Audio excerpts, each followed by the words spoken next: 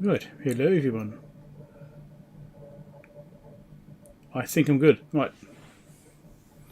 How's it all going? So you've got Adam an hour early. That's keen. Right. A weird display of my IBS.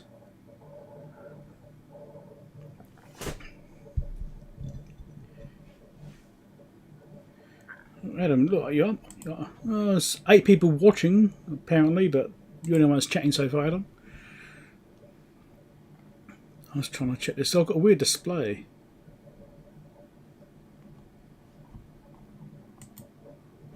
Okay. Must be an update thing that happened. There we go. Christian, Nadir, Willem, David, Ian, Smoke Component, Dave. That's more like it. Usuals here and a new one. Nadir. Don't remember you before. Unless I'm forgetting something. Having problems with Portana MQTT. Yeah, I've never even used MQTT. So I can't give you any advice there. Okay. We're looking good. I'm not dropping frames. Right, everything's looking fine. So I'm a bit disorganised this morning. Well, more so than usual. One more thing I need to do. I've got to turn the air conditioning on. It's getting warm already.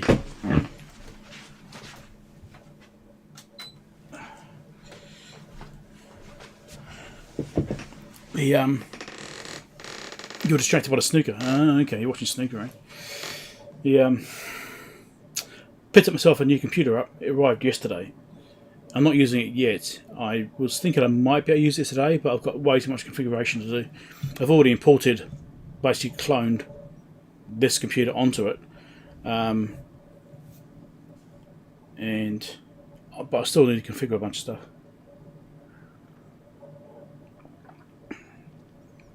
So I'm currently using a 2010 Mac Pro, and I picked up a 2013 Mac Pro.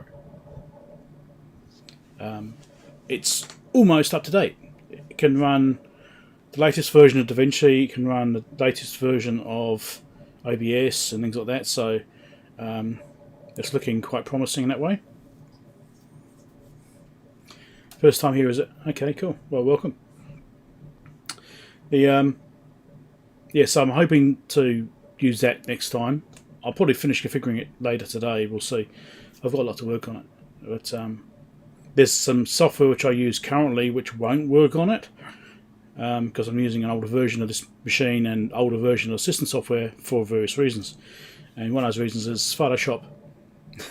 I'm using an old version of Photoshop which I've paid for many years ago, and I'm still using it. And obviously, if I go to a newer system, I have to use the subscription-based Photoshop, which means you're paying for it every month until the end of eternity. So I think it's time to try and find different software I can use for doing that kind of work, which is a one-off payment or free.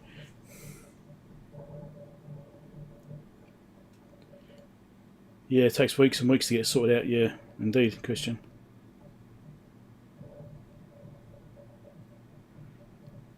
You call it 2 vids on those. Okay. I've actually got a 2011 sitting here. Someone gave me one.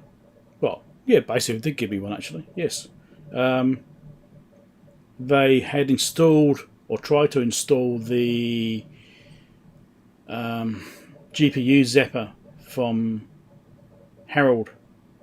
Some of you may be familiar with him. He does the CMI zapper website. And it basically means it disables the GPU in 2011 MacBooks which have issues with the GPU. Use Paint Shop. Okay, Paint Shop Pro, right. Yeah, I've been using DaVinci for a while now, about a year, maybe. GIMP, I don't know. GIMP and Inkscape. Hey, Peter. Yeah, so I'll have to look. I'm on obviously a Mac Pro, so Apple system. So yeah, I need to find something which I don't have to pay for constantly. I don't mind paying a one-off fee, you know, and that's it. Happy to do that, but I don't want to pay monthly until the end of time. I don't think that's fair. And then if you get a problem where you stop paying for whatever reason, you can't open things anymore, I believe. I think that's the way it works anyway. Yeah.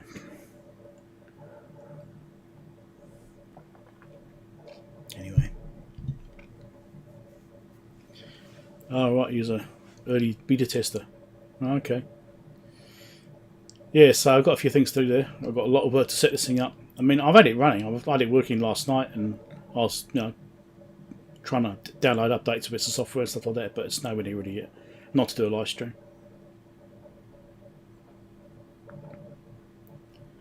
Yeah, updating Resolve will be something I'm going to be looking at doing. I'm going to do some tests on it first. What I actually want to do is do a render test on this one. I've got a template video which I use, which I open a template up and I drag all the footage into that and resave as a new name, right? So I've got this template I use, which is a certain length, it's around 10 minutes or so. And I'll do a render on that as a plain render of that template, get the speed on this computer. I'll do exactly the same thing on the new computer, and then I'll update DaVinci and do the same thing again and see what speed differences we get.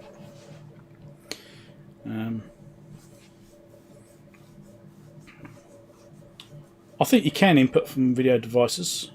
Not sure in DaVinci, I don't know, I only use video footage. But I've got to get lots of adapters to this thing, because this has only got 4 USB ports on the back, and it's got 6 Thunderbolt ports. Well, Thunderbolt is great for running lots of displays. If you want to use a disk drive enclosure, then yeah. In some ways, it's a really limited computer compared to my existing one, right? So my 2010 has got 4 drive bays, which are all full. I've also got a PCI card for a high-speed SSD, so I've got 5 drives in this thing, plus graphics cards and USB extensions and stuff like that. So I've got 5. I think I've got 10 USB ports in this computer, something like that. Might be 9. And I'm using them all. And I've also got hubs, USB hubs as well. So I need lots of USB ports, because even to do live streams, I've got 2 microphones plugged in. I've got 3 cameras. That's 5 ports straight away.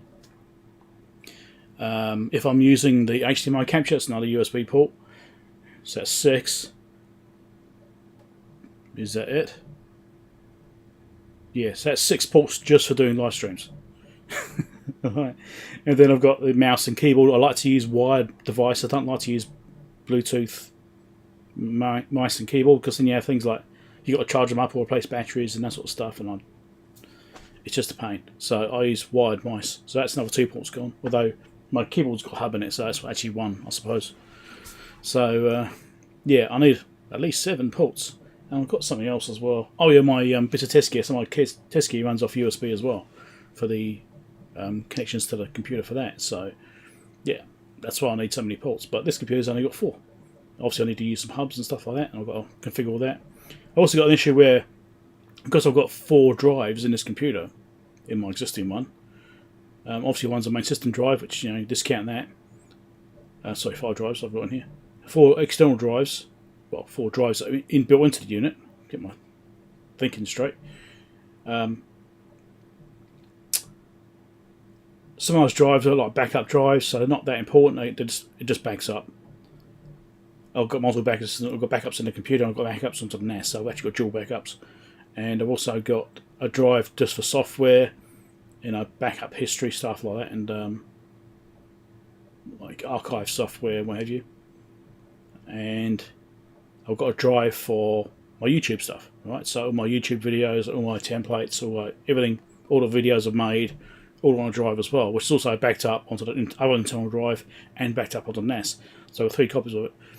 But I need to get these internal drives to be external drives in a case, so I can use them on the computer. And that's looking tricky. Now, something I do have over here, which you can't quite see in shot, I think, but no. I've got a NAS sitting over here, which is unused, right? I've never actually used it. It was a 2-bay NAS. I'm wondering if I can make this a network drive. I'm not sure. I might have to wipe the drives to use it. I don't want to do that, obviously. But I don't think it's got enough capacity on it Hey James, how's it going? I only got enough capacity on drives on it because I think it's got 2 terabyte drive in it, a single 2 terabyte drive. Because I never got around to upgrading because I wasn't quite sure what I was going to use it for. I bought it, then I never actually used it because I did have a use in mind for it. So I bought it for that, but then that never actually happened. So it just turned out, thinking about it more in detail, it wasn't going to work right. So yeah, I'd like to make that network drive, and then I can use that to dump all my secondary drives onto that, and then that can be the main drive, and then that can back up onto the other NAS. Anyway. Yeah. Using Qt.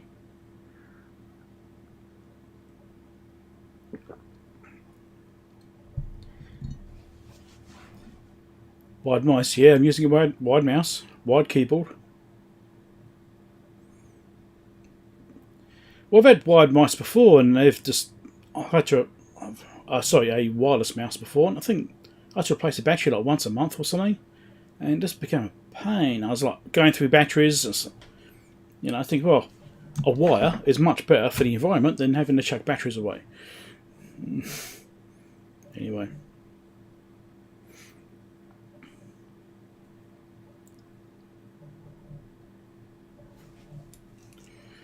Okay, so you've got everything running off your NAS, off your LAN network. Yeah, 10 gig. Yeah, that's all right. You upgraded it long ago, eh? You went to 10 gig. Yeah, I mean, I definitely want to do a network drive, I think, because then I don't have to worry about them up. This computer's got a 1 terabyte SSD in it. I've actually ordered a 2 terabyte because 1 terabyte is actually not quite enough for me. This computer right now has got 900 gigabytes of data on it, which has been imported into the new computer. So it's only got 10% capacity free.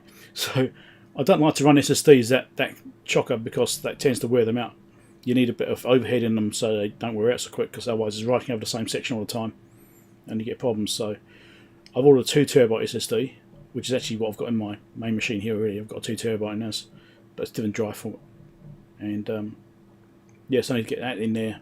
I'll be a bit more comfortable. I've got plenty of space on it then, but then I don't want to store everything on that one SSD.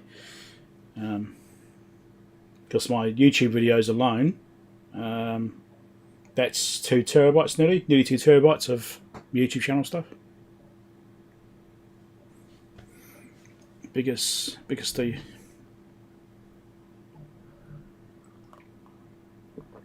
Biggest D and edit on them. You edit them on, then archive stuff to the big RAID NAS. Yeah, it's basically what I'm doing, James. Same thing. Got a big SSD on this computer, which is 2 terabytes, and my NAS is 12 terabytes, something like that. My RAID. So yeah. But then I've got all these other drives. So I've got multiple backups. Don't rely on one backup. Have 2 backups. In fact, I've got more than 2 because I've got the Time Machine backups, which is the default Apple hourly automated backup thing, so it does its own little integrated things, and you can actually scroll through it and look at the history and recover files that way and stuff like that, which is really quite good if you don't think about it. And I've also got the Carbon Copy Cloner, which is another backup solution, and that's doing a copy backup, so I can actually go in and use those files. Time Machine is a bit of a different system.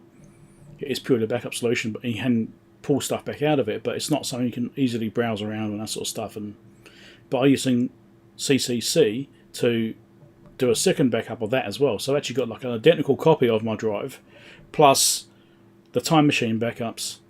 So I think I'll put it like 4 backups or something, all different versions, because if the Time Machine one fails, because they can fail, it's best to have the other type as well. They both got their benefits.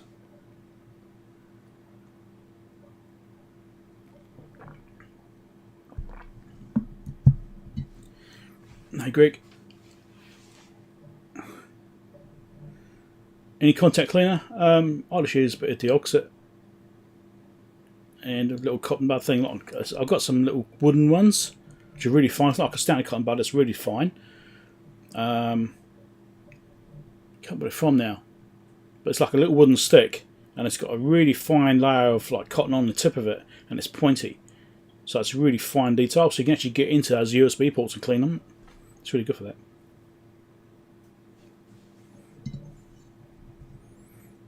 Hey Joe, Logitech MX Master Mouse.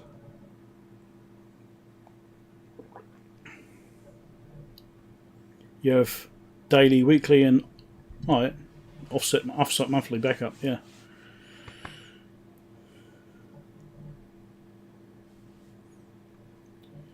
Yeah, I can't remember what they're called now, but they're really fine. Let me grab one. Hold on. Got this little container here. So I've got standard cotton bud Q-tip things. I've got some foam ones, which are like this, which have had driving cleaning discs and stuff like that. I think before. I think they're actually like makeup brushes. And then these ones here are the ones I'm thinking of, which I'll try and get the camera to look at. See it?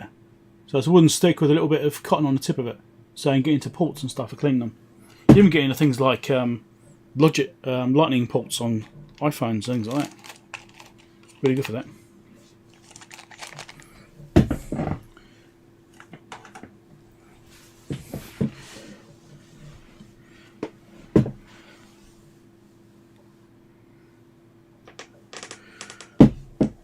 Get paranoid about NAS. Oh, okay, yes, indeed.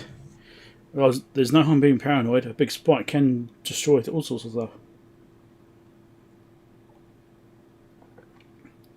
Yeah, I mean, there's different cleaners. I mean, Dioxit is probably one of the better ones, but you can get other stuff. It's some kind of contact cleaner, switch cleaner kind of thing. You don't want something which leaves a residue behind. You don't want it to be a lubricating one, although you kind of think it would be, but you don't want it leaving any residue in there. Otherwise, it will collect dust and it's get worse next time. So you want to keep it so it's actually dry. If it's a semi-sealed environment like a control or switch or something like that, then it's fine for that because it's not going to get dust in there really. But something which is open like a USB port, you don't want to do that because it will just collect dust and it'll stick to it and make it worse than it was before you started. Yeah, offsite backup, something I was considering. I mean, that's what this NAS sitting here was. I was putting on a plan to do that. I was actually going to put that, or not offset, but offsite, but in a different building. So my garage in has got Ethernet and stuff in there as well, and I've got my other lab out there. I've got other computers and things out there. So I was actually I was planning on putting this NAS out there on the network. So I've got a NAS in here and a NAS out there. So if something would have happened in one of the buildings, it's probably fine.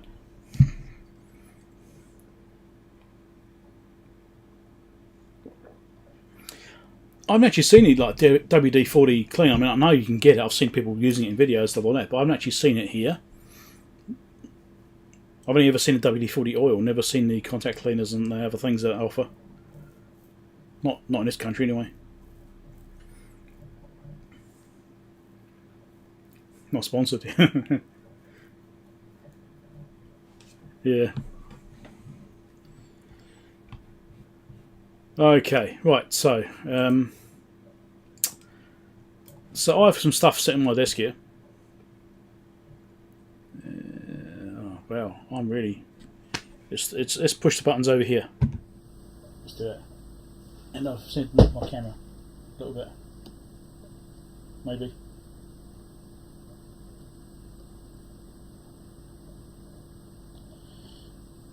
Yeah, so there's stuff sitting there. Ian might recognise one of those boxes. Ian sent me a big box. I don't know what's in it yet. He told me how to open it on a live stream. So, yeah.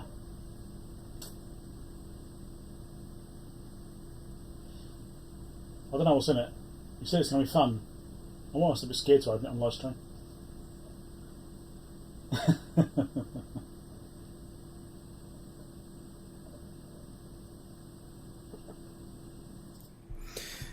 Yeah, so I actually did 2 mailbag videos yesterday. I recorded 2, and I left some stuff left over, so we can do another one today.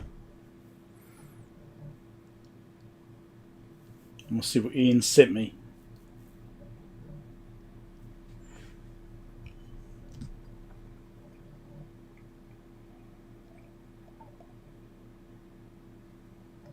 More specialised shops. This is New Zealand, there's no specialised shops.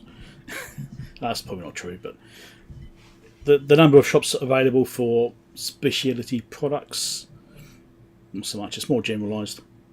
Or mainstream here. This is not the population to have specialised shops for a lot of things.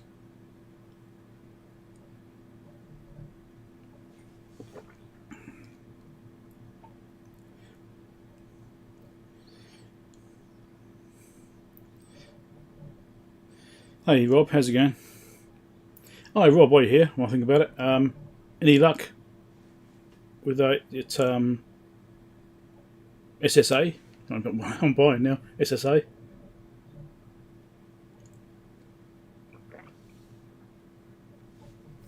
Ian sent me something. I don't know what it is yet.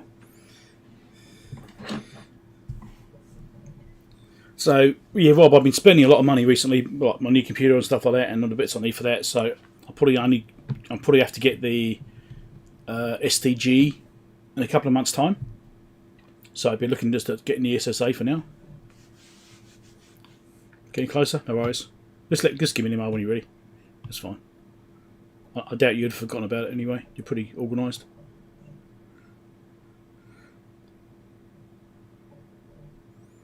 See, 1 million people were one electronic supply place. Now, there's a place in Auckland which is called Surplustronics. I think it's still there. They were an amazing place to go to if you're into electronics.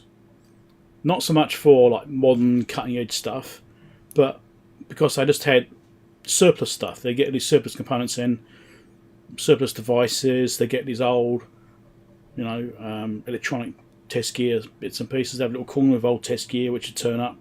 Not necessarily test gear, but older devices that maybe test gear in there. And it was really, I'd go in there, I'd spend hundreds of dollars each time I go in there. Just in parts and, buying toggle switches and all sorts of stuff. And,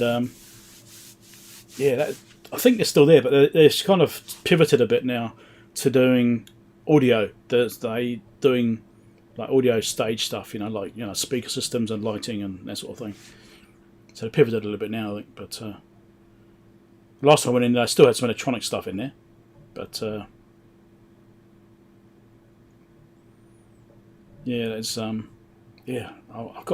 picked up again. I got a old telecom audio tester thing. It's a little. I think I did a video on it once actually. It's about that wide.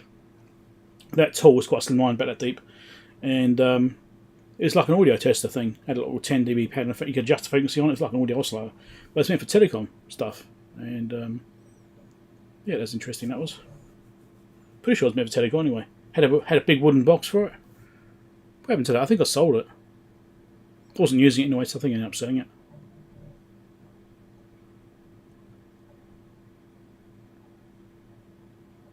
Local branch found out stock much, yeah.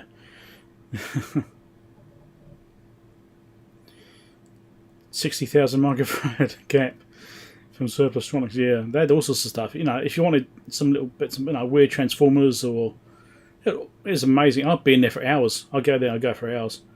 Parking was getting to be a problem though. Last time I went there, parking was hard to get. And that's a few years back now. I think it was probably 4 years ago last time I went there. But yeah, they're going more commercial sort of. It's sort of pivoted away from electronics now. Anyway. Right. So I suppose I should do a poll about things we're going to work on once we've gone the mailbag and seen what Alex. Oh my god, what did I say, Alex? So is there an Alex in here? No. Where did I get Alex from? See what Ian has sent me. Yes. He says it will be fun. Right, what we got here? Poll. Set a poll. I actually commented on a YouTube video the other day.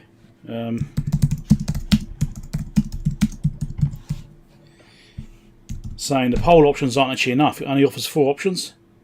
Because they're talking about polls and added the length of text. They've increased the length of text so you put longer descriptions or items in there or something. And I said, we actually need more poll options as well, not just 4. It's not enough. Anyway, right. The hell is that thing? 178. Right.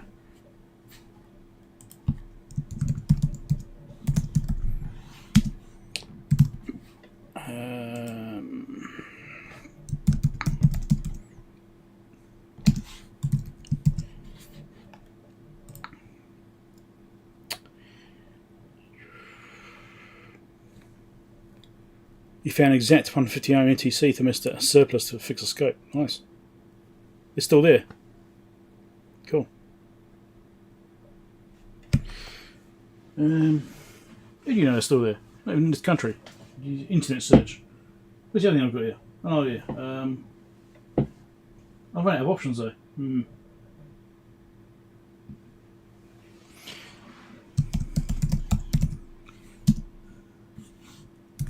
If I can spell it correctly. I might take... No, I'll leave it on.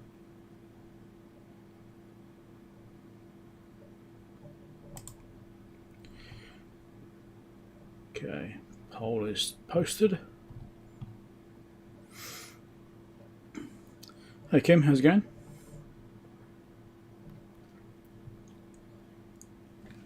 Alright, poll is there. Let's see how this poll goes today.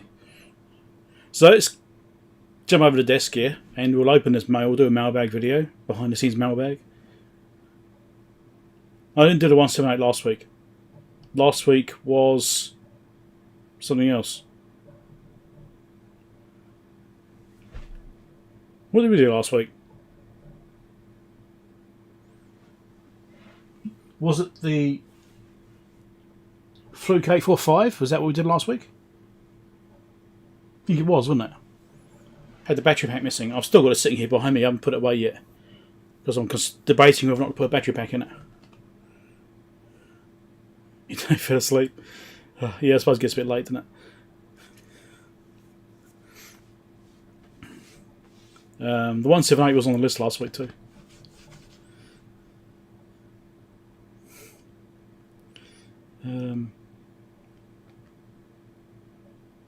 What did I say before? Wolf macaroni. I've forgotten. Anyway, we'll jump over here. We'll do a behind the scenes mailbag. Whilst the poll is running, you guys make your votes and we'll look at something afterwards. Who knows, it might even change depending on what Ian has sent me in this box. Might end up being something else to tinker with, I don't know. Could be sent me something which I can use to do something else and I'll get all excited about it, I don't know.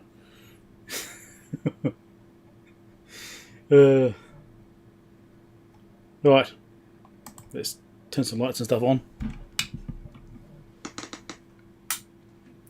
And see if my HDMI capture still works. Is it even plugged in? It's not even plugged in.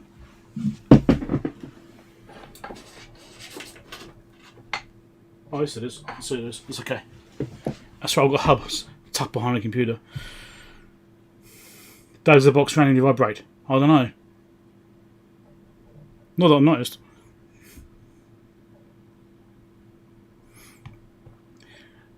That's partly true, James, but not in this case. Normally what I do, when I've actually finished repairing a piece of gear, or refurbishing it, whatever I'm having to do to it, if it's not something I'm actually going to be actively using in this room, I'll go and put it in my other lab, which is where I basically store all of the things which I'm either not using currently, or things which I plan to sell. I'll put them in there, got like a pile of things for sale, and they'll go out there.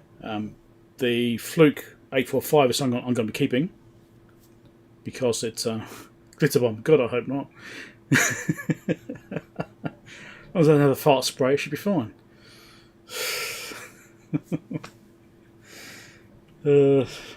Yeah. So it's that's normally what happens. Is I put them out there and they'll either be sold or I keep them and pull them back in here when I need to use that particular piece of gear, because I've only got limited space in this room. This room just... I've just got so much stuff, right? So I've got shelving right up this wall, and it's full. I've got shelving behind me up there, which is full. I've got drawers over here, which are full. So that's why I've got two rooms, because I just have so much stuff. I mean, if I were to reorganise this room, maybe I could do so. I could probably stack them up in a corner or something like that. But yeah, I'd rather just have stuff which I don't use often out the way to create more room in this room. Otherwise it's going to get too crowded. It's bad as it is. Packing peanut bun. It could be. Hello T, how's it going? And Randy? How's that? Randy Lynn? My desk is... I've got enough room to put a coffee down, either left or right. That's it. I've been buying all these bits for this new computer, you know. So I've got a Thunderbolt 2 to VGA adapter because I wasn't quite sure how I'm going to hook up my monitors yet. I've got a Thunderbolt 2 to HDMI. I've got a couple of them.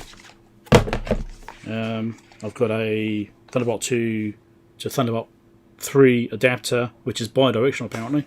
Basically, Thunderbolt 3 is like USB-C. It's almost interchangeable. Well, it basically is interchangeable in most cases. And a Thunderbolt 2 cable. So these are things which I need to get this new computer up and running. Anyway, let's dive over here.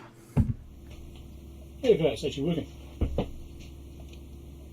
Get rid of that stuff off the screen, don't need that.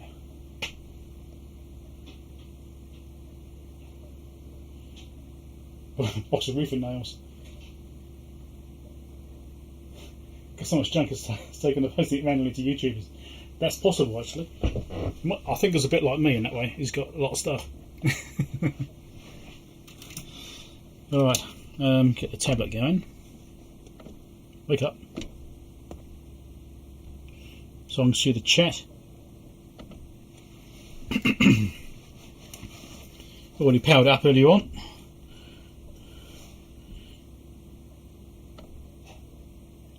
Don't need to play the video, just need to see the chat. Right.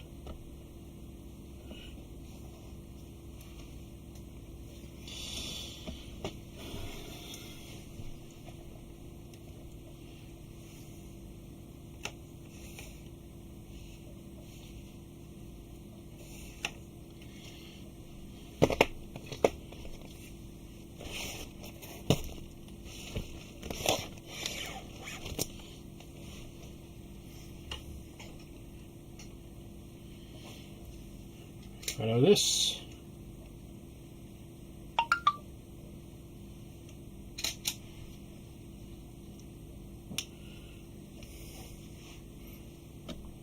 Hopefully this is all working still, making sure. Yeah, that's all up to date still. Okay.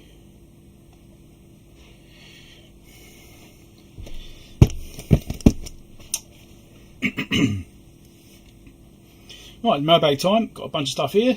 This is a special box from another YouTuber. Ian Scott Johnson sent me this. I don't know what's in it yet, it's a surprise. It's almost worrying actually. We'll open that last.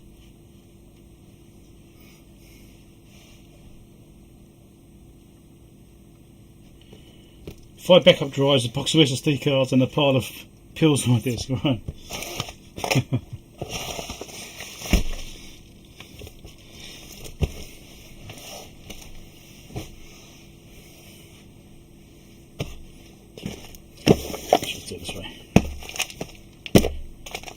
Try and do things small to big. And a Raspberry Pi 4 and a CM4. What's the CM4?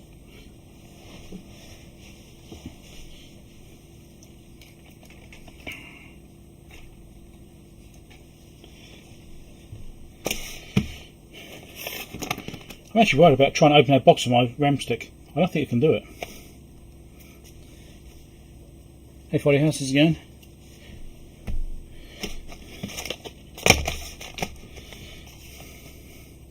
Right, see what's in here. There'll be links down below for things which I can look to.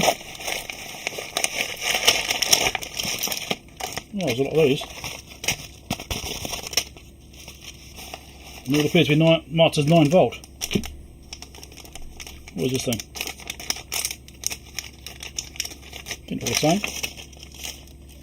Appear to be. I bought a lot of them, whatever they are. Okay.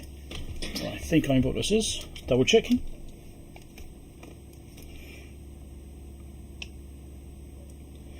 The interesting thing about these is it looks like they've got a chip on them. Or has this been lasered? No, lasered off. Right, chip marker's been lasered off, so I can't. No, they don't tell you what's actually on the board. So these are lithium things, aren't they? Yeah, DC step down. That's why it's got marks on the back there.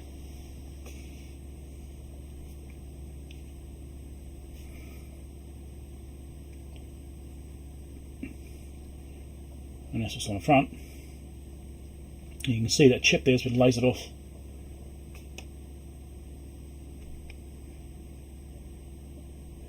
don't want you to know what the chip is. I think it's the TP5100, but never mind. The capacitor's looking a bit weird. See that in the light? The top surface is looking a bit interesting. Just that corner. That might be a bad cap, we'll see.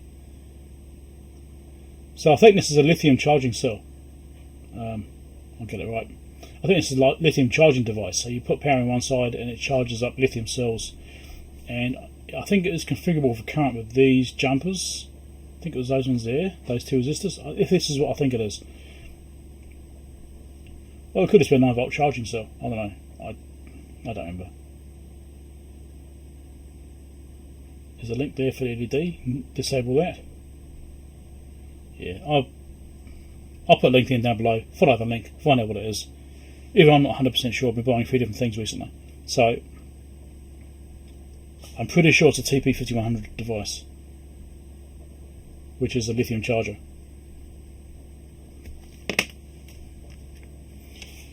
That was a disjointed start.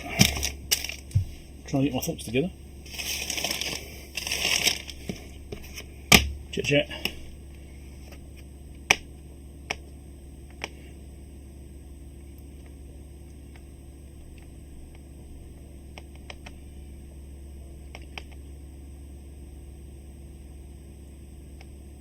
Clearly need more RAM, yeah.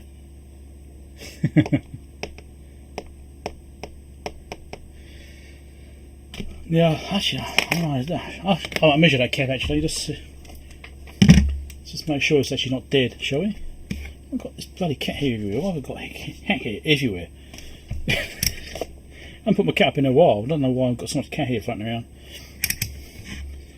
Is it shorted? No, it's fine.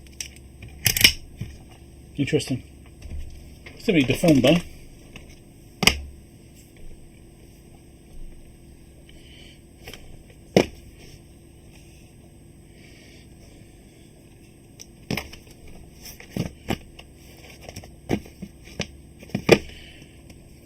Right, next box.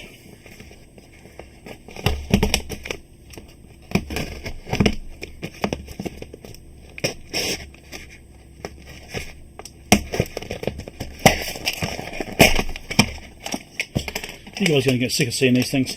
These are some more LoRa modules. These are 433 T30Ds, and all the same, and the same, and the same.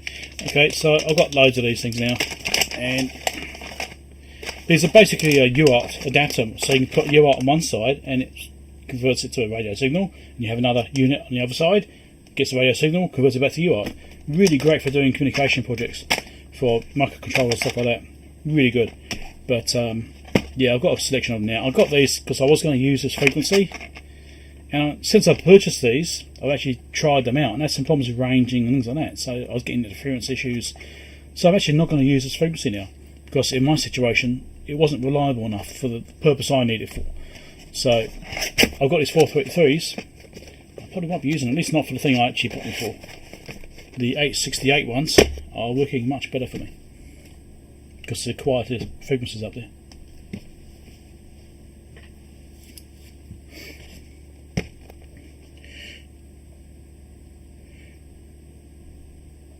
DDR5, yeah, needs to be a bit more cutting edge. Hey, see what I did there? That's great.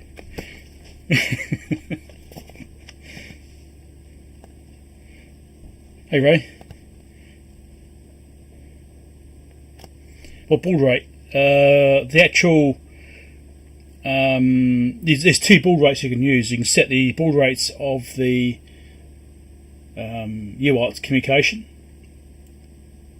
and it's got, you can set it from up, I think it's up to 1200 bits up to 1115, I think, for the actual UART communication, and the radio communication I think is from,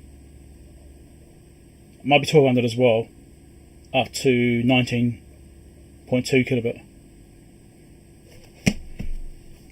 something like that. But they do different frequency ranges, so you can get 433, 160, 868, 915, but they actually do different ones now. They actually have merged the modules together. So the A68 one is no longer existing, and even there's 915. What they've got now is called a 900, and that covers both bands. It covers 862 up to 900 and something, 930 something, I think it's in one unit. And the 433s actually cover 400 to 500 and something. I think it's 510 or something that it goes up to. You can program the channel you actually transmit on. Alright, next thing.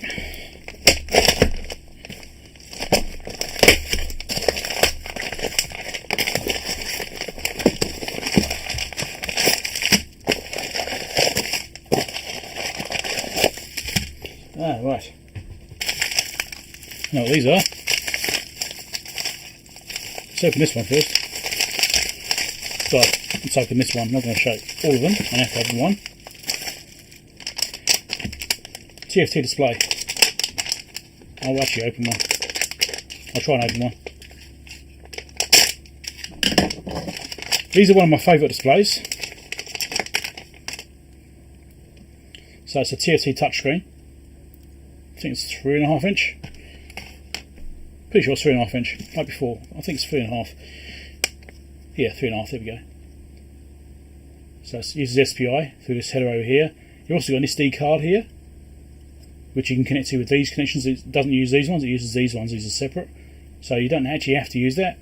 There's a converter chip there which does with adaptation, and it's got a voltage regulator and stuff built on the board. So you can use this in microcontrollers using SPI. But it's got touch connections over here and display connections over here. And I've actually designed boards which just plug this into it. This just plugs in as one piece, and it's a nice convenient screen to use. And it's got touch. You have to do a calibration to touch with the microcontroller, whatever you use. And but then you've got a touch screen, and it's really good for menus, and it's really high definition. 480 by 320, so it's pretty good for most things. It's pretty much high enough. And it's really easy to use. There's libraries out there for it and everything. And I use these in a lot of my projects. So it's one of my favourite displays. It's either this or the sharp memory display. It's the other one I use. My other favourite display. But also use OLEDs as well, which are also simple to use. There could be I2C or SPI connections as well. And they have a place. I don't tend to use the stylus pens actually. And yeah, there's lots of different options you can use, but the OLED ones are easy to use, but they use more power. But they're great for night time, right? Because obviously it's an LED. So if you need dim lighting, and you better see things in dim light or night time use, then LED is brilliant. These will be useless. I mean, it's got a backlight on it, but it would still be harder to see, especially dim lighting. So, yeah, good displays. Like them a lot. I've got quite a few of those, but I've used a bunch recently, so I had to restock.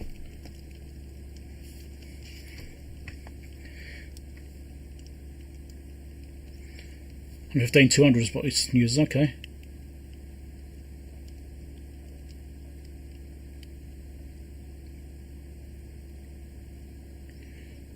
Oh, right, yeah. Well, the actual data transmission speed is limited. It has buffers, but the buffers aren't very big. I think it's like 58 bytes or something is the buffer. But it is a FIFO based system.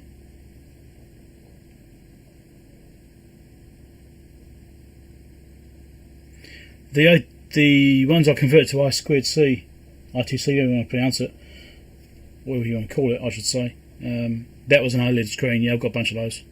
I was using those originally in my project, then I actually switched to these, and yeah, these displays and the sharp memory displays.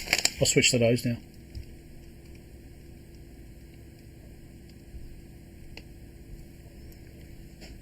It's using SPI. Okay, Adam, no worries. Go and get some sleep, mate. Catch you later.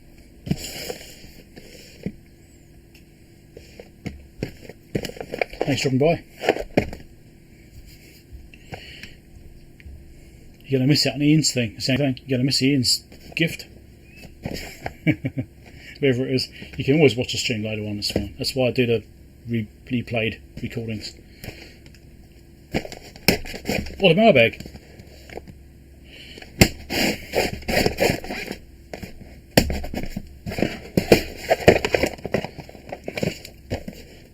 Oh, missed a bit.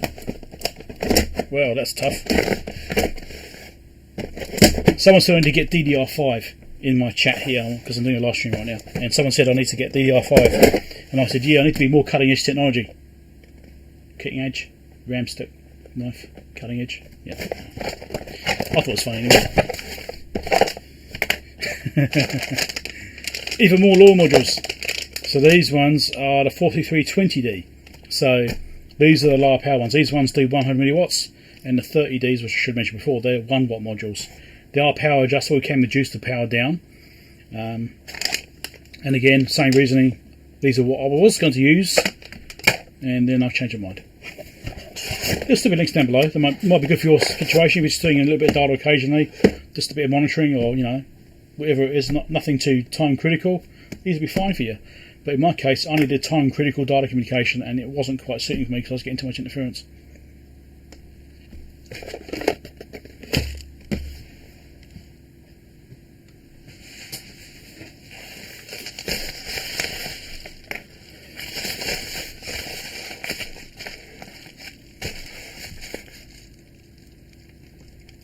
This is a big one.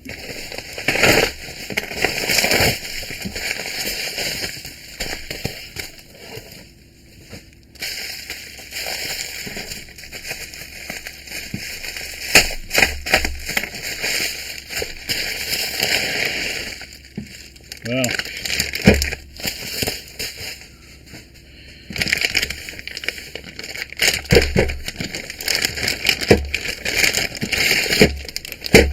So this is not new, this is used, but it's from AliExpress. And they said it was used and had scratches and stuff on it, and yeah, it certainly is. But it's Thunderbolt to Ethernet, Firewire, audio, and USB 3. And it's also got a power supply, which is from this thing. It's a Belkin unit. I've got shorter slots for the middle. That's curious. What's it called? Thunderbolt Express dock. So I've got this on my new computer, and hopefully it will work. It's obviously a used device, and it was sold that way, but it was still quite expensive. But then I did get a nice power supply with it. What's the power supply rated for? 5 amps, 12 volt 5 amp. And this says 12 volt 6 amps on the front. Yeah, okay.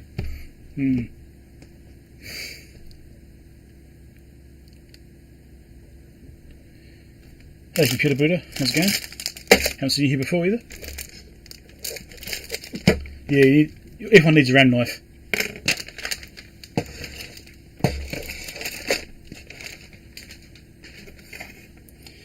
Now my next problem is opening Ian's package with this RAM knife. He's used some rather robust tape. Mr. Ali must be great, yeah. Yeah, AliExpress sends me a lot of stuff.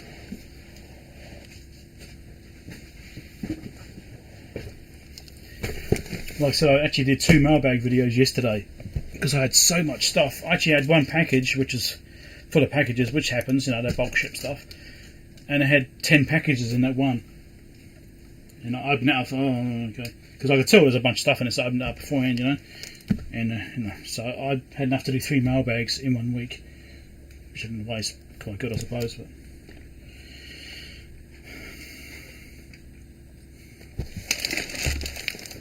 I don't think this is going to do it, eh? Ian, you bastard! Did you do that on purpose?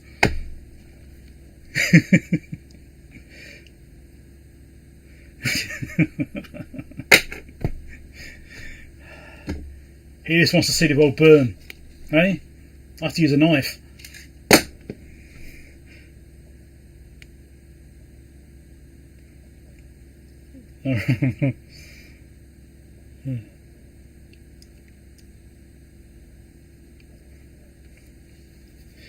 Hey Andrew.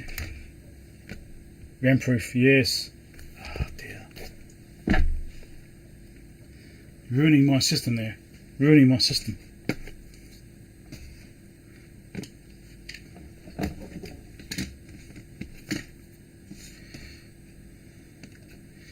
And the last package, which has got this really robust tape all over it, completely covering it. Every surface is covered with this really robust tape. This is from Ian Johnson, as I said before. He's another YouTuber. I'll probably chuck a link down below, or maybe up the top there if I can. And he does a lot of very similar stuff to me, but he actually does a lot more advanced stuff than I do as well. He does some quite complex electronics and designs things, and like the PDVS2 Mini you see me using. He sent me that at no cost as well. He's a little gift from him, and he designs those things and sells those things. If you want one of those PDVS2 Minis, go and get one, as well as other things he does. And yeah, so he's got a YouTube channel and he repairs test gear just like I do. So if you're not familiar with him, go and check him out. You should be familiar with him. If you aren't familiar with him, well, you've been living under a rock. Anyway, he sent me this, and he's covered it in this tape. I think it's on purpose. Oh, look, I've got Ian. I think I managed to get past you. Hey, look at that, my round nice cutting in for me. Might be it though. Can I get through that? Oh, I think it's always put this tape on it so I can't get in with my round knife. Just to have a laugh at me. I'm gonna do it. No, okay, still on. Okay, Ian, you win. I'm going to do it off.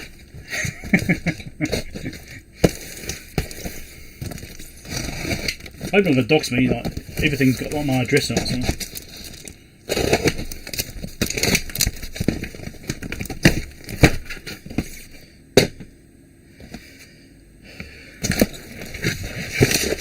This thing weighs 3.5 kilos, to give you some perspective. It's not a light box. Considering it's full of bubble wrap, that's surprising actually.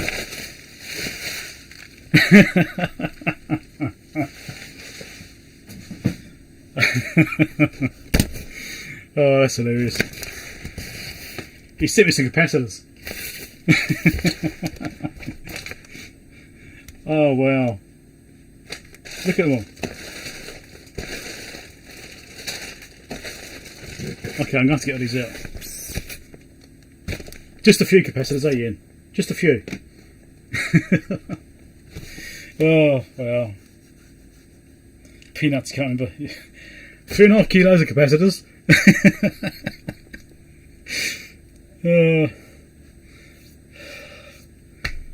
Oh, fucking hell. Okay. Let's do this way, because these are going to go everywhere.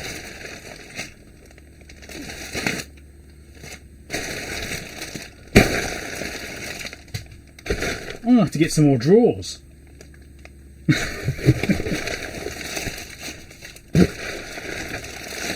Look at them.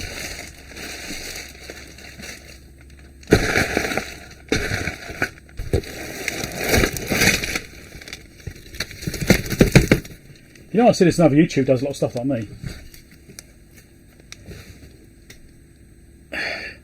Based on his capacitor collection. Yeah. I think I'm definitely right about that.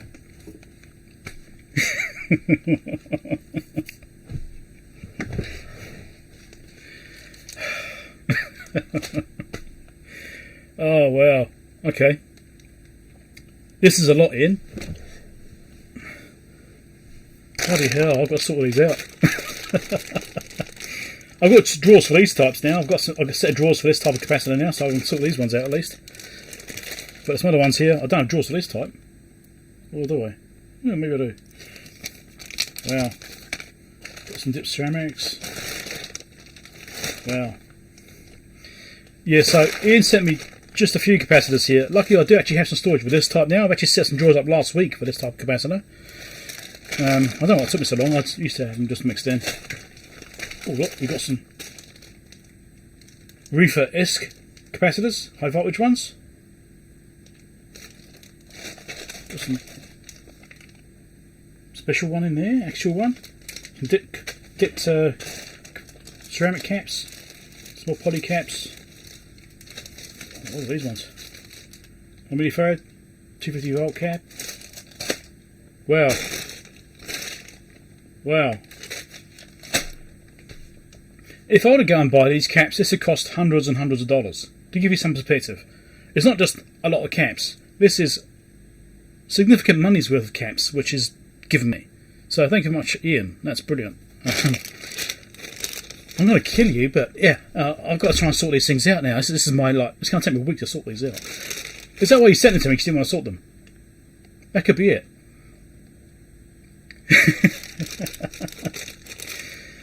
Oh dear. Yeah.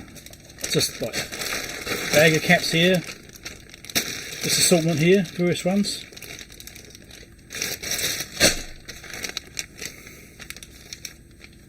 Oh, that's an interesting looking one. Polystyrenes. Wow, some of these older caps, older style ones. Still be perfectly good, nothing wrong with them. Wow, there's just so much here.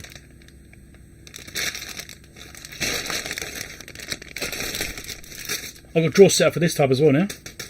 Got a drawer set for those. Although now I need to probably add some more drawers because I don't have 390 picofarad. I don't think I've got any that low value. I don't have to allocate some more drawers. Oh, look, we've got some electrolytics. Here we go. Wow, it's just so many caps. Another bag of assortment.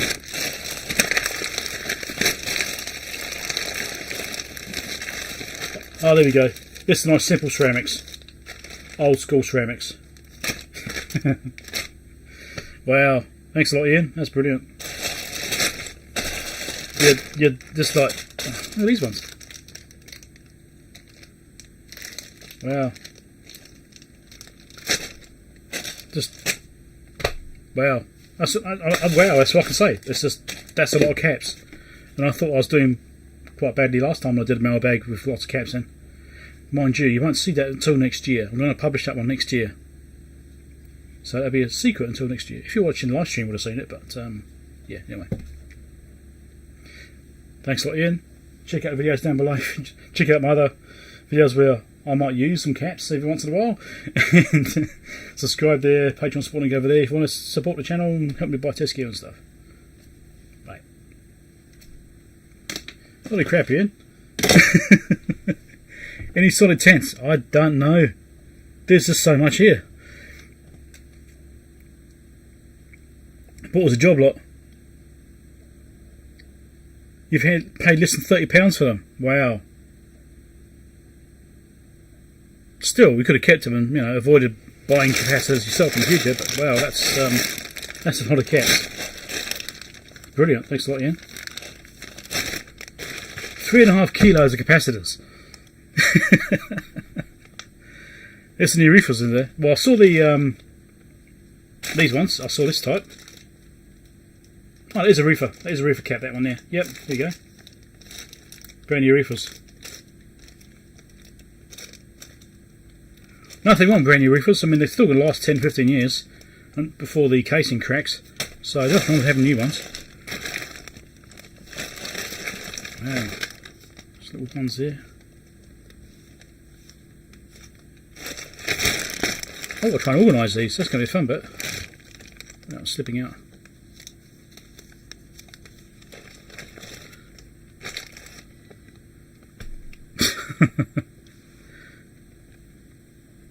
Trouble of capacitors.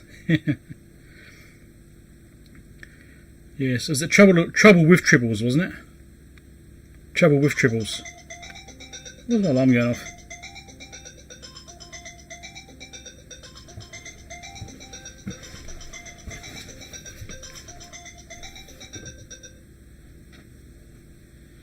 Oh, someone's birthday soon. Right.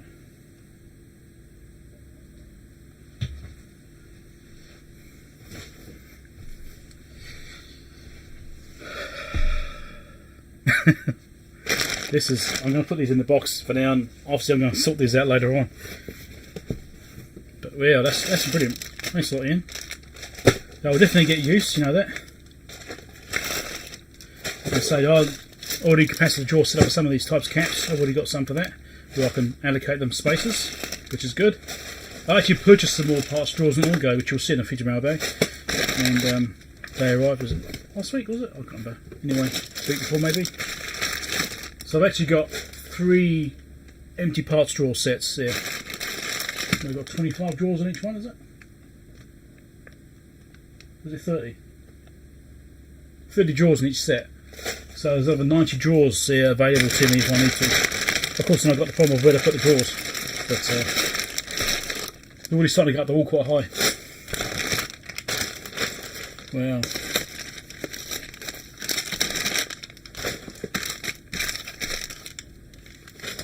$3.5 kilos of caps. I can't get over that. Oh, there it is, some tantalums. There we go.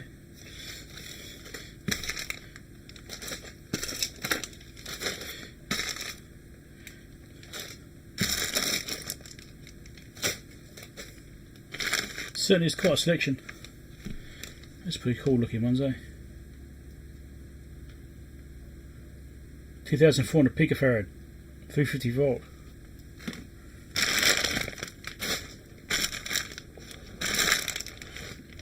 Wow. I'm going to be sorting caps out for weeks.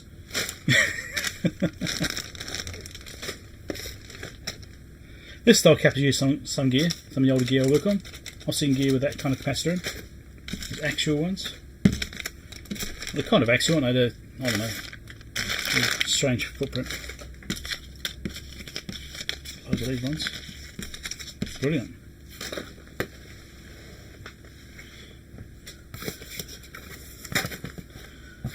I was going to put these on my wife's desk for a little while. I'm sure she won't mind.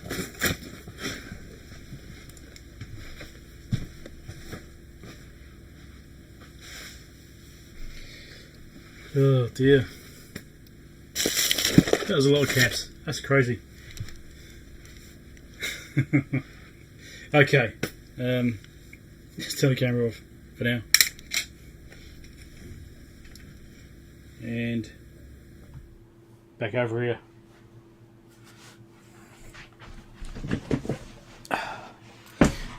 Oh, I don't know, Ian. Bloody hell. Catch up with chat, which I probably missed. Probably missed lots of chat.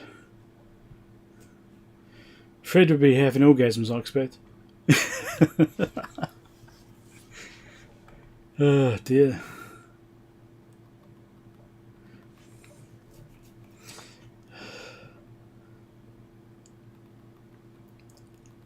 Oh, that's a lot, definitely, yes, indeed. Let's build additions to the house. Shh. My wife is keen to move to get a bigger house, because this one is not a big house. It's only moderate size. It's fairly small. It's at 90 square meters or something like this. It's not that big. Is it right? 90 square meters? I can't bloody remember. Anyway, this house is very big. It's quite a small house.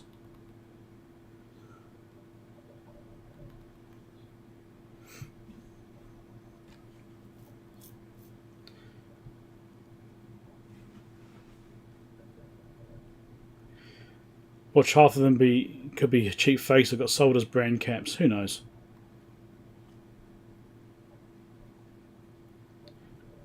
Perfect valve projects, yes. I don't do a lot of valve stuff. I may have done a little bit, but not a lot. There's certain bits of gear. Next week shop lot resistors. No. I've already got loads of resistors, Ian. Don't send me resistors.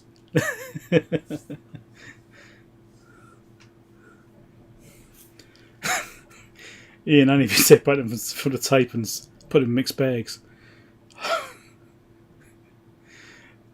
When I first came to this country, because I actually had parts drawers, which I've still got actually, 30 years ago I came over, the metal parts drawers, and I had the resistors in the parts drawers, and I'd take out the front of the drawers so they wouldn't all come open and things like that, and I had them in my carry-on luggage, and I brought them over because I didn't want them in my main bag, you know, in a hole and stuff like that, get thrown around. Anyway, when I got here, I opened it all up, and it all got mixed up. They all like jumped between the drawers for the tops. I'd spent ages sorting them out. It took me ages.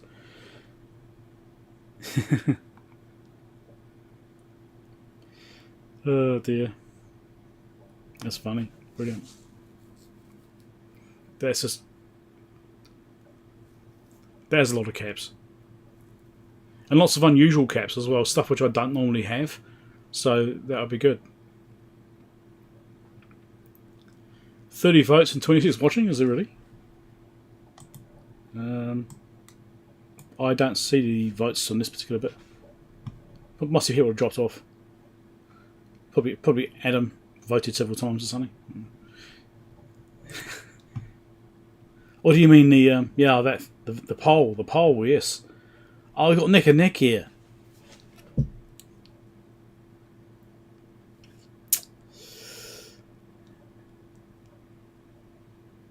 It's not even birthday or Christmas, yeah. That's very generous of Ian. That's brilliant. Thanks a lot, Ian.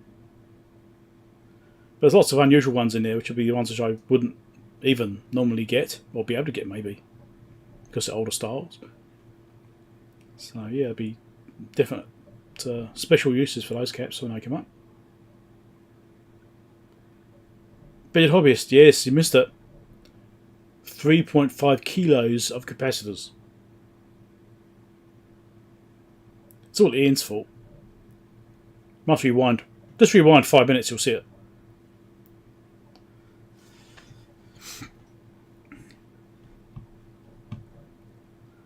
Yeah. So the pole is neck and neck right now between the Marconi and the Keithley. Between those, I'm inclined to do the Marconi first because it's a relatively simple thing and it should be easy to get through. It means I can get it out of this room and put it in my other room.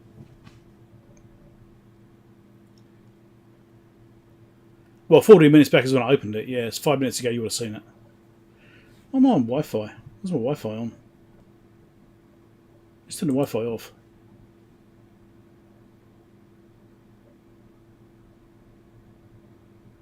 Was that a mistake?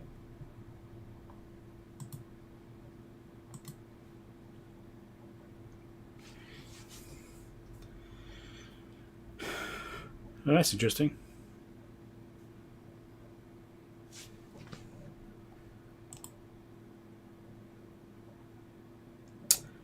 I turned the Wi-Fi off and it dropped loads of frames.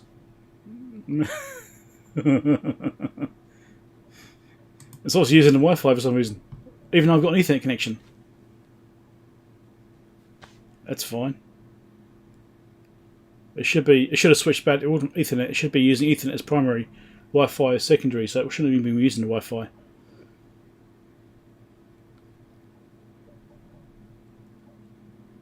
Yeah. We should be good again now, though.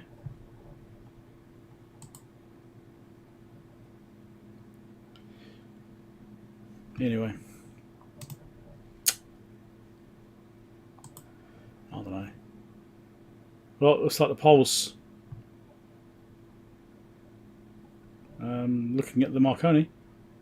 I'm quite pleased with that because I want to get rid of that unit and get it out of here because it should be an easy one to quickly look at. Yeah, it dropped to 240 because of my data from here going to YouTube dropped off. Obviously, it messed up your end as well. But yeah, we got to get now. I'll turn the Wi-Fi back on.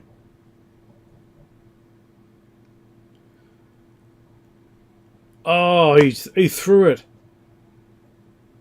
Who voted for the Keithley? Who did it?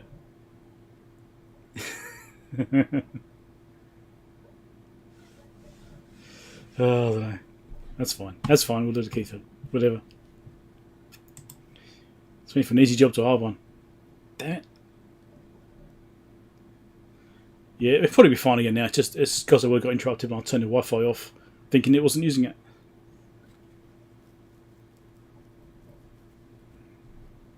Yeah. I don't know. You can see I put the box of capacitors there on my wife's desk. Don't tell her.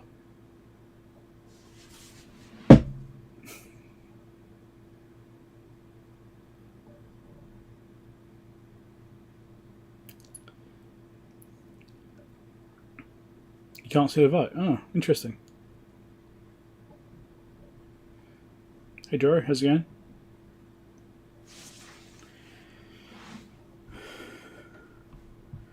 Anyway. Yeah, I'm going to fix them all eventually. It doesn't really matter.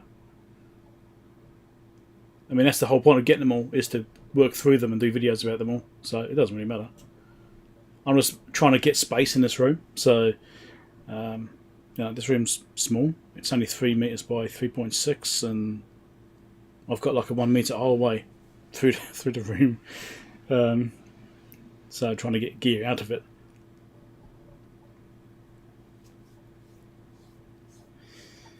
Yeah.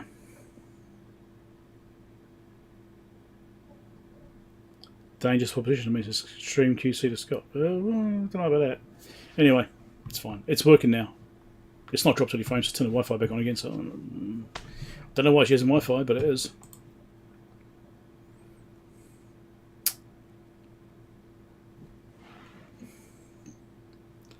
You should have voted for one that didn't need any caps. Which one's that though? Up to 34 volts now. Votes. There's no L in there.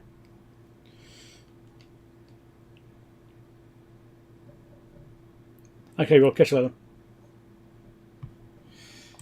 Alright. Okay, so let's look at the Keithley.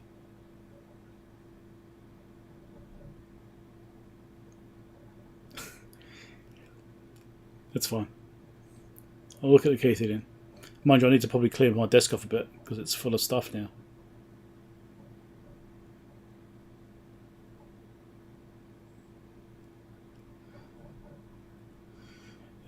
Yeah. I need to put this mailbag stuff away now, so I'll get room for put the Keithley on here and work on it. Which let's do that view. Audio still? Yeah, good. So this can go here. I wonder if I can get another one of these. This one's in pretty bad shape. Well, it didn't even clean it, I don't think. It's still a bit dirty. Obviously, a salvaged part in China. Hopefully that does actually work. That's my new computer to go over here. And all the other stuff for the new computer. All these bloody modules here. I've got a box here, I'll chuck them in for now. Put that later on. I want to figure out what the hell they actually are. I'm pretty sure that they are lithium charging cells. I'm just confused by the 9 volt rating on them. So it's not a 9 volt converter, or not as such. Or they're selling them under false pretenses. They aren't actually lithium charging ports.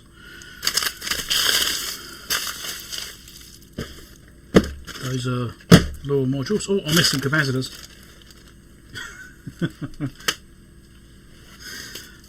Those are lower modules. I'll chuck them to one side as well.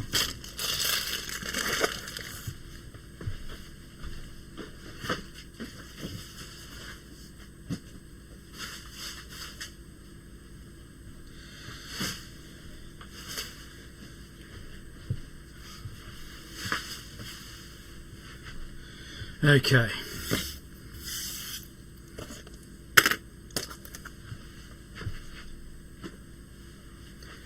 My wife won't be pleased about me seconding her desk. Just don't tell her, she'll be fine. That's the way,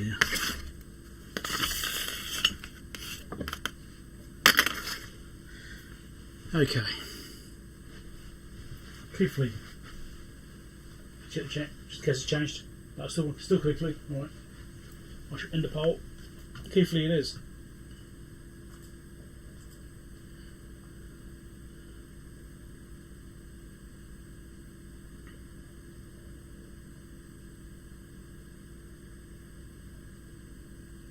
At a PFC. Wow.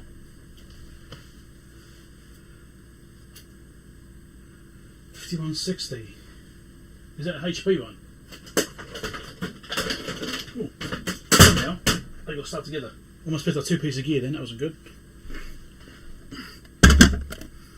The other piece of gear had double-sided tape on top of it, and they stuck together. And then it fell off as I was putting it back down again. That was lucky. I thought it was a bit heavy when I was picking it up. Almost had 2 pieces of gear then. Right.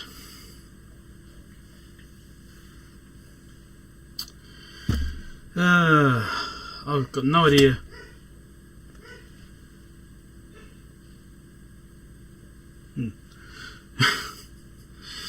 I've got no idea if this works, if there's anything wrong with it. Plug feels a bit weird. Feels a bit loose in here. Alright, let's check that first before I power it up. I will probably open it up before I power it up. I mean, it might be there's nothing to do on it, I've got no idea. But it could be really complicated. I haven't even read the manual. I haven't looked at anything for this yet. Manual.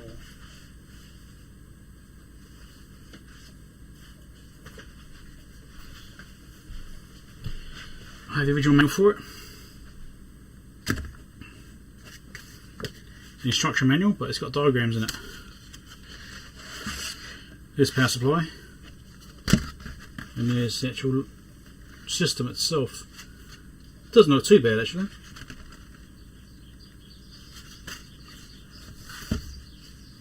Is there a year on it?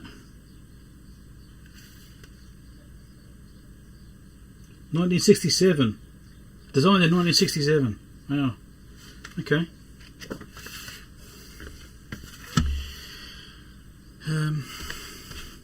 Let's pull this back up again.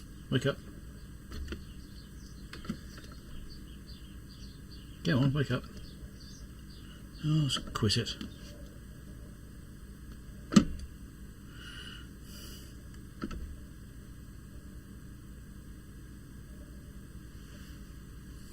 IBM PPC, oh, okay.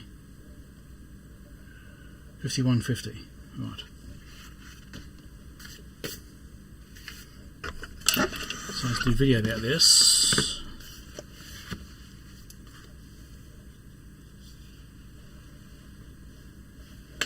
Yeah, original manual, way back when you used to do things properly.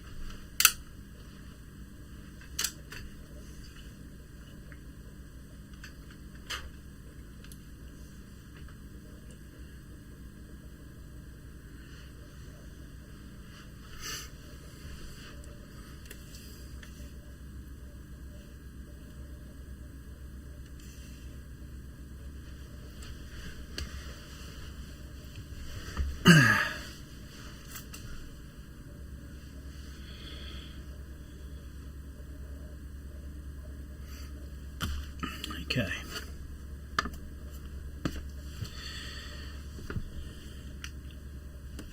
Try and go a photo of this as well, actually. Try and get it positioned better.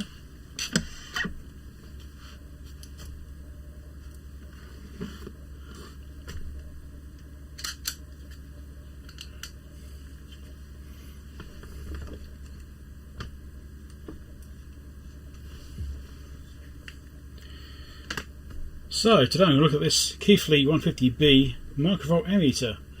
This is an interesting piece of gear. I found this locally for a reasonable price. I've got really no idea about it. I know very little about it. In fact, just what I can tell from the controls on the front. I did quickly look at it when I did the mailbag showing this thing arriving, and it does show me just sussing it out. So it's got this big special connector on here, and it's got this simple cable, just two terminals on the end of it. So that's quite interesting. But it does 1000 millivolts and microamperes all the way down, keep going down to 0.3 microvolts or nanoamps. 0.3. It's 1 microvolt, 1 nanoamp. So that's pretty impressive, and this is the bit which caught my eye, is the fact that it can do such low levels. Over here we've got input selections for volts, open and with a obviously 100k load, I think that means, and it's also got the amps range as well for amps mode. It's got some kind of filter, it's got zeroing, and it does have battery option, which is seemingly dead, so I don't know if the battery's even in it. I've got no idea. I don't know the history or anything like that. So it's locally sourced. It does have a New Zealand plug on it, but that is wobbling around. I think I need to open it up first and look at that before I do anything. Before I forget about it. And here's the rear of it. So it's got a 1 volt output, obviously a scale voltage or something. That's set to 230 volt already. 230? Yeah, 230. And it's got fuse here, because it's got the, obviously it's an ammeter, so it puts out current or something. I don't know. I think it sources current. Potentially, or I don't know, maybe it does, maybe it doesn't, maybe it's an overload thing. So, yeah, it also came with the original manual, which is brilliant. It's got a really good manual. And it's got the diagrams in it, so you've got the full power supply diagram there, which is really easy to read, although upside down. And then you've got the big fold out as well for the actual circuit. So it's got brilliant information. That's really clear diagrams. I don't know if there's anything this good on the internet. I haven't actually looked for an electronic manual. There could be one. There could be a good electronic manual already out there. If there is, then I won't worry about scanning it. But if there isn't one, I might scan this and make this available to people as well, because it's hard getting a manual of this quality.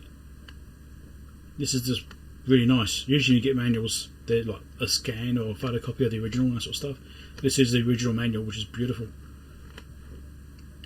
Now, the actual circuit diagrams on here, I looked at this before. The date on the circuit diagrams is the 30th, American dating. The numbers are back to front. 20th of the 3rd, 1967. And then it's got the final product release on the 20th of October, 1967. So, yeah. 55 years old. I bet it still works.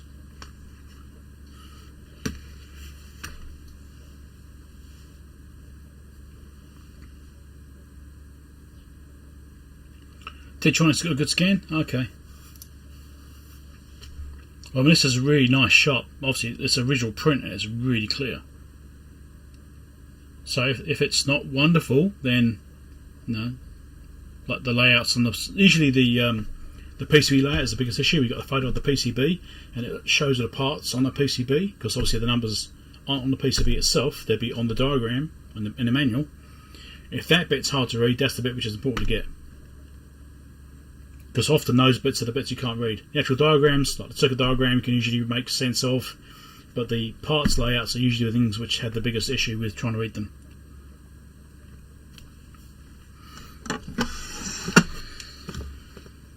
I think I'll just do this at recording it. I don't need to record me opening a plug up, do I?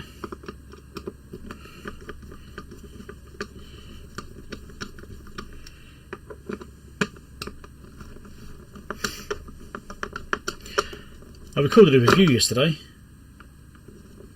of a new electric screwdriver. Well, yeah, I think it's new. I think it's new to market, I'm not sure. From Keysight. I'm not quite sure I'm going to release that video yet. I haven't even got any close to it yet. I think have I put the footage on my computer? I think I have.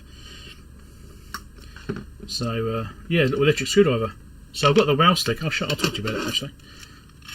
So I've got the wow stick, which I've had for some time. I got that for a review from Vanguard, and it's got a really nice LED light on it. So when you're doing screws, it actually lights up quite well. And it's micro USB powered. You know, charge it up. And this one, which Vanguard sent me. No, sorry, not Vanguard. Keysight sent me to review. It's obviously the same styling as the wow stick. It's got LEDs which are switched. You have to turn them on and off with a button rather than when it's operating. They're not as bright as the wow stick. It's got USB-C charging. Runs at about the same sort of speed, but my God, it hasn't got some torque behind it. The wow stick is really gentle, right? It's good for doing some really small screws, and you don't want to like strip threads out and things like that. So it's really good for that. This thing here, it's probably got twice as much torque as the wow stick has. This, when I first used it, because I was doing a demo on a plastic box. Well, a metal box has got plastic inserts with screws going to them, so they're bite-ending quite stiff. They've only been in there once, so I only put them in once.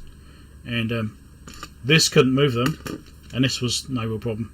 It could just do it. And when I actually first operated it, it just span in my hand until I, held it tighter, because I was used to this one, which you didn't need to grab it that hard. So that's actually quite an interesting thing from Keysight. So yeah. Anyway, that's the review I'll be doing. showing you soon. Yeah, the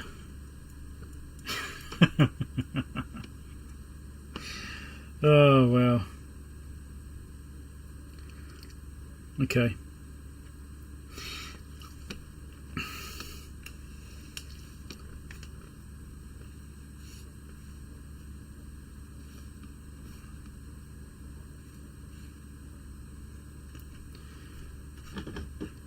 So I wasn't going to bother recording this, but I thought I'd show it on camera anyway. This is why I opened this plug up, okay? Because I don't know what the history's like with this plug.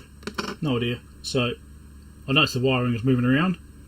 And yep, sure enough, look at that. The cable clamp, which isn't. So the actual wiring looks okay.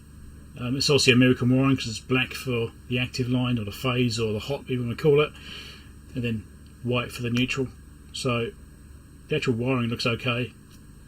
The green one should be longer than the others. It isn't. But yeah, okay. I can live with that, really. But what I will need to do is do the gland up, because that's doing nothing right now, which is kind of dangerous.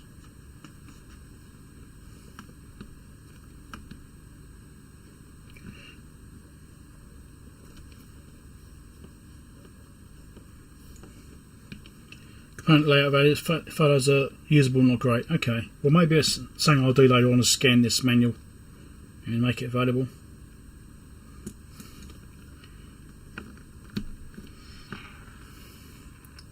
Because something I really appreciate, I mean, these bloody screws aren't even done up at all, they're just loose. It's like no one ever did them up. You can't even see what I'm doing. Yeah, these screws are actually just spinning, they're just completely loose. They weren't anywhere near done up. It's almost like they forgot to do it.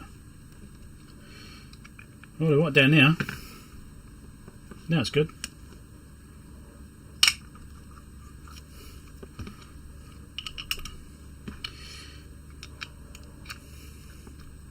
Yeah, as I was saying,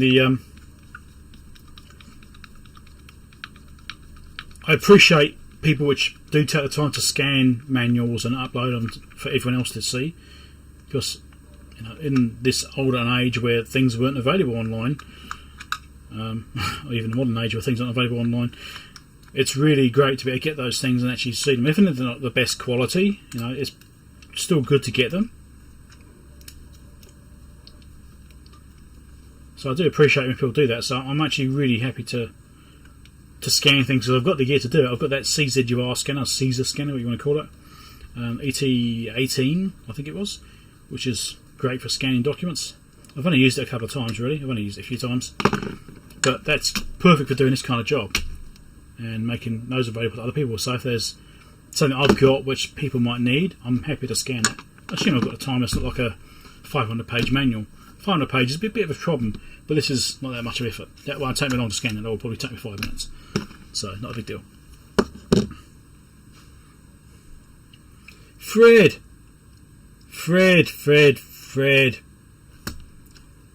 You're 45 minutes too late, Fred.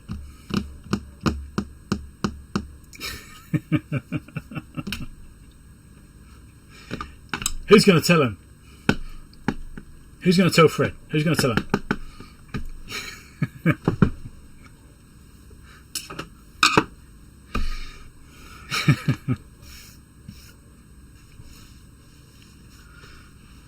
Where's the caps? Oh, Fred. You should have seen the mailbag I did. You must rewind a little bit.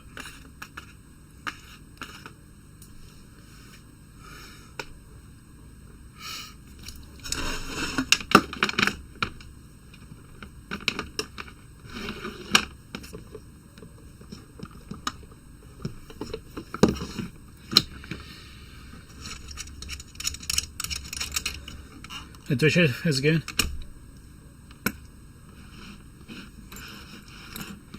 What I tend to do is I put them up to like the KO44BB site, I put them on there, and Boat Anchor Archive Bomber, put them on there too sometimes, and XDevs,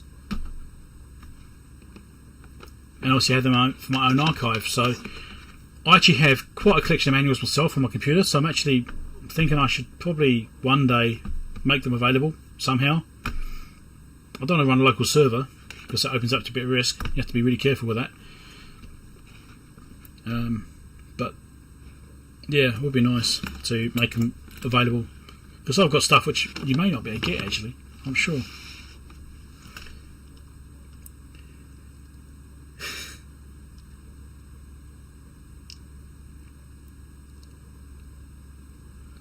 Well,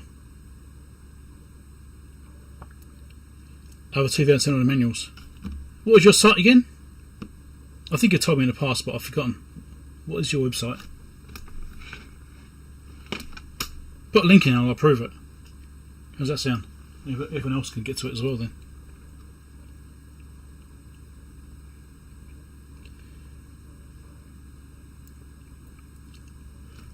Yes, Fred.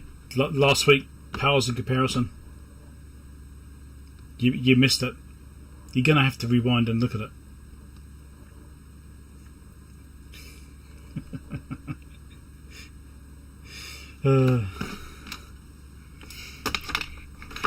Okay.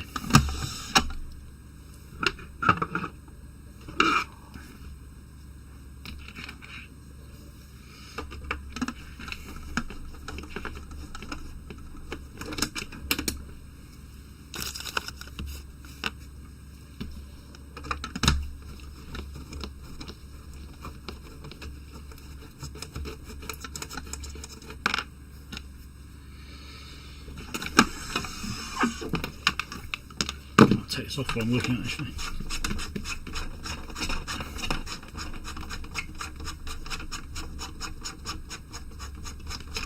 It's a serious connector, it's only got 2 pins in it.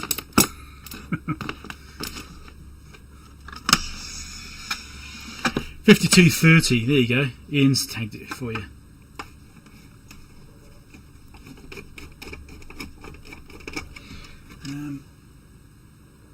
I can't see your link on this tablet because I'm not logged in on my account, I think. I'm not sure. I have to look at my computer so I can see the URL on there. If you posted the URL, I'm assuming you did. Maybe you didn't. Maybe it's a secret.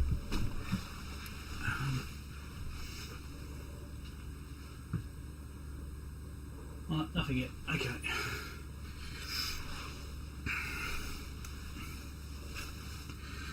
So I've taken the screws out. Let's do the big reveal, find out what's inside it. Nothing. Okay.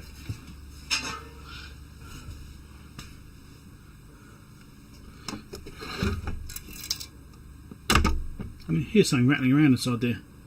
That's always interesting. So,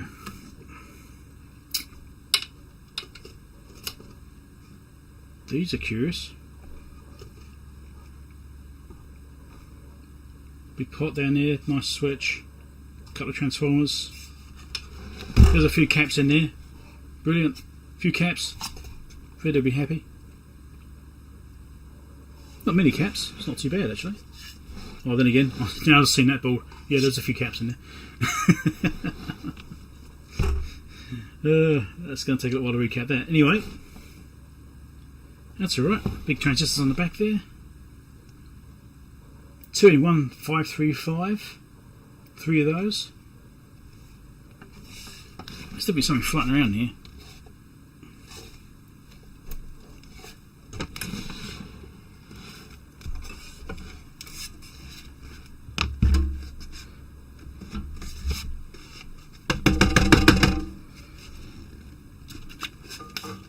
Sure there's something floating around. I thought I heard something move.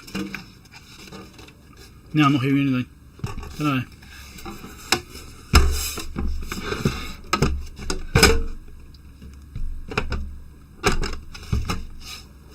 Maybe it's just a foot on the bottom. I don't know. Maybe it's the bottom cover.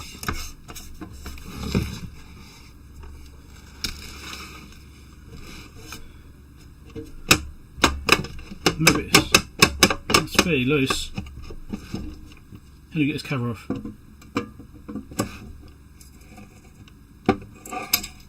That's that one. That one, there we go. cotton cover. There's a bit of debris in here.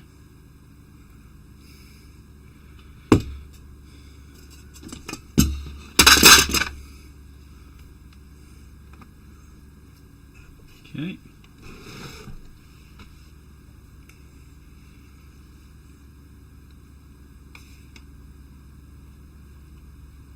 Those lovely resistors. 0.25% resistors. Nice.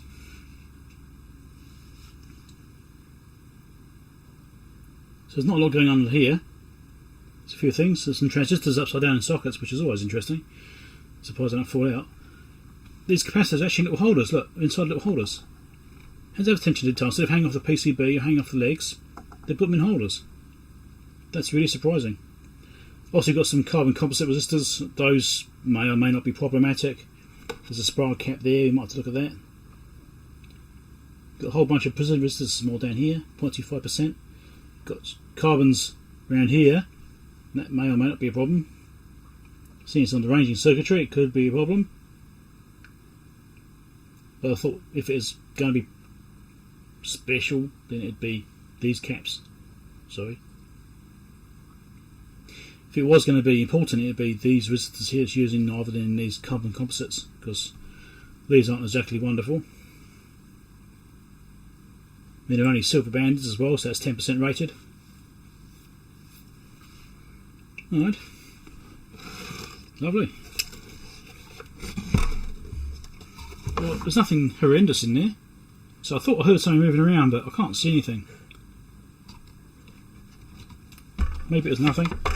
Maybe it's my imagination. I just thought I heard something. It's usually worth checking. Yeah, okay. I reckon it's probably going to be safe to power up.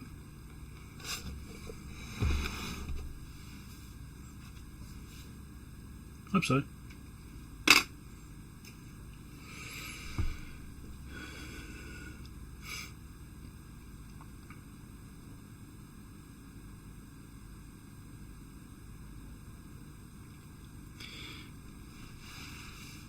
Yeah, I've got quite a few capacitors now, Fred. That was quite the assortment.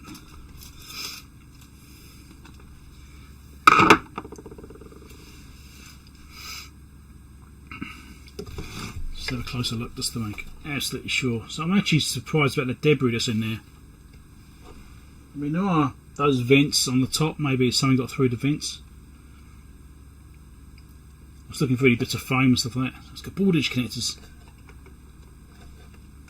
Yep. Those are removable. We could pull that card out and work on it. Lovely. Oh, let's take the boards out. They're probably need refreshing anyway. Or should I wait until after I power it up? I shall power it up first. I'm going to do 1000 millivolts. So 1 volt. Yeah, I'm going to power this up first, see when the magic smoke comes out. That way if I have any problems, at least if I take it out, I know, hey, there's some stuff on here. Just there.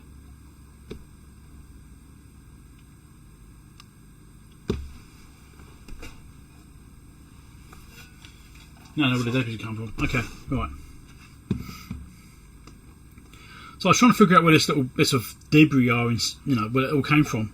It's inside there floating around, and it looks like old foam. And sure enough, inside the top casing here, we've got a bit of old foam which is stuck down, and I can see a bit just on the top of this trimmer here, on this adjustment, stuck to it. So my guess is it had some foam in here to help hold the boards up vertical, so it takes the stress off. So it's actually supported in the foam, and then as that foam's degraded over time, it's just falling apart. So I think it had a foam strip across these two, or over there maybe. It might have been over there, and this piece has fallen off and landed on this. I can see debris here and here. Yeah, so I think there's actually kind of maybe where it's supposed to be. I don't know, but anyway, it's definitely had foam in there, and that's what's happened. That's what's happened. That foam doesn't last; it just degrades and just falls apart in the end. Turns to chalk and just turns to powder, really. So yeah, that's what that is. So I might have to clean that off as well, but hopefully it hasn't got inside the actual adjustment. It could have done. But that's where there's little bits of dust everywhere. It's because of that foam. It's just gone. Where's the battery? That's a good point. There is no battery.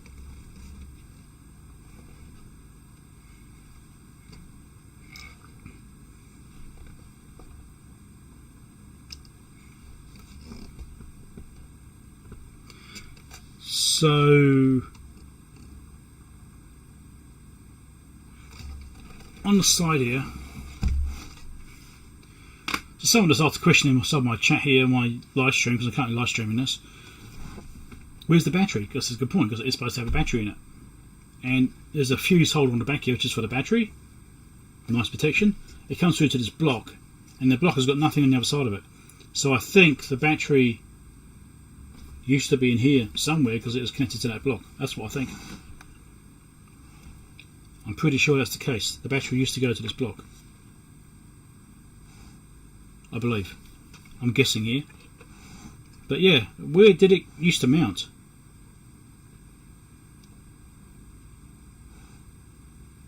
Interesting. There's no signs of attachment over here. There's a bit of tape here. That's probably nothing. I mean, there's no signs of mounting under here. What's that? Ah, cool. I've heard about this. I'll show you this. Battery's external. Oh, okay.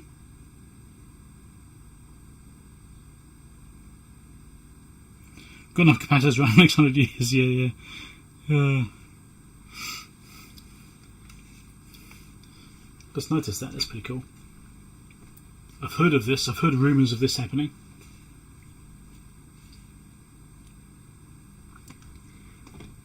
So just inside the battery box here, sorry, in the battery box here, wow, I've got that in my head now. Just inside this enclosure in the bottom panel here, there's this thing mounted on the side. And I was looking at this, what's this bunch of wire? It's not wire. This is silver solder. So what happened in the olden days, to make sure they use the same solder they use from the factory, they actually stuffed some inside the casing. So if you had to do any repairs, you had exactly the same solder as they used to keep it all the same, because they're looking at stuff which is very low levels in this, it's precision equipment. So they want to make sure there's no discrepancy between the solder you use and the solder they use, to make sure it's all the same, there's no EMF effects, stuff like that. What's the word I'm looking for? Thermal effects from junctions. Thermal junction effects. So they've got some solder in here. So if you need to do repairs, they've given you the solder to do it, to make sure it matches what was already in there from the factory. That's really nice. I've heard of this happening, and it's the first time I've actually found it. Brilliant.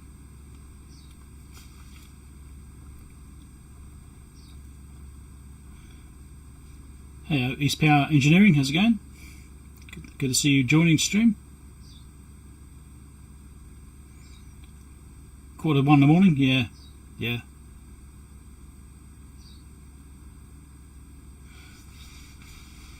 Yes, that's great. I mean, I've heard of this happening. Like I said, I've seen it mentioned about equipment having solder in, and it's the first time I've actually come across it.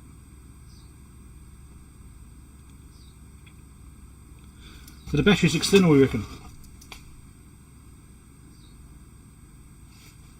from those.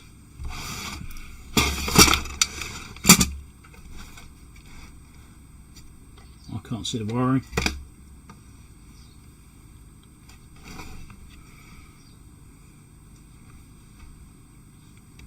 Yeah, I can't see the wiring, so I can't just see where it all goes.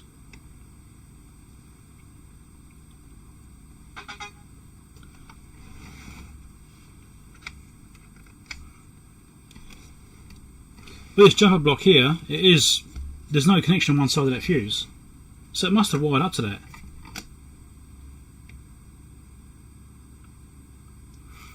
I don't know, that's weird.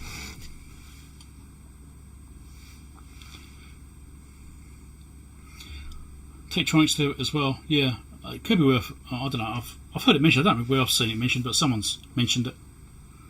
I've heard rumours of this thing being a thing.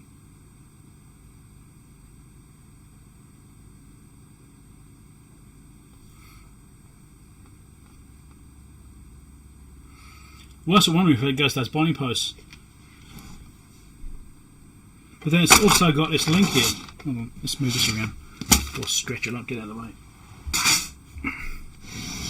So it's also got this link here, so it's like it's meant for binding those two posts together. So I don't think that's the battery holder.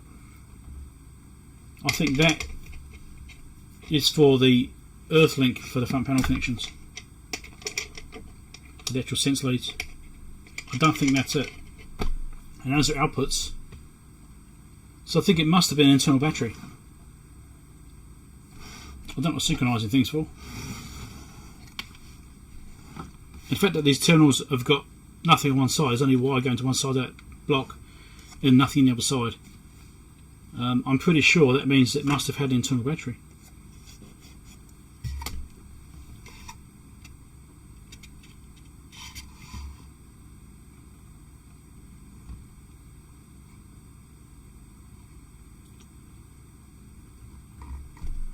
Got this TR28 can. Don't know what the story is with that.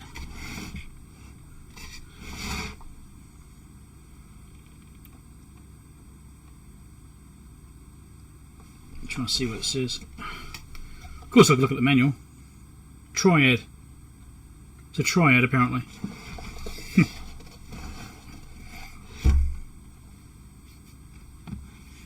Only 6 volt, right. So it must have sat in there somewhere. I mean, there's a space here, maybe it's sat in there. Ran across. Don't know. Now I thought I heard something move again then. I'm definitely hearing something.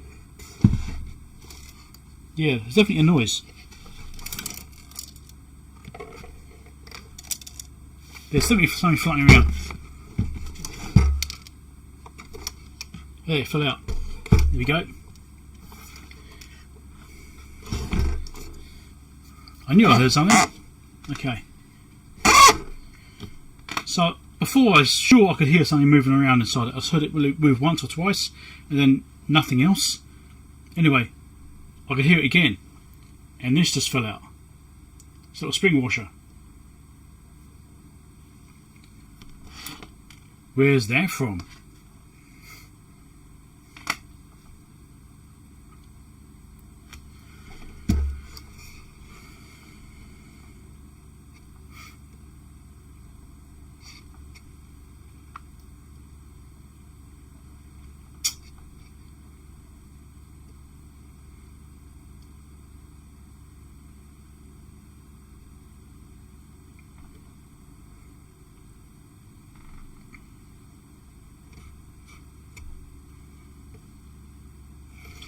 Trying to see if I can identify where it came from, because there might be a screw to go with that somewhere.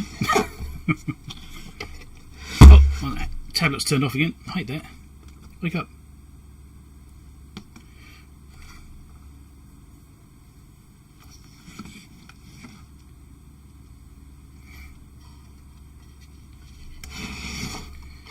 Well, it's possible someone's had it open before, yeah, certainly is possible.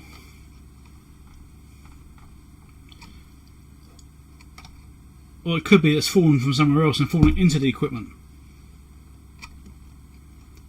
So right now I'm just looking to see if I can see any missing screws or anything like that. It's a pretty small screw, so it's almost like it's come from one of these switches, but they look intact. I can't see any missing parts from those. Back of the meter. PCB screws are a different type, a completely different type.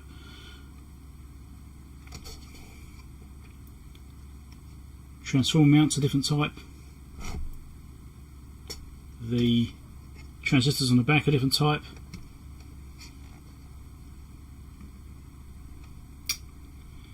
It could be it's dropped in from somewhere else, but that's not very likely. I don't see anywhere where it could have come from.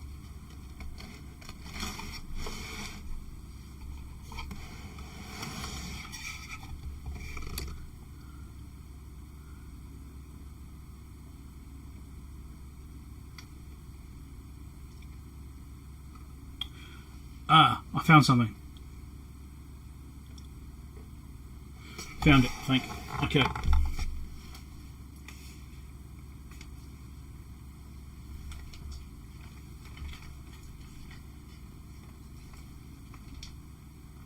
Dizzy it.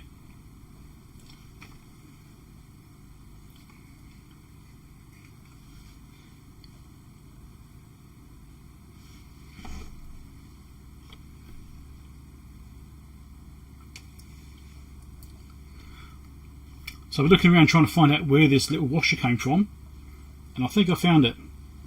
Just down there.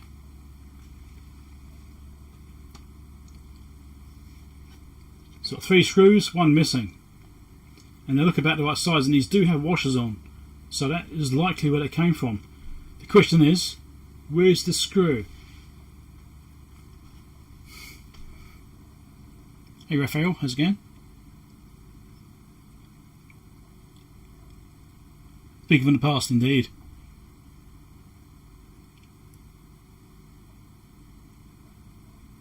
Okay, back panel behind the power transistor. Okay, right, cool. Thanks for that. It's amazing what you find when you actually read the manual. It's not like I don't have the manual here.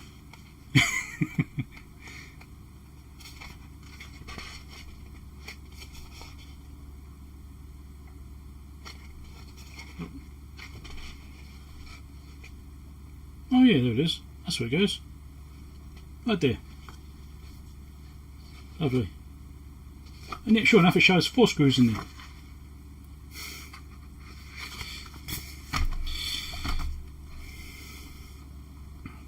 So, where's the screw? Has it already fallen out? Is it still floating around in there somewhere?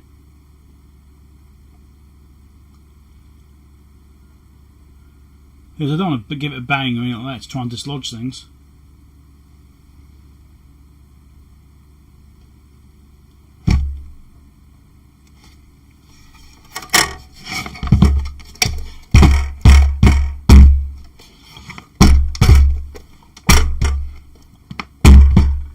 No, nothing's fallen out. Oh well. Gentle bang.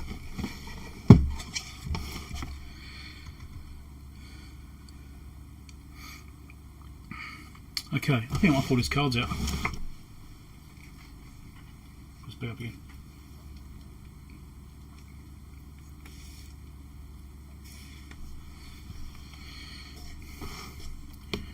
Well, hopefully that screw turns up. For now, I'm going to keep it in mind that it's missing a screw. And it could be in there somewhere, trapped in a wire, which is never a good thing. I mean, if it's okay out the way, that's right, but it won't stay there if it is still inside it. Eventually it will fall out and potentially short something. So I'm going to pull these cards out and have a close look at these cards and just have a look at them to see if we can see any reworking of that before I power it up. Let's try this one first. It does look like it will just pull out. Oh wait, I was going to see if it worked first, wasn't I? Oh, I'll put it back in again. I was going to see if it worked first before I pull the cards out. Let's do that. I'm getting distracted. A few percent, yeah, it's not much. Silver solder's not a lot of silver. It's usually only a couple of percent. The stuff I use has only got a couple of percent of silver in it.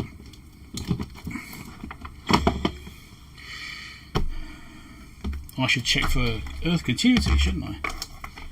Make sure that's all good. Do resistance. Let's go from here. Should be close enough to somewhere. 0.3 ohms, that's fine.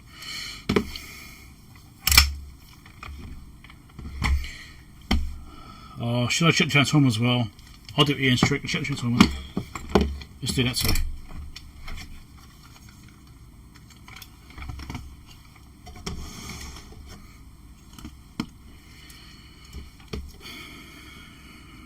Right.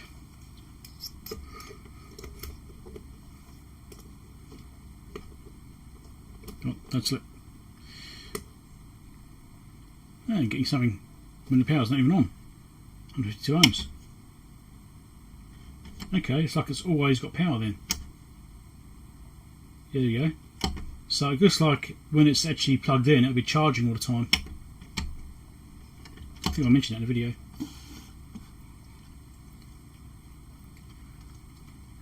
So I'm just checking the transformer to make sure it looks like it's kind of okay, and got some slightly dodgy connections here while I'm holding it.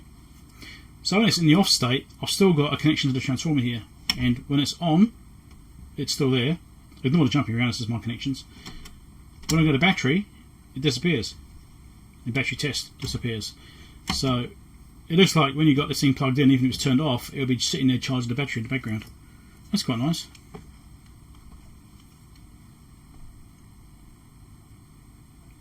Your silver solder takes 800 degrees centimeter. Well,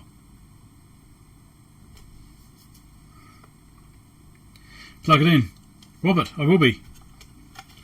Just doing some precautionary checks.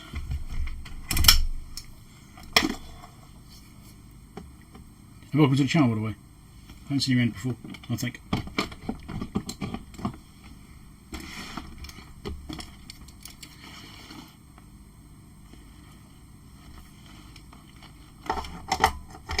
It's an amazingly large connector for 2 pins.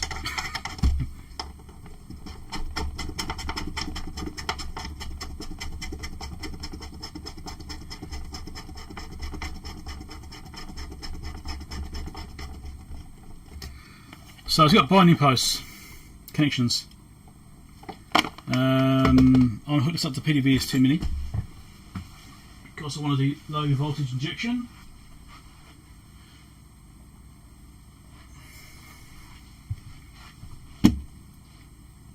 I'm probably getting ahead of myself here, we'll see what happens.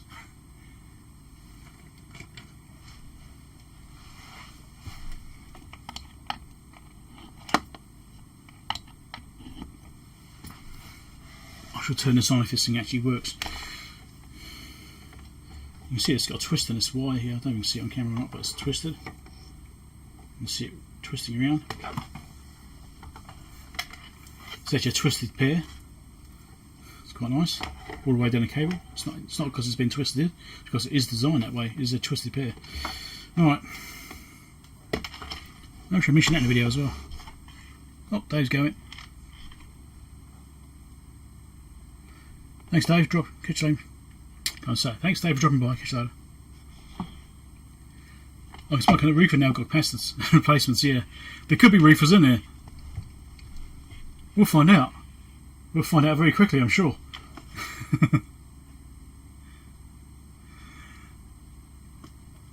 Right. So what I'm going to do here is power it up first. See what happens. And then if it looks like it's kind of powered up, I'm not going to do any checking.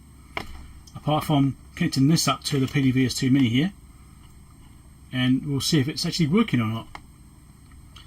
Even if it does work, I'm going to do a few things to it, like replace capacitors and reseat the boards, that sort of stuff. And I did start taking this board here out, and I realised actually I should be putting that back in again because I want to test it before I pull those out, in case there's problems with these boards, and I want to actually make sure it's okay before then. But if there's a bad board edge connector, I want to know about before I take the boards out. Yeah, so we'll do that first, pair it up and go from there. Now as soon as I apply power to this thing, it will have power going into the unit because it's, as I showed, the transformer's connected up, so we need to watch out for that. So it could, even though the switch is turned off, it could still do something. Alright, let's spin the camera around a bit so you can see over here, and we'll go from there.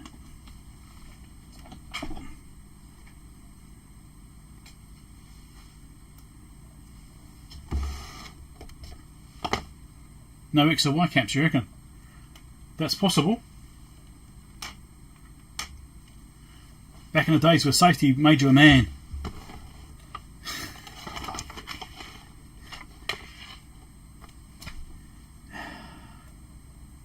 Alright.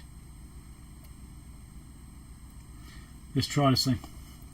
Right, let's power this up for the first time. I'm not going to ease into it, I'm just going to chuck the power on and see what happens. Ready for magic smoke?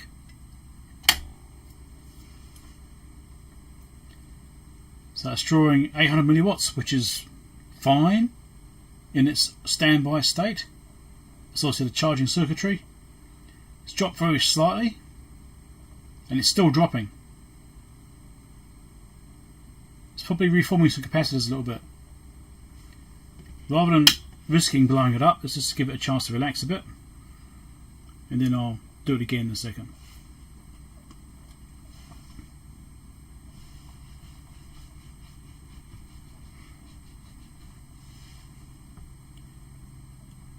$9 gold solder. Oh.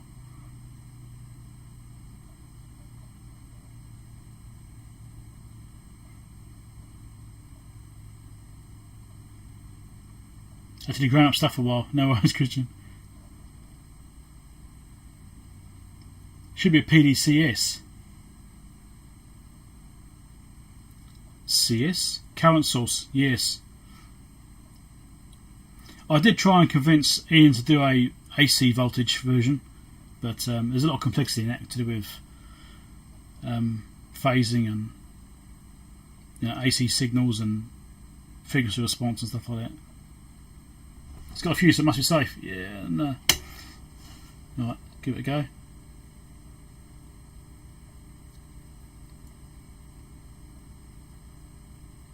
So I want to see what happens when it's settled down a bit more. See if it continues dropping in power or not. It's still dropping in power.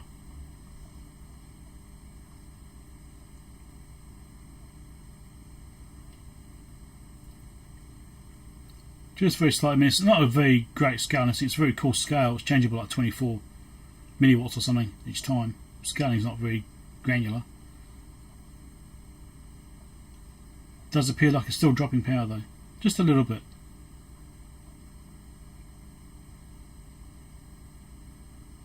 Power factor is currently 0.2. 0.2 power factor. Right. Okay, I've left it turned on again, and it's borderline. It might have dropped slightly more, but not much. Its power factor is currently 0.2, which is pretty appalling, really.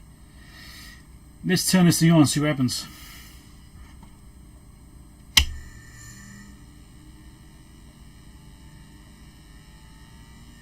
There's a fan in there somewhere.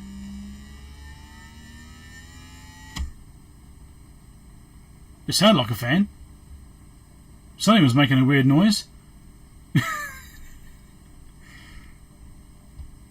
Is it meant to do that?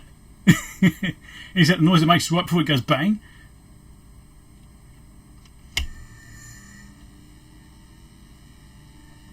Doing 4 watts. It does sound like a fan. But what? I haven't seen a fan in here. What the hell is that noise? That is weird.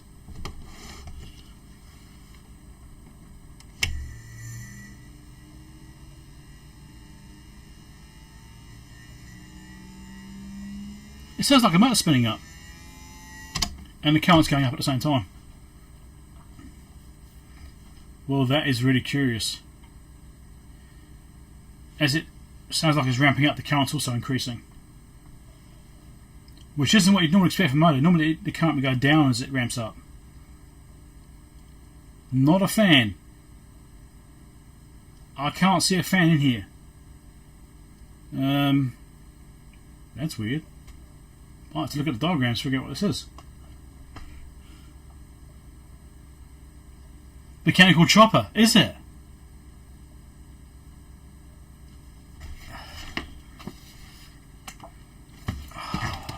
I've never seen a mechanical chopper. I've heard of them, but I've never seen one.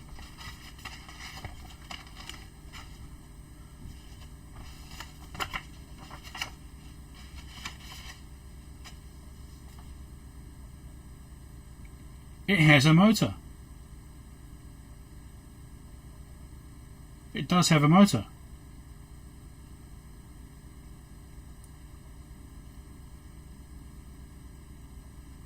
Wow.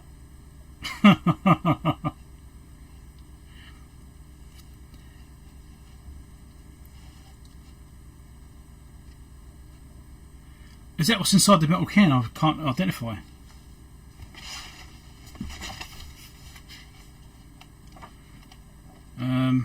Alright. Let's refer to the manual, shall we? That's called T101. Alright. Helpful.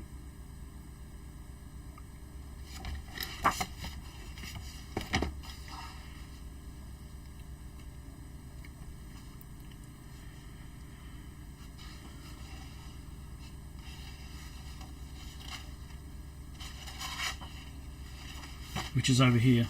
That is just transformer. Okay. So there's a motor over here. What the hell is that doing?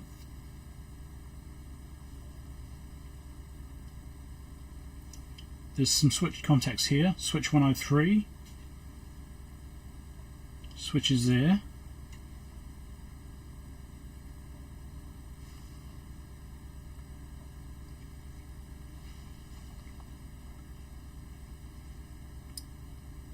trying to see any kind of switching in the circuitry here. I'm not really seeing anything. Motor but no wheels. Yeah, well.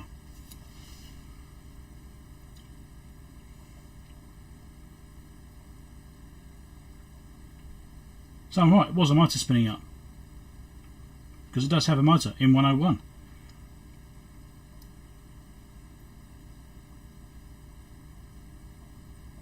What is that actually turning?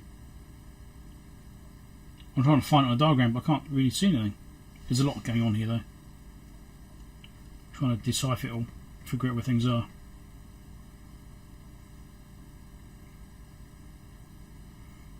It's probably right in front of me, I'm just not seeing it.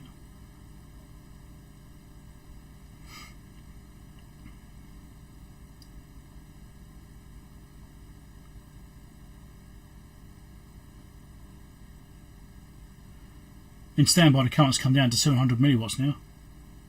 715 or so. It's weird.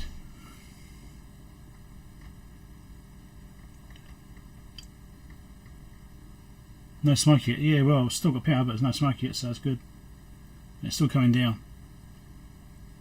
So it's probably capacitors reforming somewhere.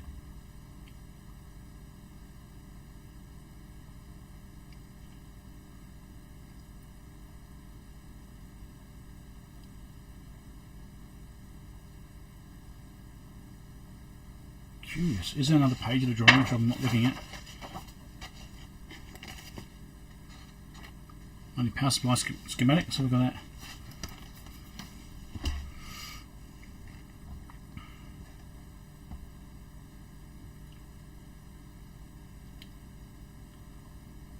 Okay, so there's obviously a motor connection. We can hear it, we can see it in the diagram. What on earth is it driving? That's weird.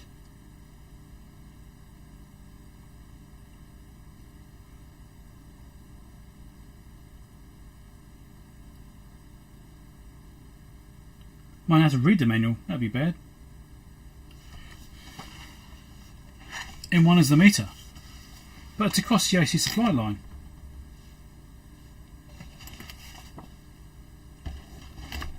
Oh yeah, you could be right.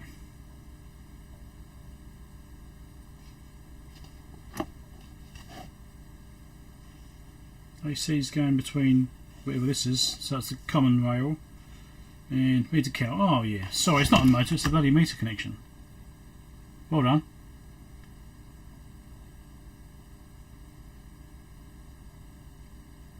Okay, so what the hell is that noise in there? It's not a motor.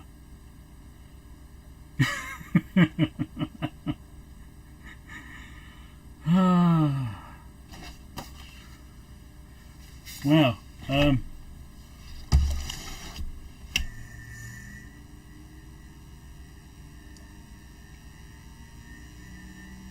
Yeah, the current's going up and up and up. Goes up to 7 watts then.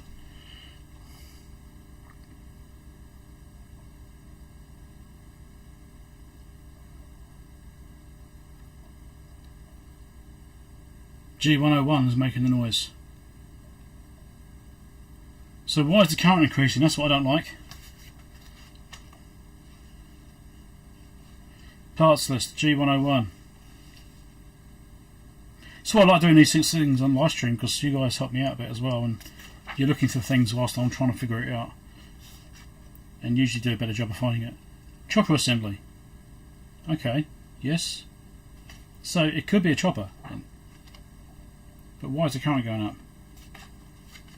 G101, where the hell is that?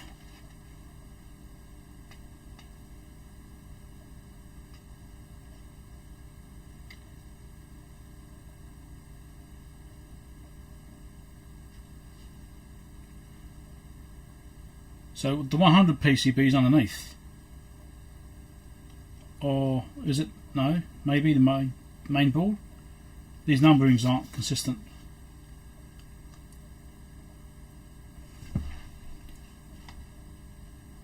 Yeah, sometimes they have like 100 series for one board, 200 series for another board. They haven't done it this way here, which is a shame because it would narrow it down straight away to a circuit board.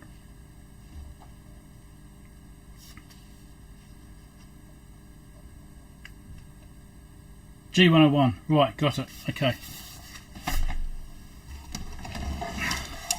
That's G101 right there.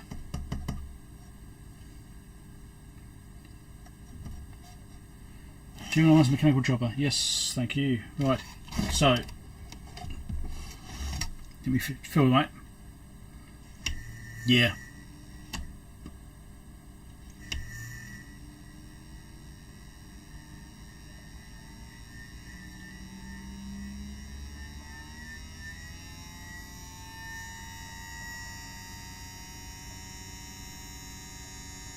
Okay, the current increase is settled down. Okay, that's 7.4 watts.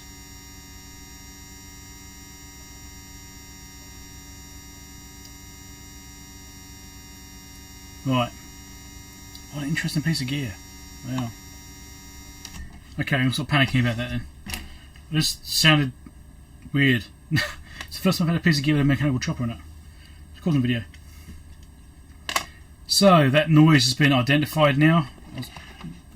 With help from people in the chat and the live stream here, because it does sound like a motor running. And yes, it is a motor running. It's not a fan. It's a mechanical chopper.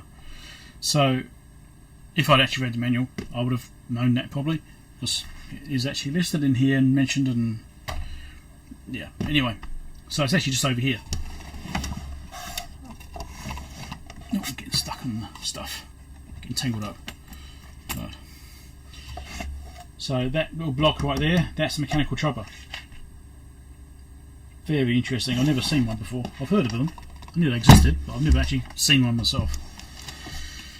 So that winding up noise is the motor inside the mechanical chopper winding up, and the current rises up gradually to 7.4 watts and then stops. So we'll do that now.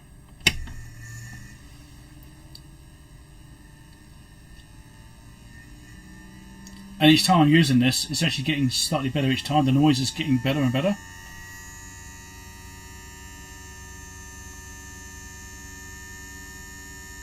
So I think it's freeing up slightly too. So it's sitting at 7.4 watts now. That's what it's settled down to. And the meter is settling as well as everything's warming up. So, okay, I think we're ready to actually do a test on this and see if it works. Finally get there.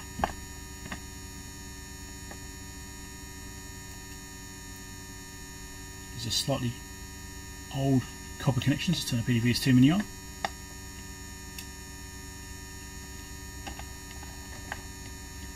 So that's set to 1 volt. So the 100 millivolts. And nothing.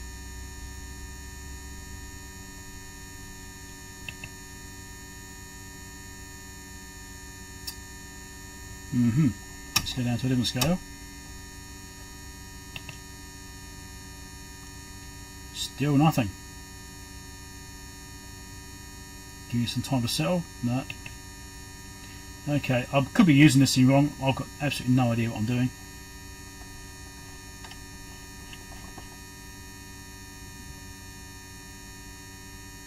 So that's at 0 right now. Can we 0 suppress this? Doesn't appear to be doing much. Okay, so it does appear to have problems. It doesn't appear to be taking an input or zeroing or anything like that. Okay. If you change to 100k, that does change.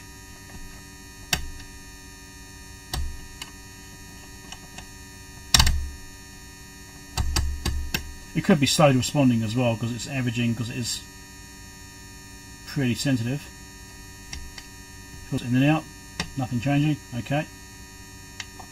That's 1000. Go to amps. Let's take this off here. That changes as well.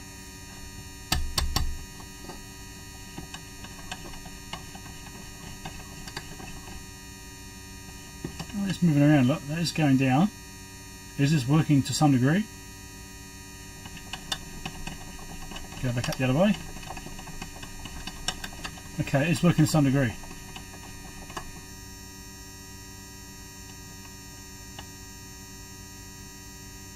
So the zeroing is doing something.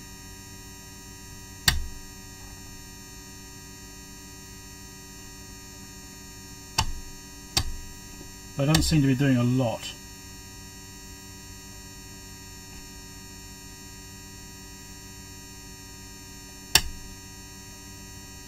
Okay.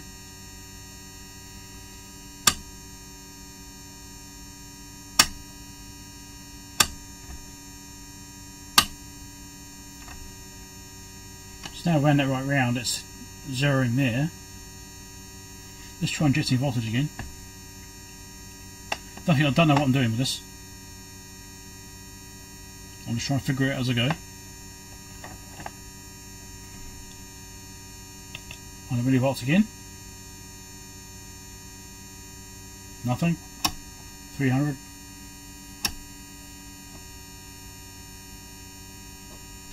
Try that range there. That mode there. No.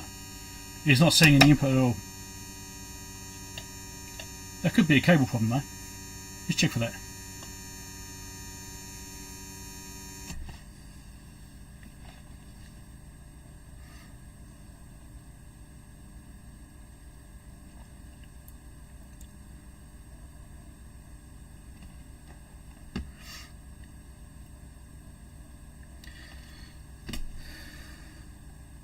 Really, how's it going?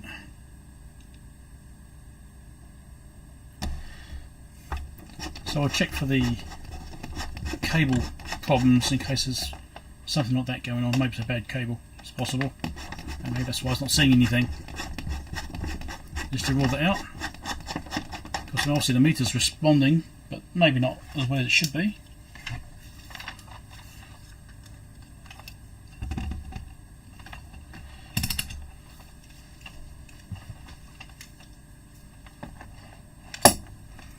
So there's two connections. How hard can it be to test these? That's looking alright. Shadow resistance though. Which one did I just do? Oh, I dropped it. Try it again. Interesting, that showed a different resistance. So he's getting 3 ohms on that lead, which is surprising.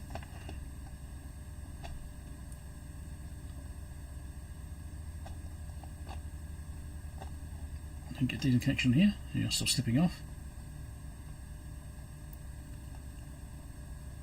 Yeah, like 19 ohms, 20 ohms. Might just be because these are really dirty.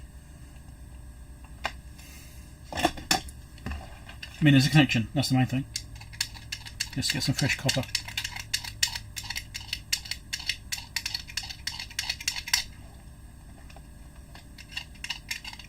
I mean, those resistances shouldn't be enough to affect the readings, but I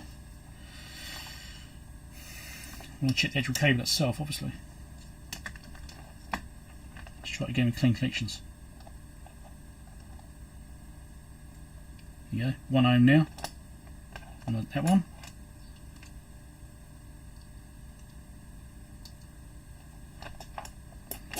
Getting tangled up. And there, getting close to 1 ohm. Yeah, these lugs need cleaning up seriously. They're really bad, really tarnished. Right, well, cable's good, which means we must have a problem with the unit. Yay!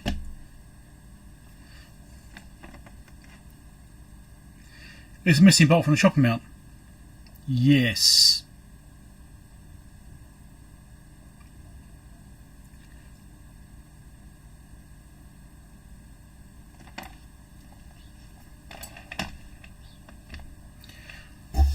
Now, is it the vibration that was made that come loose, or has someone had that apart?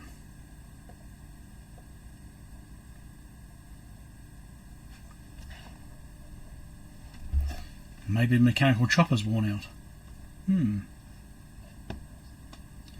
So the washer we found floating around, that is from the mechanical chopper assembly. So I'm actually wondering if maybe someone's had that apart, trying to diagnose the fault we're seeing with this.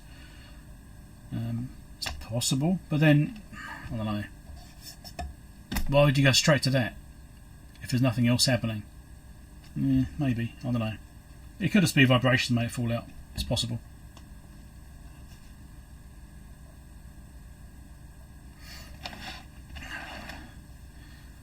Let's kill power to this before I kill myself by touching something.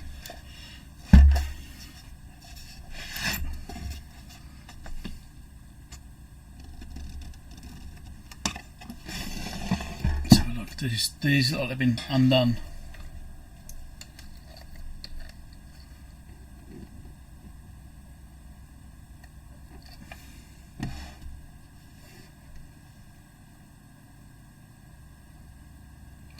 Yeah, it does look like someone's undone that one. There were some marks on it. It looks like it's been unscrewed and slipped a little bit. So maybe someone's been in there.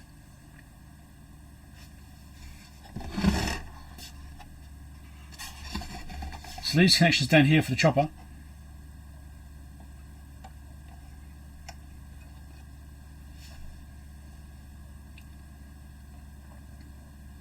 So it's easy to verify. I suppose you can actually probably measure those and check for connections between them as it's running, because it's going one to the other, wouldn't it? So that's possible. We could probably measure that with a scope or something. Might require some investigation. I'm not going to pull the top off that right now. I'm just going to leave it as it is so I can see what's going on.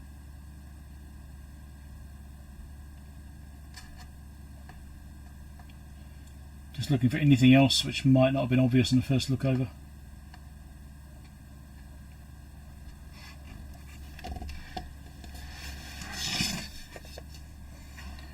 Okay, Fred, thanks for dropping by.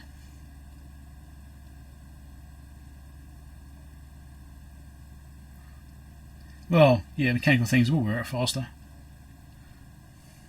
But we can verify it without actually opening the Keysight.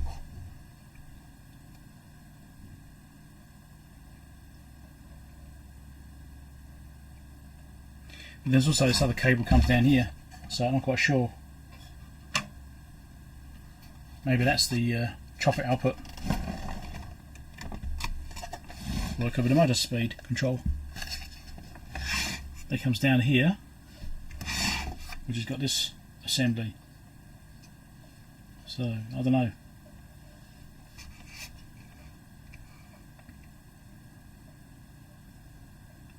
That's only two connections, so that could well be motor, and those could be chopper.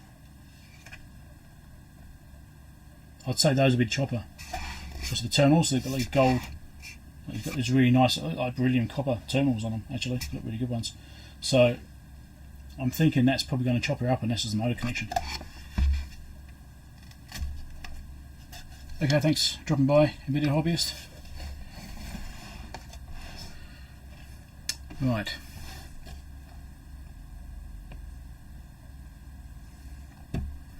What to do next? Well, I was going to pull boards out, wasn't I? So I'm going to pull boards, clean the connections up, retest with the boards pulled and reseated, right? Because that's always a suspicion, is board edge connectors. Because I've come across bad board edge connectors lots of times, and these are only single-sided boards because of the era, and they are not looking too bad, but obviously not gold-plated. So it's just copper. It's been tinned. Pull both those boards out. There we go.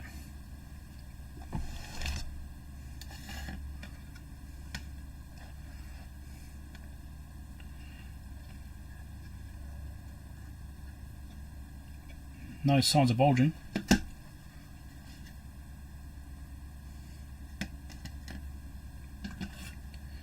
This one's got a gold edge.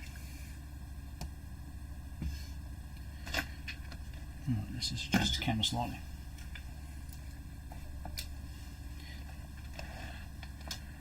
So I just pulled these two boards out, so I'm going to clean the connections up on the edge, just the board edge connectors, and I'll reseat them back in again and see if they change anything.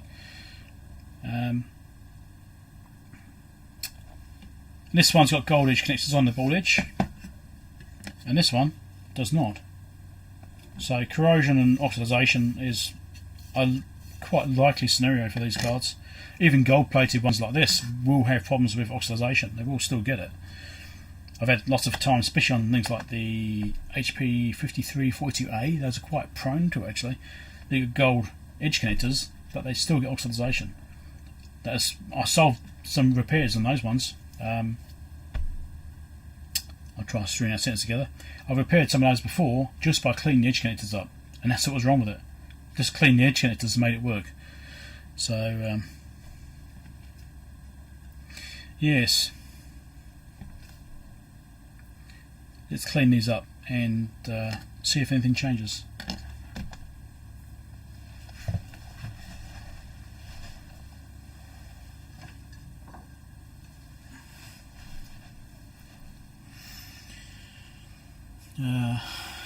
No, it's not in the voltage. Okay.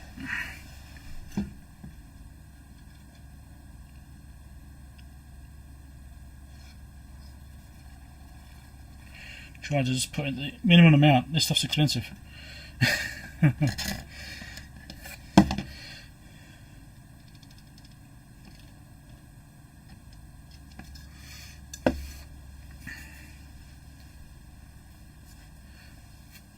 Should I use my fiberglass brush on this? Definitely tempted to.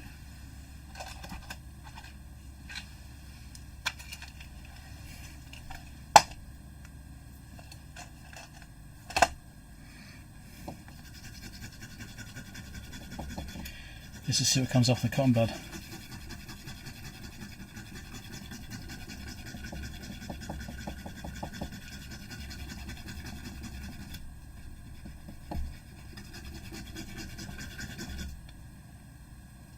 Yep, dirty.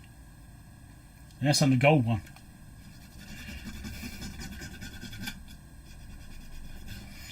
I think I'll use my fiberglass brush on this and just get a slight edge with that.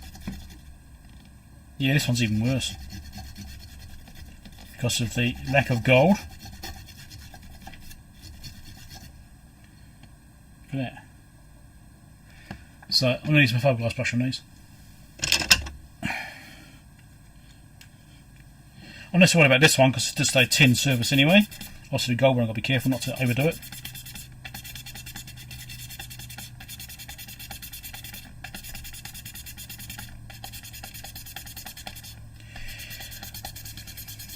Not a motor, it's a multi-vibrator. Yeah, okay, so it's just a coil. It does sound like a motor though. Maybe it's because of capacitors being a bit weak. So it's gradually winding up because of that. Maybe, I don't know.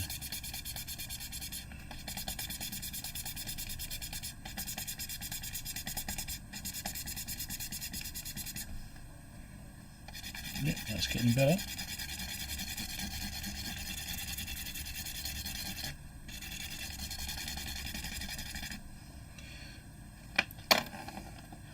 So you can see the difference there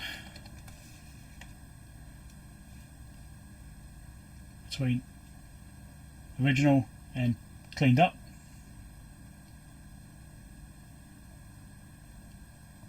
You can kind of see it, can't you? There you go.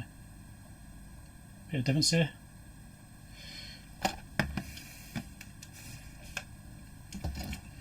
I'll just do the gold one as well, but I don't want to do this one too harshly because otherwise it'll take the gold plating off. And being gold, you don't need to put that much effort into it.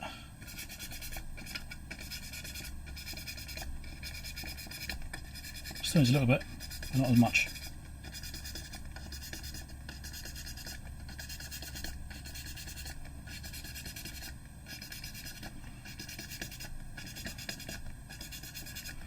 I know that people say to me in comments before on videos, "Oh, gold doesn't corrode. You don't get, you don't get oxidization on gold," and I'm wrong. It doesn't happen. Well, my experience has proven otherwise. So,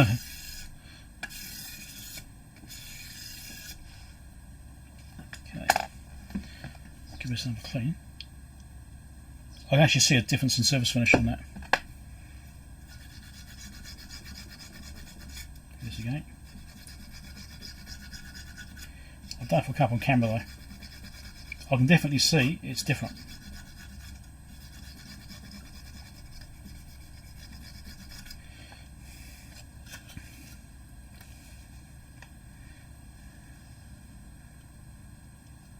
Can you see the difference in gold there? You might probably be saying, "Oh, that's because you're taking the top coating off." Well, yeah, maybe. But you can see there's difference.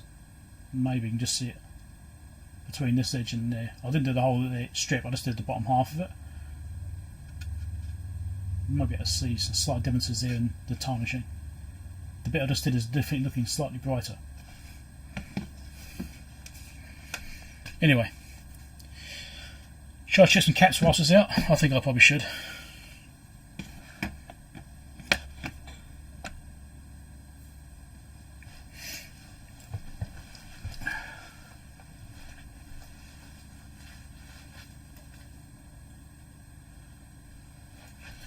Okay. Right.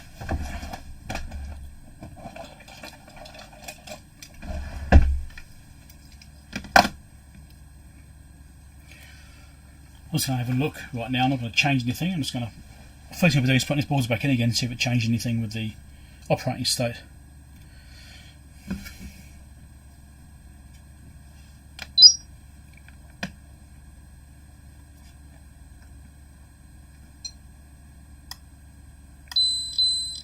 .24 ohms. That's a good start. We're trying to find the pads.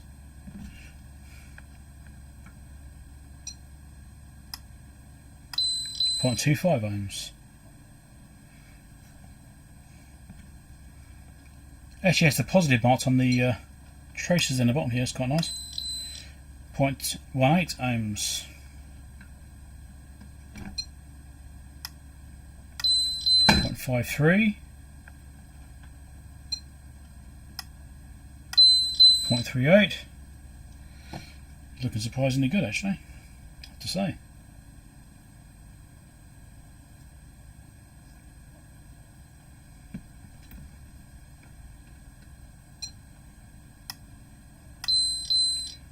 .41. 0.45.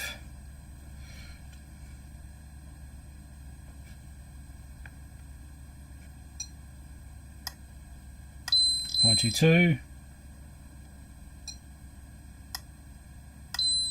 0.17. On the surface those caps look alright.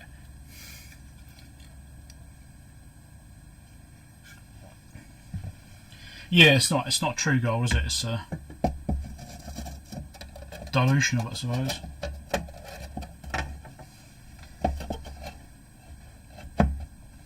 Actually, I was going to put some more deoxit on there before I push that back in again. It's got a cleaning effect on the terminals on the actual connector itself.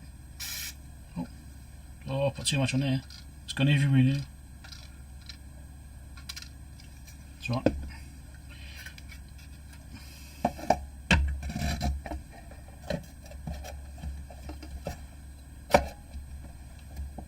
Can't see what I'm doing.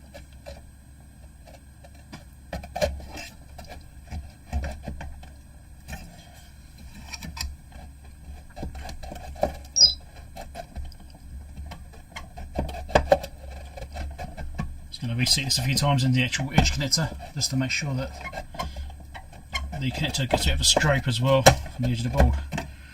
Right, the same on this one. Actually, I'll check those caps on this one first. There's only a couple of them, 34 caps, the ones I'll be worried about. There's some tantalums on there.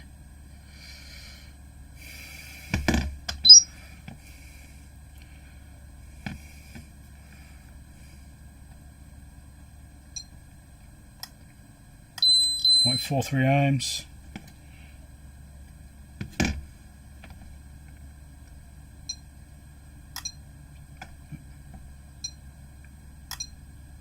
Can't measure that one. Say nope.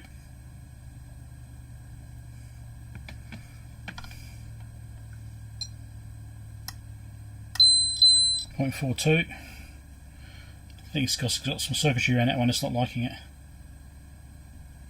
That's probably what's wrong with it.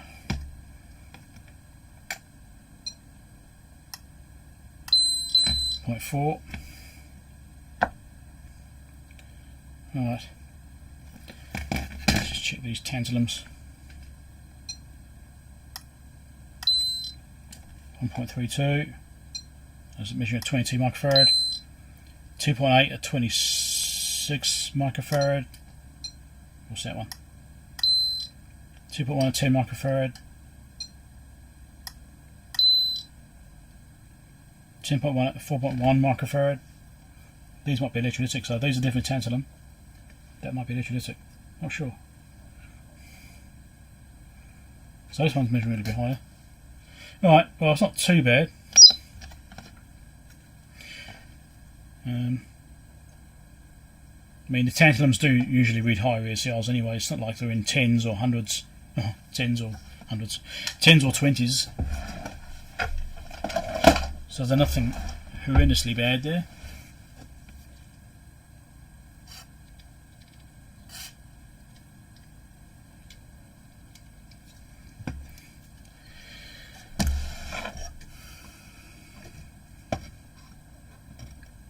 Well, if it's camera to turn off, it must be any second, surely.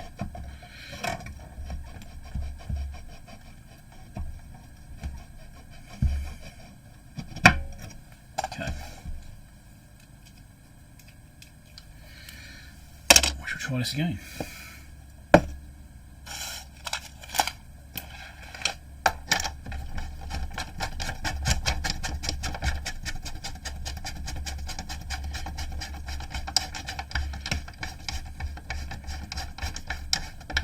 Pure gold's not hard enough. Yeah, okay. I'm not an expert in that stuff. I don't really know that much about it. I just know that my experience is that the gold cartridge connections do oxidise. Alright. So I've cleaned those connections up with my fiberglass brush when I carefully done them, and put some deoxit on the voltage connectors before putting them back into the actual connectors on the side. I'll put them on the bolt edge before putting them into the sockets, and so it's got some deoxit going to the sockets as well. I've moved them around a little bit to try and rub on the sockets, so it's got connections between the balls and the sockets, so that should be good. Check the capacitors, nothing horrendously bad. There's a couple of axial caps over here which I think might be tantalums, I'm not sure. I might have to look at the parts list. They're measuring slightly high, one's about 2.1 ohms, one's 4.2 ohms or something like that. But for tantalum it's not unusual. They usually be a bit higher anyway. It's not like electrolytics. The electrolytics I checked looked fine. None of those look like they've got problems, so there's nothing horrendously bad there going on. So we shall clip this back on here and we'll see if we can get any action out of us.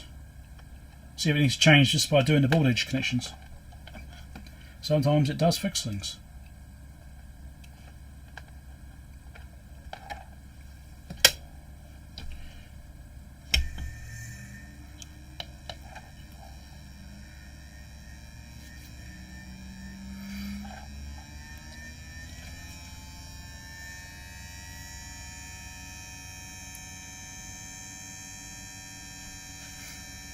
Give it a chance to warm up, and I'll come back.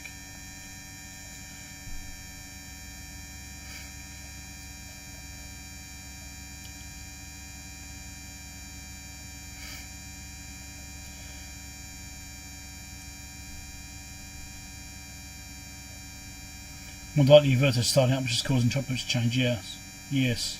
So it's probably a capacitor stabilising. I mean, each time I turn this on, it's changed. Each time it's been a little bit different.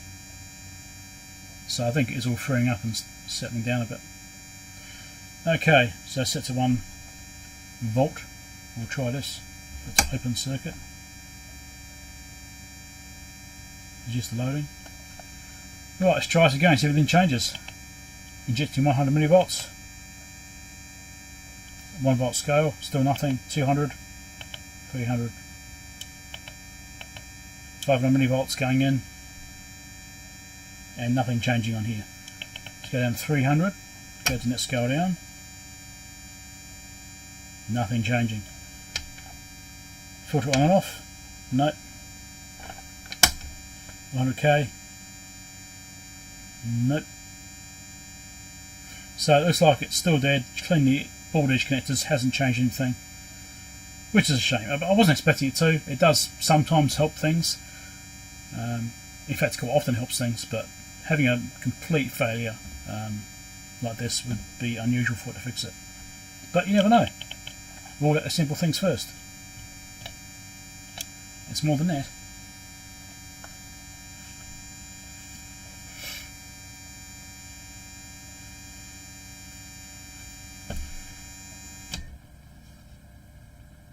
Alright. What do we look at next then?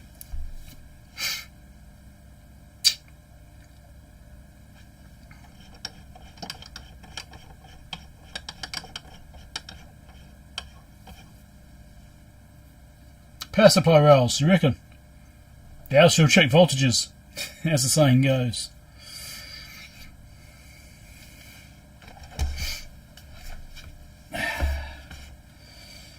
Let's have a look.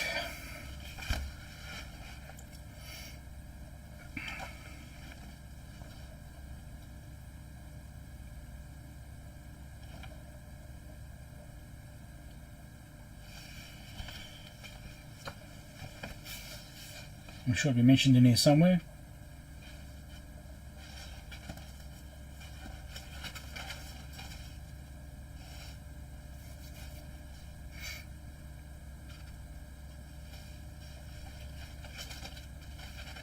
Oh yeah, there's G601 up here. Yes, just the vibrator, and there's the switch going into that transformer there. Okay. So like I said, when that's running, we should be able to measure it.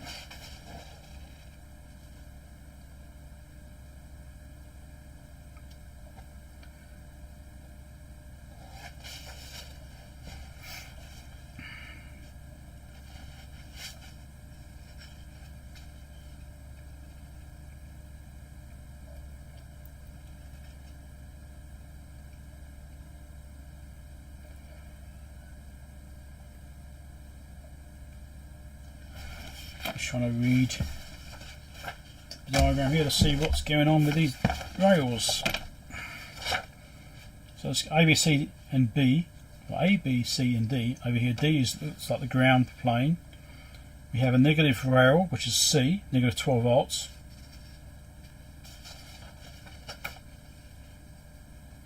There's a positive 12 volts, which is B.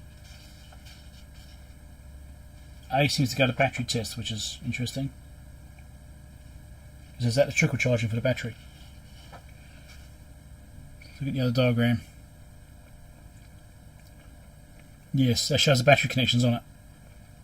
And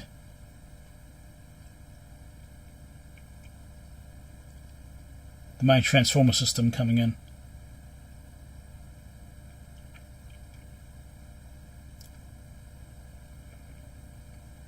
Yeah, so that one, currently as we don't have a battery installed, that one doesn't appear important at all. So between D, B and C, we've got to find a plus or minus 12 volt supply. Okay, just got to find those.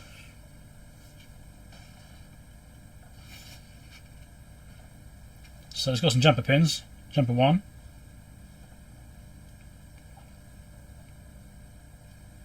Is that referencing voltage connector? Could be. Looks like it, yeah. Okay.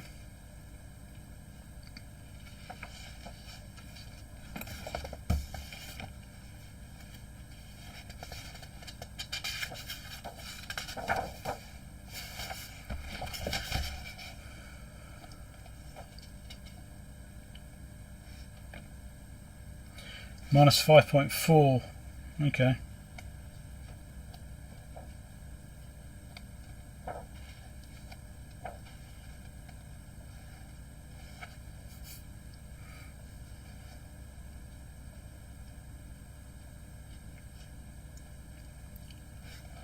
We've got to poke around, see if we can just find those rails.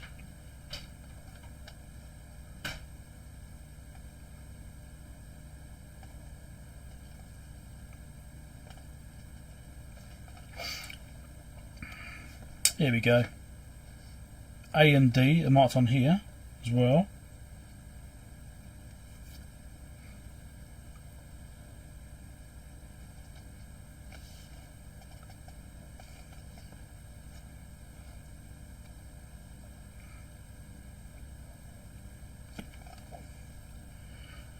Right, this probably does have a thing in here about voltage checkpoints. There's a waveform there for the stepper, for the chopper.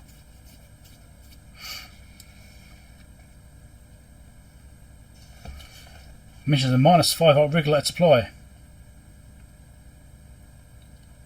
inverter transformer, and also the plus and minus 12 volts.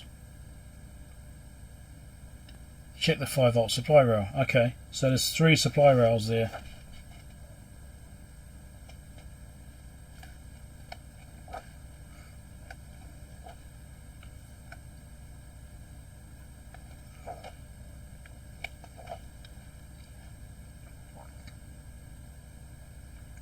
Slip a couple of times, yes.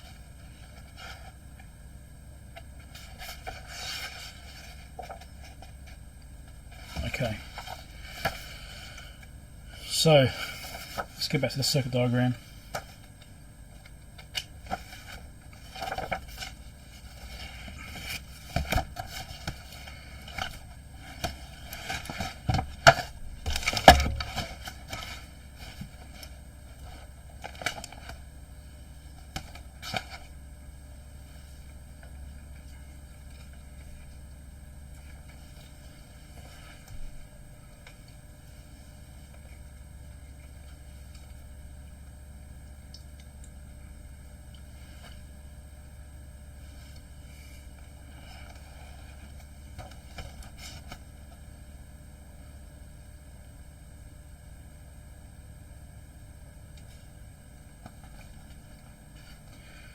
So I was looking at the circuit diagram now, and according to some other information in the service manual here, there's a plus and minus 12 volt rail, which is apparent on the other diagram here, the main board diagram. This is obviously power supply.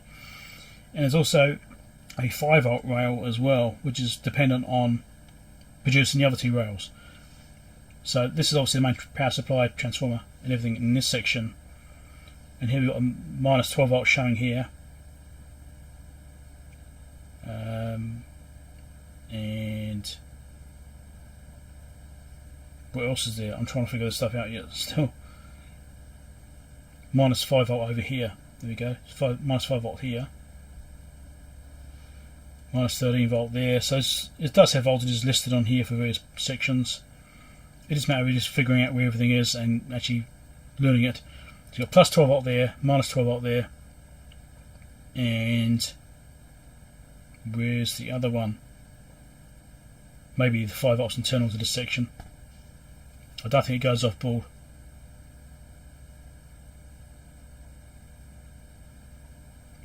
Can't see yet. I need to analyse this some more.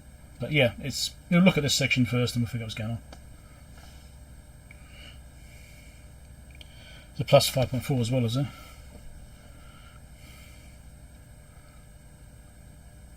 Yes, plus 5.4 for that transistor. So that's plus 5.4.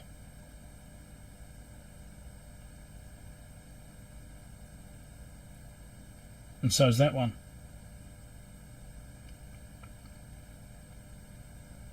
So these two, connections 13 and 15, are both plus 5.4, but they're separate ones.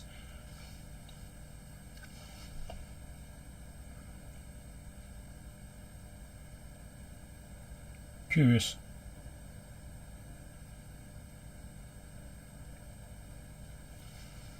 I'm just trying to interpret this one. This is the 5 volt. It's 12 volt there. What's that one? That must be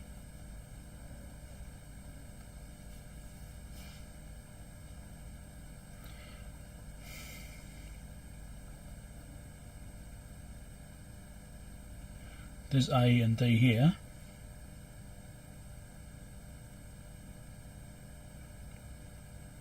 So A and D are going to the chopper.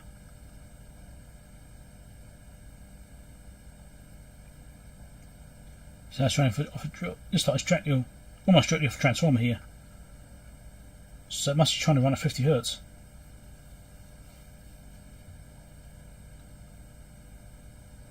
That's what it looks like anyway. I don't know. That's what I'm interpreting so far. There's a frequency adjustment here.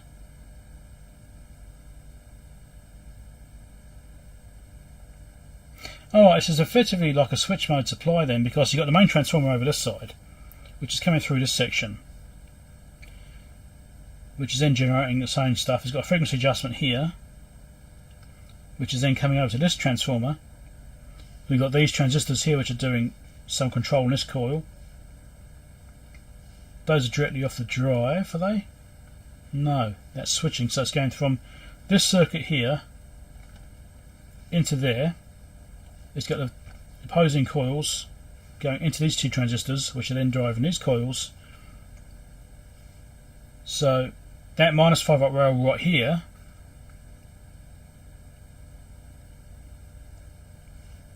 and ground. So that minus 5 volts running the center point of that point. Interesting, okay. And then we've got this chopping adjustment, this frequency adjustment here. So that must be changing the frequency of the actual switch mode. Interesting setup.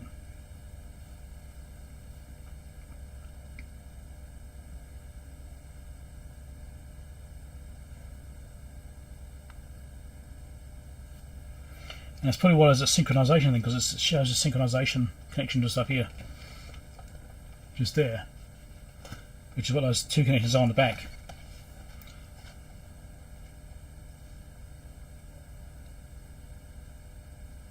So if you've got multiple bits of gear, you can synchronize the frequencies between them, I guess. I don't know. Strange. Or monitor it.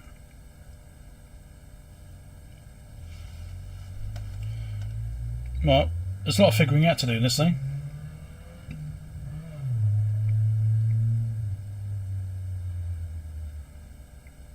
But yeah, that's like, it's just basically a oscillator section which controls that one, which also then controls that one.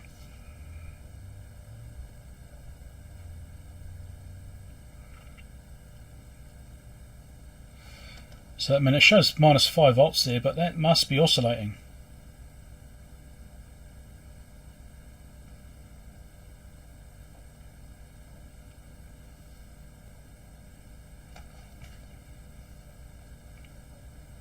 I mean, is that the RMS value of it, maybe? That could be the RMS value. Or the average value.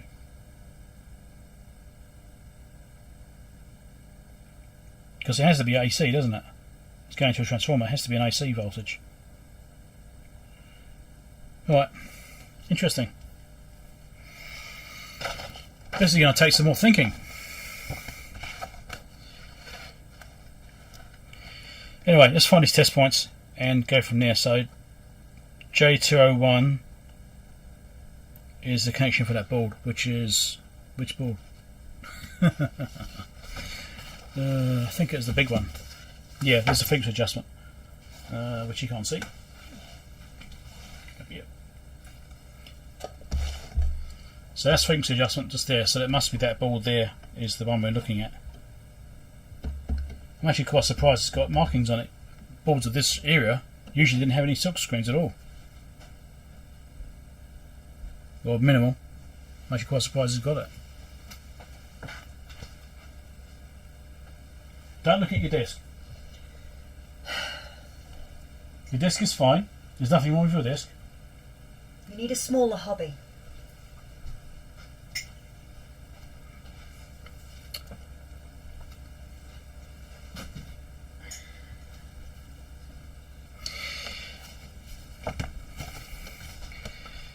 Anyway, like I was saying,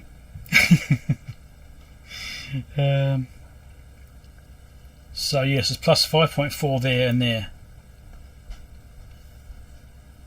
So we've got to find that board edge connector and just poke around, see what we can find there, I suppose. Is it fixed yet? No, it's not. Not that quick. Well, not usually anyway.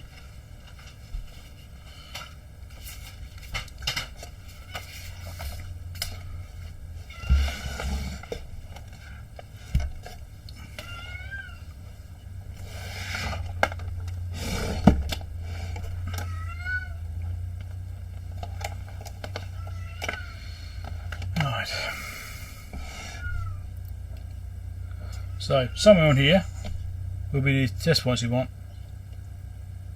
It's a shame they're not marked. Would be nice. Anyway, we'll just poke around so we can find them.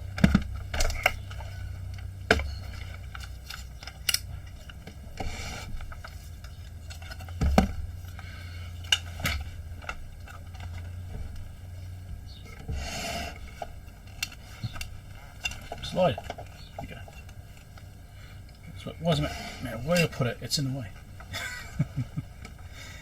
Okay. Now tangle in the leads. And they're wrapped around things. Oh, they're wrapped around things.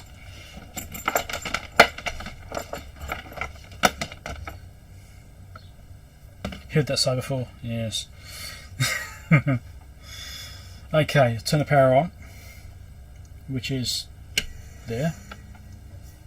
I'm going to ground to the chassis because that's probably a safe place to ground to, and poke from there. Well, get the 0 volt rail from there.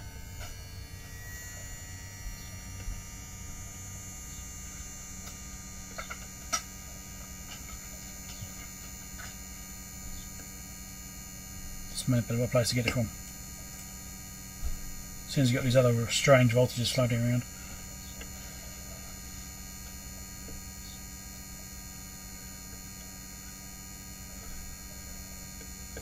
I may need to find a proper ground connection or a 0 volt rail. There's a 5.3, that's one of them. It's close to one ones I want. 5.5, that could be them.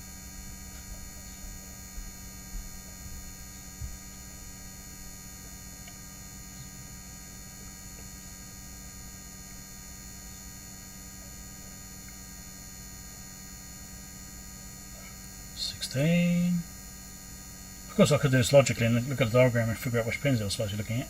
Okay, I'm not getting your 12s there. It could be because of my grounding though. I mean, maybe I'm in the wrong place. Yeah.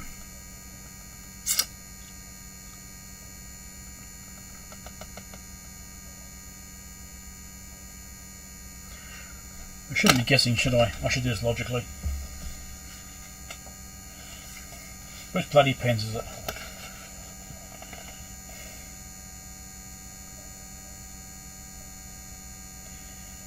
So we've got pin 19, pin 2, pin 4. Which pin's which?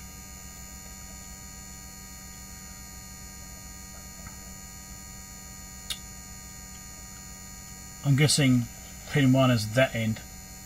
That shows as going there. Pin 5. Alright.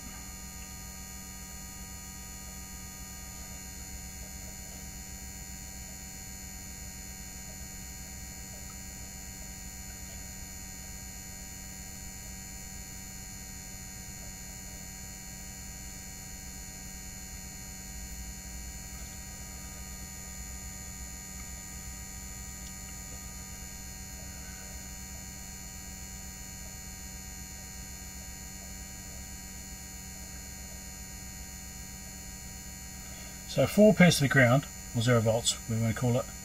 I think it's that end.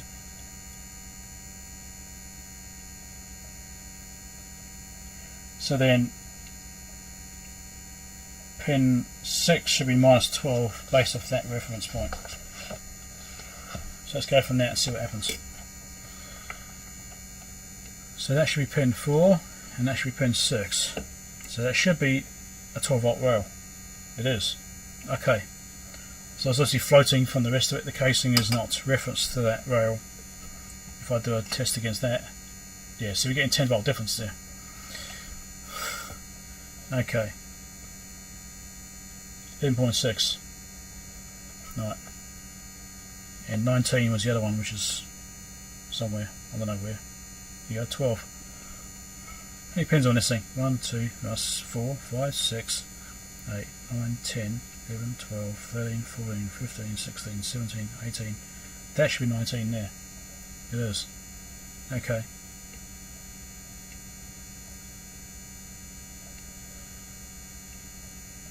So 19 is giving us a decent rail. Pin 6 is giving us a decent rail. So that's slightly low. So I think I've found the connections for these test points over here. So pin 4 of this edge connector over here to pin 6 is negative rail, 11.6 there, and pin 19, which is here, is giving us 12 volt rail. So those two rails are there. Let's check for ripple on them.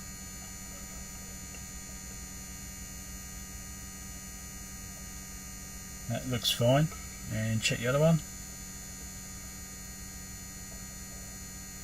looks fine as well. So there's nothing horrendous coming through there. Now I believe there's some other connections here I need to look at as well. So I'll figure out what they are again, I've forgotten.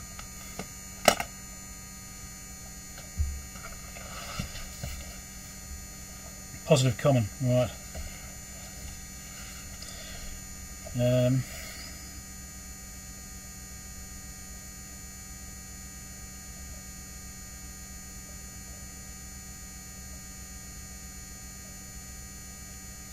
Yeah, it's like it's floating at a higher level, isn't it? Yes, I see what you mean. Yep.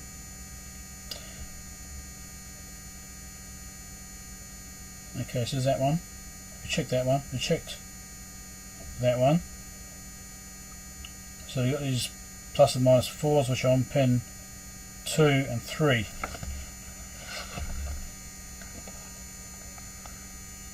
So pin 2 and 3 should also have something on them. I don't know if they're reference to the same voltage rail though.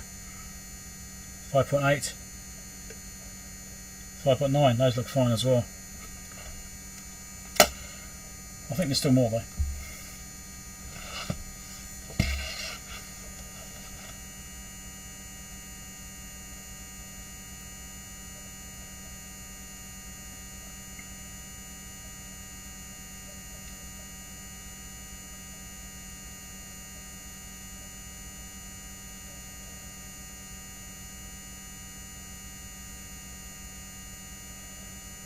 Pin 5 is also potentially doing something different. It looks like it's from the 12 volt rail though, so maybe not.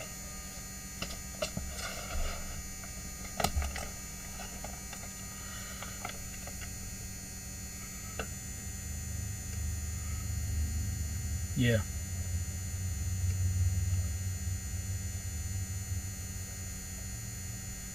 So that's reference from over here. Yeah, very slightly low because it's got a resistor there, so that's fine. Well, the power rails look on the surface look like they're right. Yeah, 10, 3, 12, the 5.4, yes, so it's 5.8, wasn't it? Being slightly higher. Okay, well, I don't think there's anything else to check on the power supply side of things. Not obviously, anyway. That all seems to be working. So that brings us to the other board.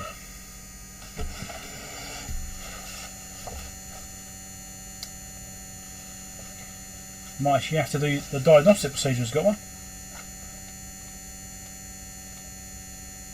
I think I did see something about it. Yeah.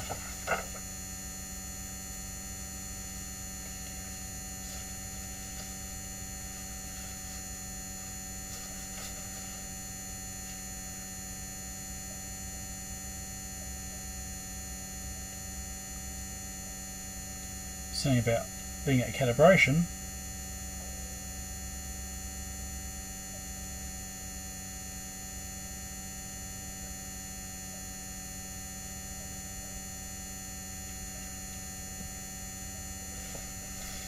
Should we just try cleaning the switch?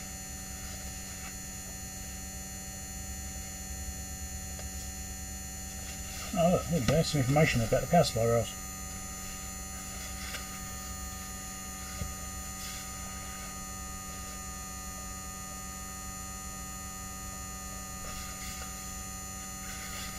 Right there, the 19 pin 6.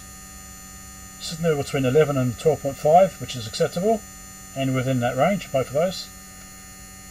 Ripple millivolts, peak to peak 1.5 and 2 maximum. Now this was still settling down, I took the probes off, so I never actually got a final reading on that. Let me recheck those if it's that critical. I might have to recheck them just to make sure the ripples within spec.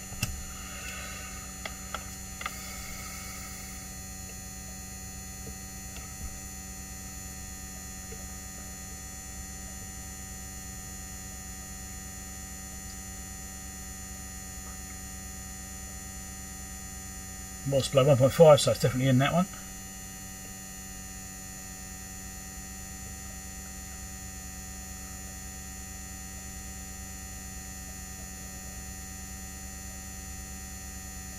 Yep, display 1.5 in that one as well. That's good. So that ripple looks fine, those rails, compared to the manual. So, is V1 getting hot? I don't know. Where the hell's V1?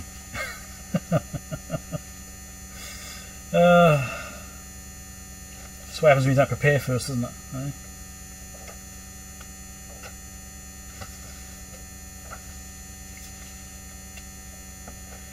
V1. Where is valve 1?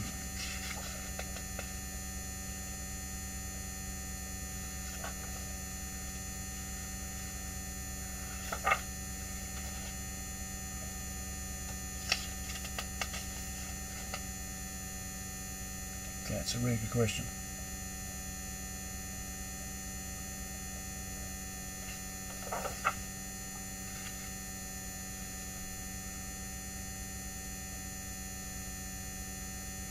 Where is it?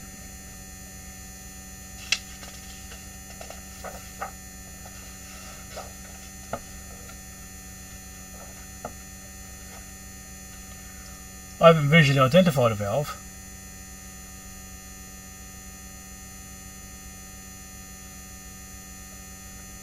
So I'm guessing it's some special little thing somewhere, which I haven't noticed.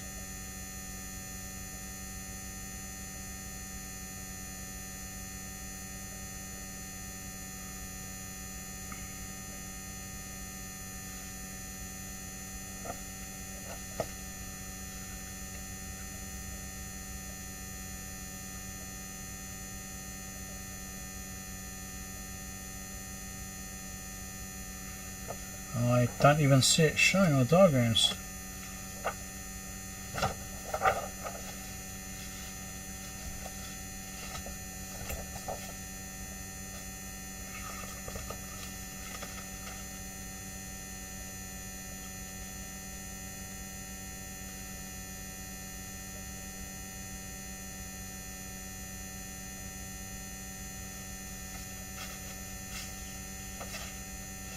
Is the buzz coming from Scott? Yeah, it could be.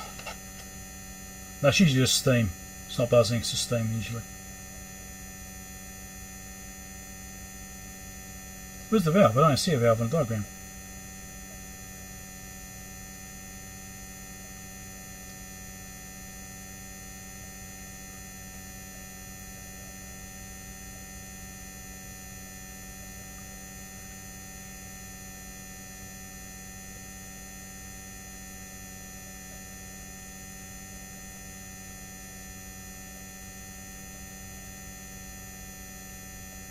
I must just be completely blind to it because I'm not seeing anything.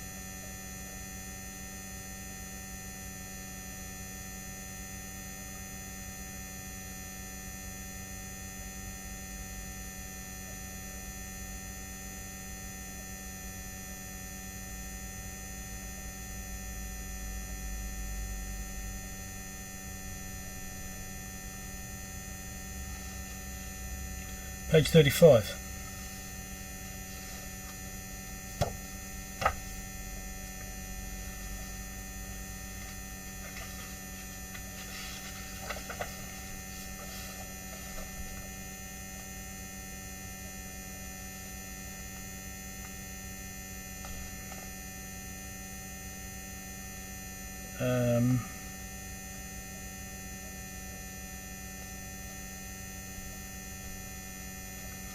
I'm not seeing it mentioned on here. Maybe my manual is different to yours. Mine's the back end of the parts list. I don't see a V listed.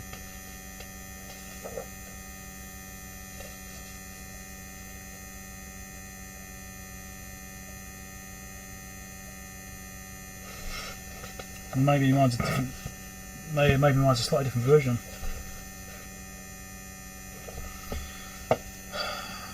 That may also mean there's different versions between the manual I've got and the unit I've got sitting in front of me. That's also possible. That says Riv B on that board.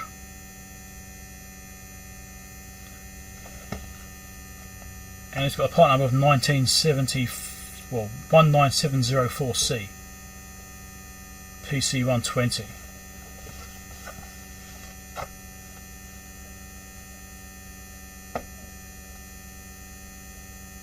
PC120. References that board there. Hopefully it's the same.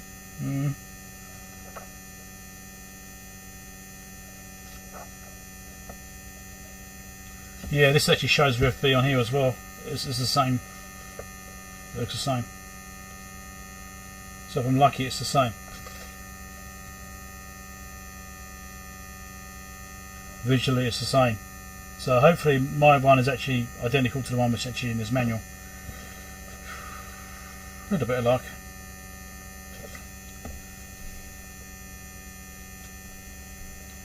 Right beside T101. Okay.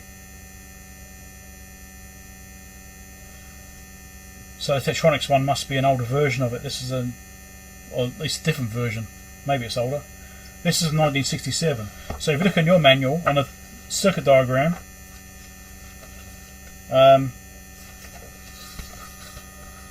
in the diagram over here, it has a date. Look at the date in that and tell me what it is.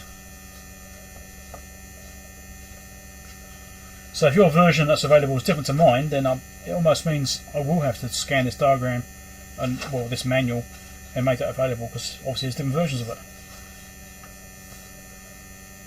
That's fine, it's still been a good guide. And there may be some clues in the older manual. Sometimes cross-checking between manuals is actually really helpful. Because it can also give you a bit of a clue about how it functions because of the way it's developed over time.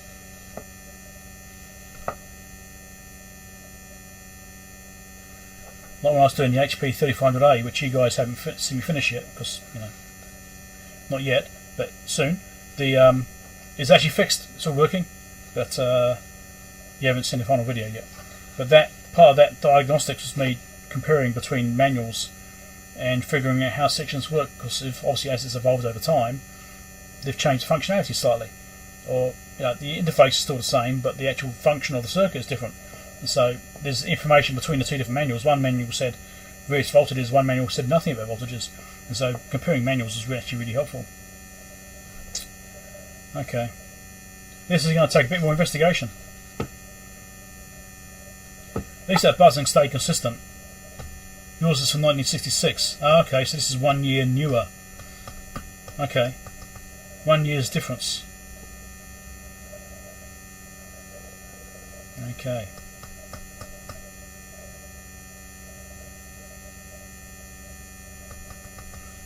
Oh. I'll have to think about this and formulate a game plan, because we've got voltages, there's no ripple on them, and so that's on the surface looking perfectly fine. So I need to actually go through the troubleshooting procedure on this and actually narrow it down a bit.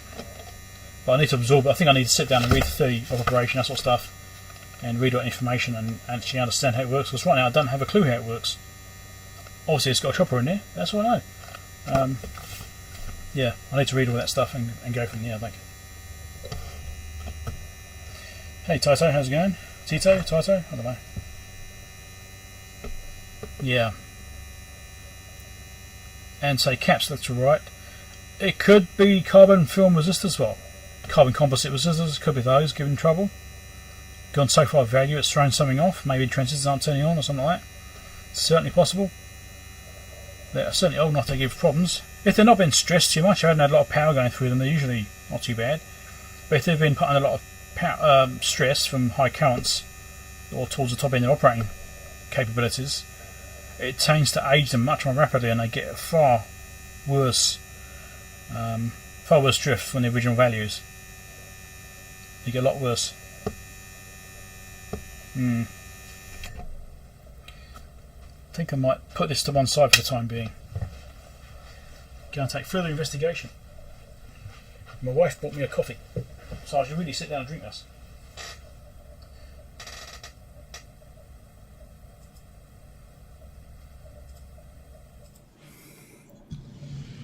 Right, coffee.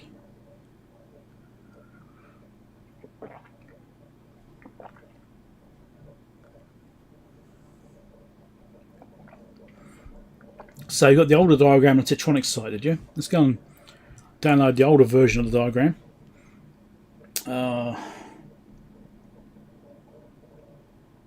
thinking now because I'm on because I've got my new computer half set up. It may be pointless doing it on this computer because I end up losing it again. I'll do it later on. I don't have anything on this computer at the moment because I'm going to be transferring over later on today, hopefully to a new one.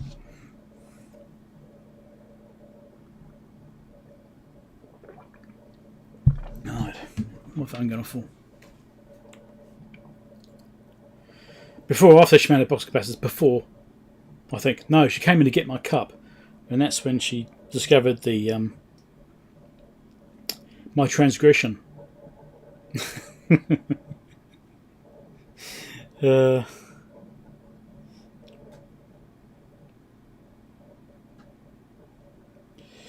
Yes. Yeah, so she made me coffee despite me encroaching on her area, if I can even pronounce it. Alright. Yes. Okay, so that's going to take a bit of thinking, because the problem is that I've got to sit down and absorb the information in the manual, right? And I have trouble doing that unless I can sit down and just concentrate on it. So if I'm trying to do live stream, trying to sit there and read it is just about impossible for me. Oh, then she's a keeper. Yes, absolutely. I think I'll absorb that later on. So what I might do is put that to one side. Maybe we'll have a quick look at the Marconi, because I think that should be a relatively quick one to get through. I don't think there's going to be much to do there.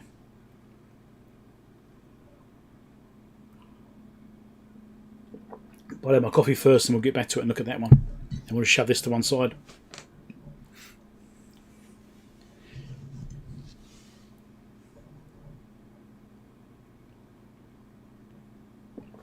Right. And my shirt has been proven wrong today. It's always a capacitor. Well, today it doesn't like it is a capacitor because they always tested fine.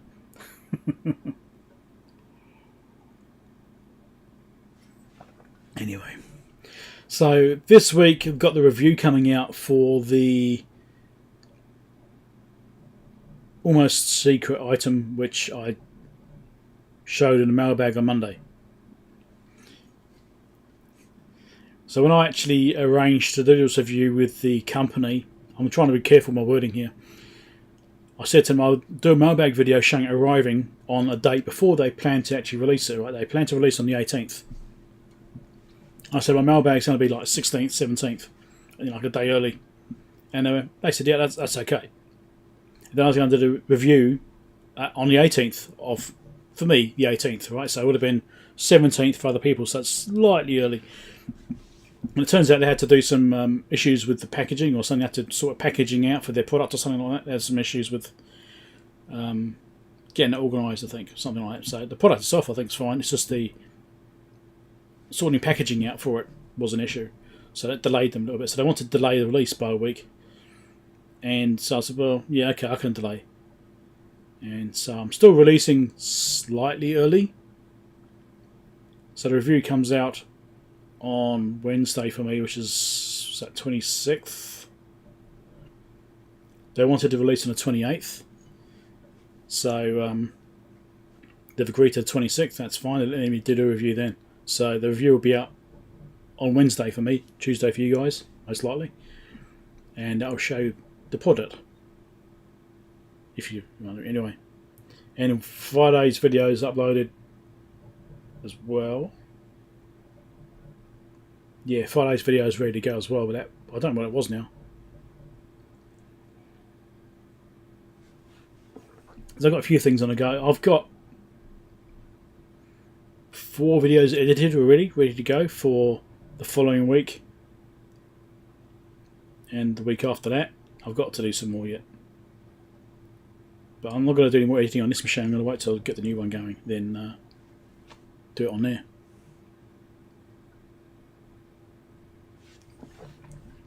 So yeah, I've got a few interesting things coming up. I've got the power supply repair, which is showing that.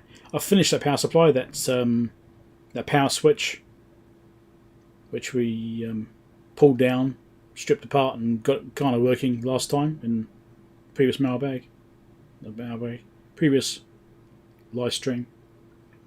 got that done then. And yes, the new switches arrived. Because I know the switch was working, and it was working 99% of the time. Sometimes it wouldn't turn on. And as it's saying I'm going to sell, I've actually got it on for sale right now on Trade Me. So it's available right now for sale if you're in New Zealand. Because I was going to set it, I didn't want to set it with a slightly dodgy power switch, so I've replaced the switch.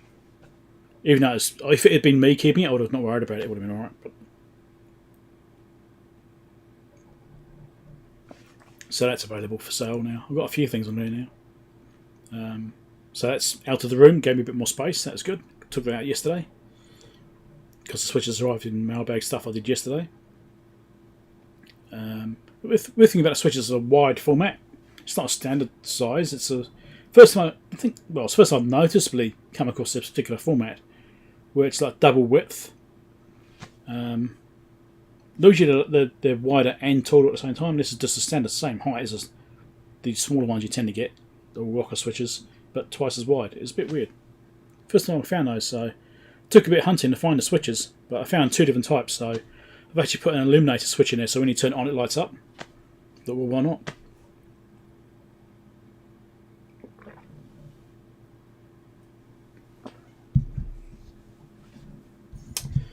Right, that's coffee head. So we'll look at something else next.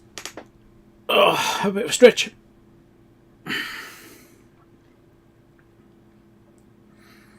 Yeah, I mean that Keithley shouldn't be too hard to solve, but I need to formulate a game plan first. I need to figure out how I'm going to actually attack it, what should be where, and know what to test for. I mean, obviously it's got the troubleshooting diagram information in there, which I could just follow blindly, but I'd rather actually know what I'm dealing with first and actually understand how it works.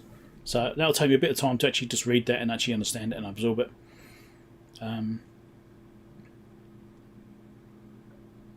Yeah, but I'm confident I can get it working. As is usually the case, it's rare for me to not be able to fix something. It's very rare.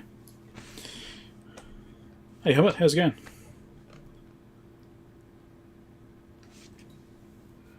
Oh, gone. Came back and gone. Okay, alright.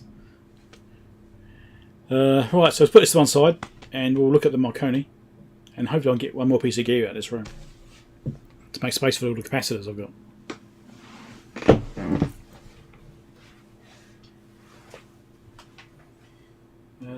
I shall just... how much do I need to put this back together by? Anything? I should change camera view so you can see what I'm doing, maybe. Let's do that view. See something? See something at least. Right.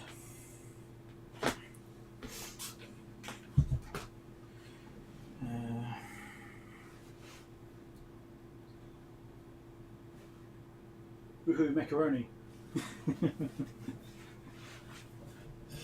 I was thinking of the Macarena. Macarena, that's what popped in my head just then. God.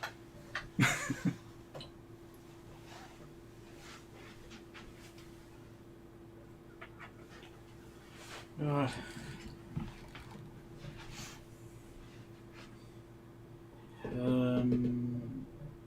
I think this is going to be the next thing we're working on anyway. So I might as well leave it basically apart. I'm going to organise myself slightly better. You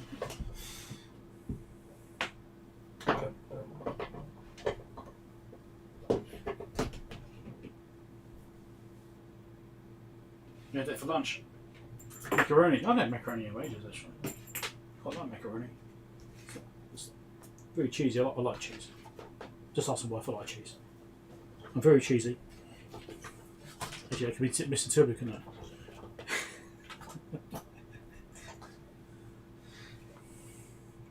I'm a fan of cheese, I suppose. Yeah. Anyway, I like blue cheese, and she can't stand blue cheese. I mean, blue cheese is like a mouldy cheese, I suppose. I never used to like it when I was younger, but now I actually quite like it. Where am I going to put this? My wife's desk has still got some space on it. Do you reckon I can get away with putting some more on there? Temporarily. No, that's right. I guess I'm going to put it.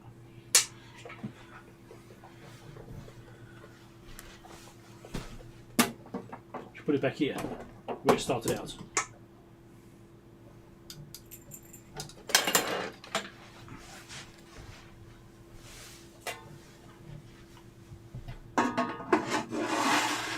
You know what's going to happen, eh? You can probably see this on camera. I'm going to go and pick this up, and the top's just going to come straight off. Almost guarantee it. Got this mailbag rubbish on the floor as well.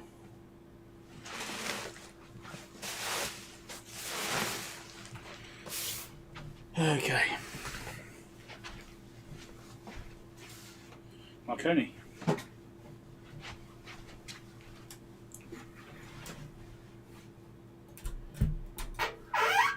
It had extra cheese. Brilliant. Here we go.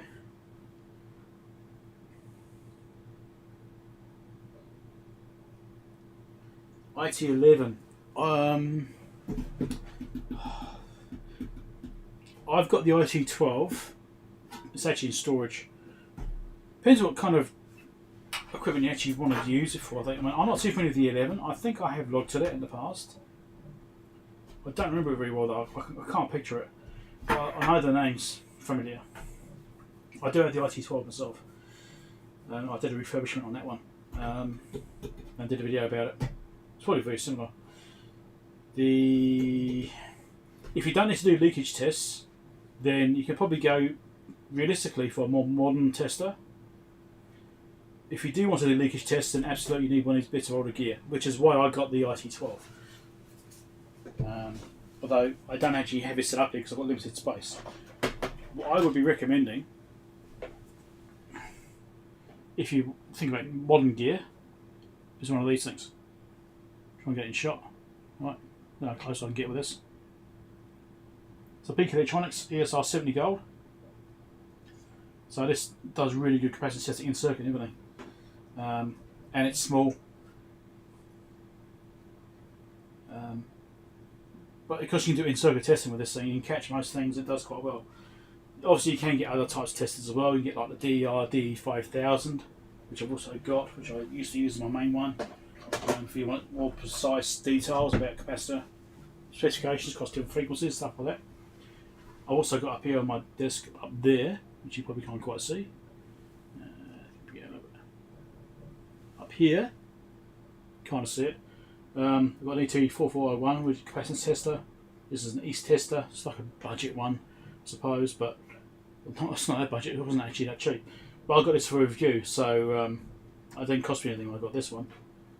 It's sent me to review it, but I think these were hundreds of dollars at least. But that does quite well. It's actually really accurate compared to other things I've been testing with.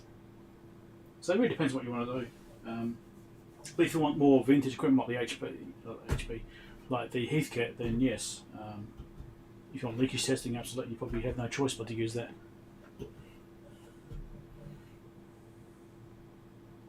It's like the IT28. Is it IT28 I'm thinking of?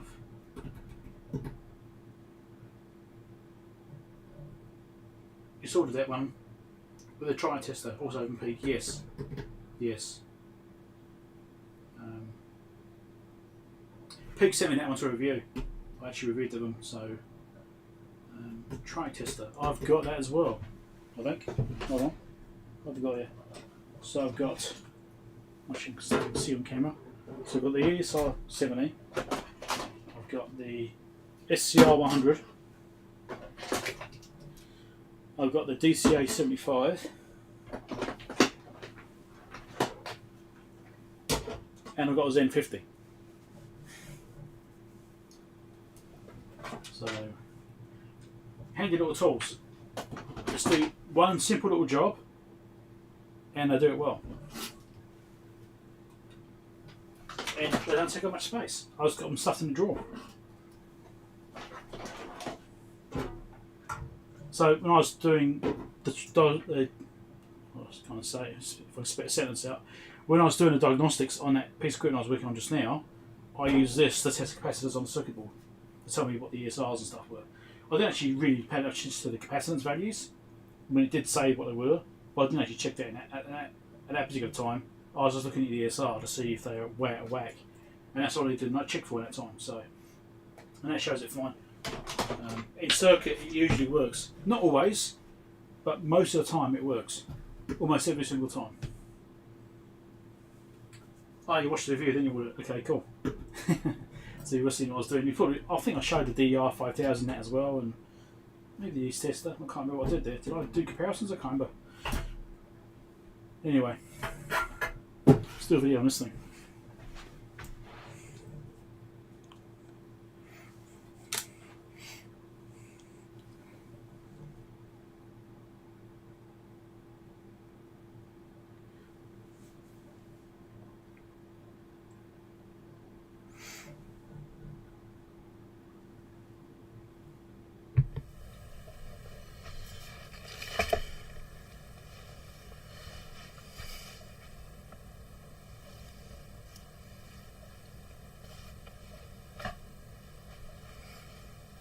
If it's old enough to require high voltage testing, you're probably better off just replacing them. Yeah, pretty much, yeah. Sometimes it's good to know that. One of the benefits of having the high voltage testing for leakage is you can do it for other things as well. Not necessarily just capacitors. So you can actually do leakage tests on things like a transistor. You can measure a leakage across, or even a diode. Even high voltage test diode is perfect for that. So you can put a diode on it and actually measure leakage through the diode and see what its breakdown is. I've had a piece of gear which I was working on. What was that?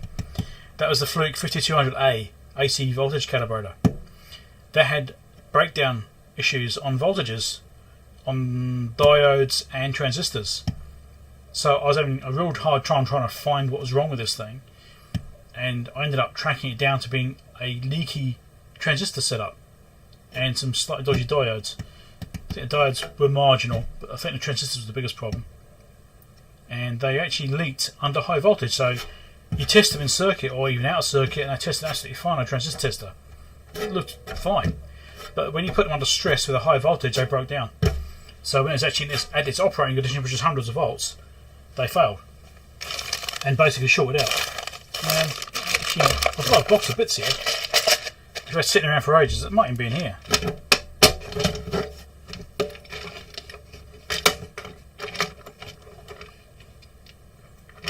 Yeah. This transistor here. This one breaks down to high voltage. Right, 2N6206214. I'm pretty sure this is it. And yeah, this was failed. It tests fine on a transistor test, works absolutely fine. Put in a high voltage, short it out.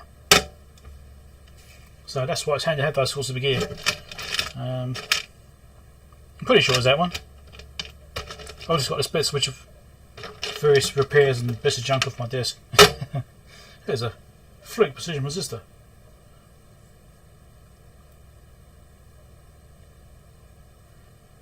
That one's open circuit. I was tempted to repair that one day. That's my bits, box of random bits which I need to sort something out with. Things I don't want to chuck out yet.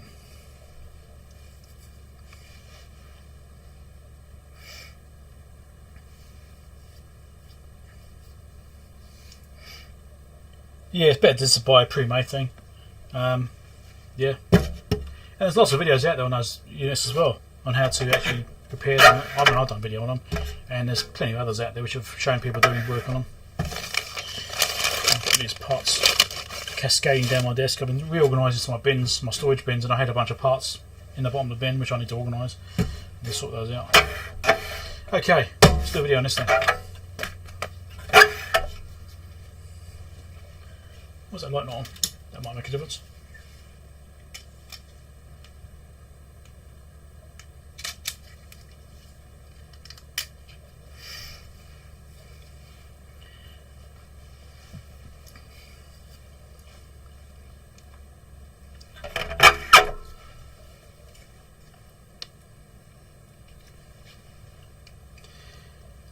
So today I'm going to look at this thing.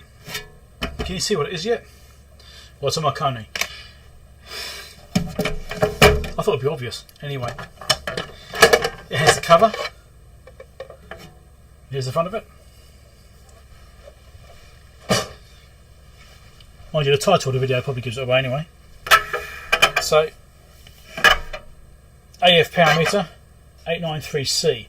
I've got an early version of this. It's 893A or it's 893 it might even be. And it's pretty tall. You know, it's, I don't know, probably 30 centimeters tall or so. And it's chunky, it's vertical format factor, but it's much older than this and it's not as nice looking. And I've had that for a long time actually. I need to put that somewhere. I think someone in his drawer somewhere actually. Let me see if I can find it. Can I find it? Is it here? I'll just show it in the video.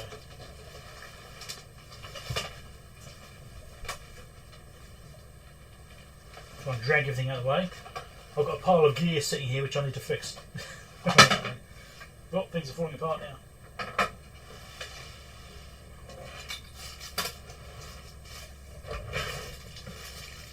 Yes, it is in there. Right, got to try and get it out.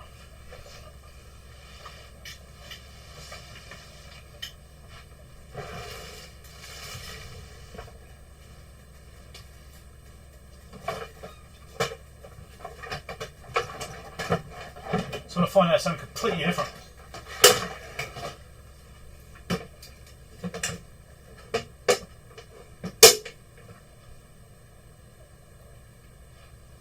No, I did remember it correctly.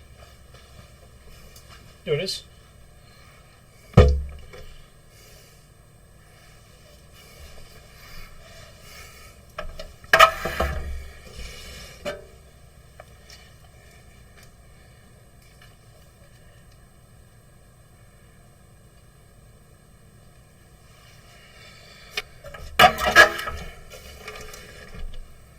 Bit dusty. It's been sitting around for a while. Alright.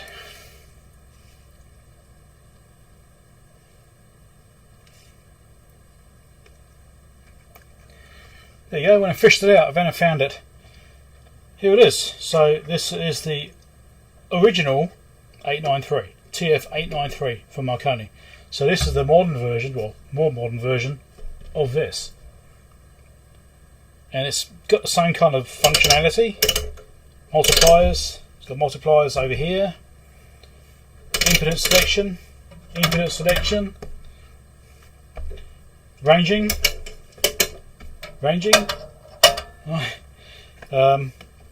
Inputs. CT. Earth. Connections there.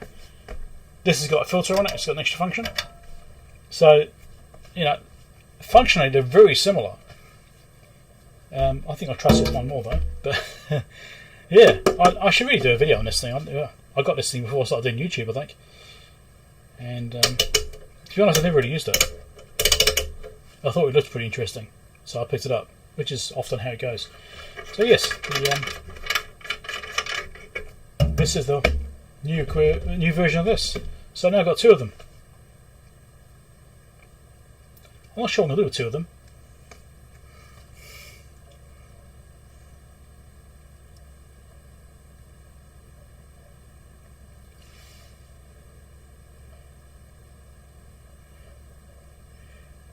Check out the 59C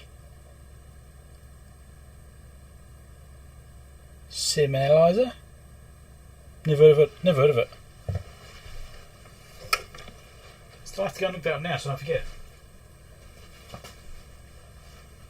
Yeah, I'm going to put this thing on again now so I can use my room. See if he's pushed him in the room now. Because I have to get to this drawer.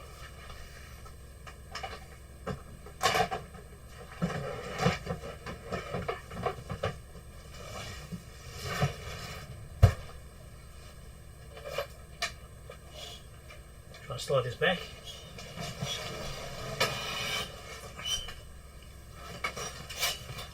Got a few projects on the go here, which I'm planning on getting to. And that's a crappy old Chinese fan. Well, not old, it's new. But I've put it to one side because I want to do a video on that because that could be interesting.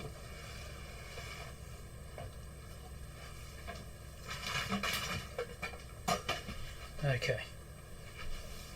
Fell apart. Be back there in a second. Be patient.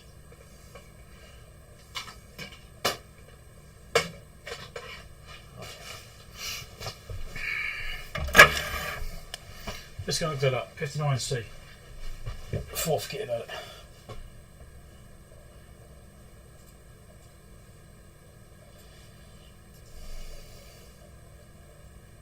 Slight distraction for the time being. Semi-analyzer.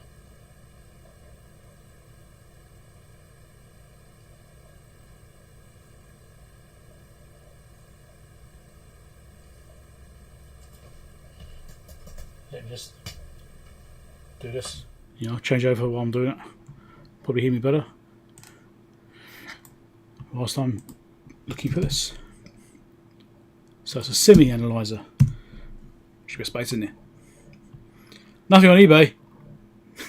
Yeah. Oh dear, hiccups. Passive testing and breakdown voltage noise testing. Ah. Right. Yeah, could be interesting. Look at that. So we can find one later on, maybe. I shall leave that sitting there.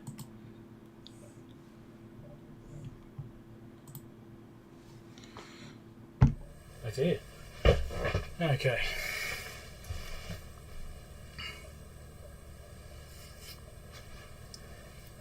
It's taken ages to do anything with this video, isn't it?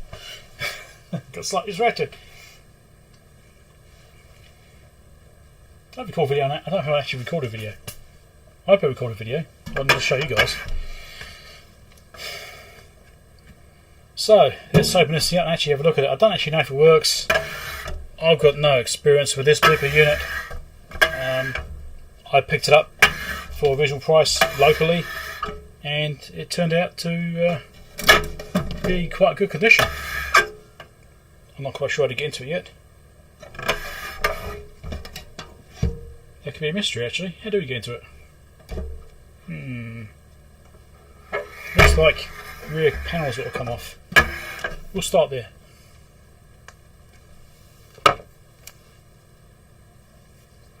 Don't come on eBay very often. It's a shame. I'll make it over anyway and check it out later on. If it's something which looks like it could be useful to me, I'll try and get one. I'll watch out for it and hopefully find one later on. If we're lucky.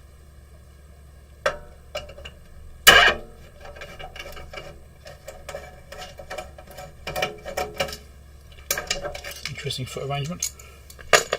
I've broken the calibration seals now.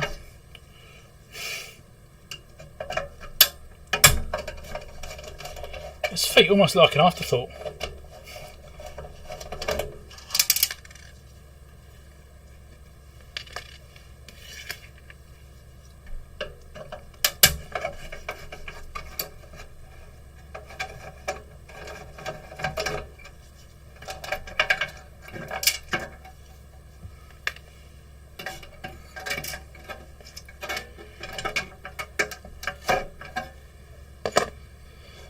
You've got two screws there.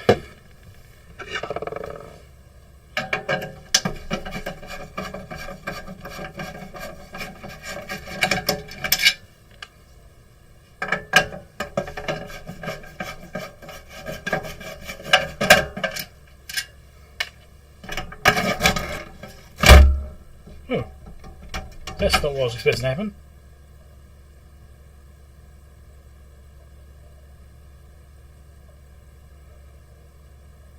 Okay.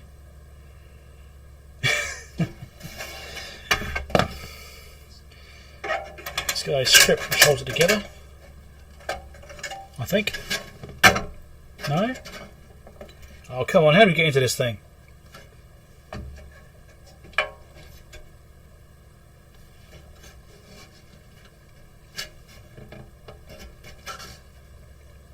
Was it just stuck? It's not in there. There we go, it's stuck. Okay. Get this strip here off. There we go.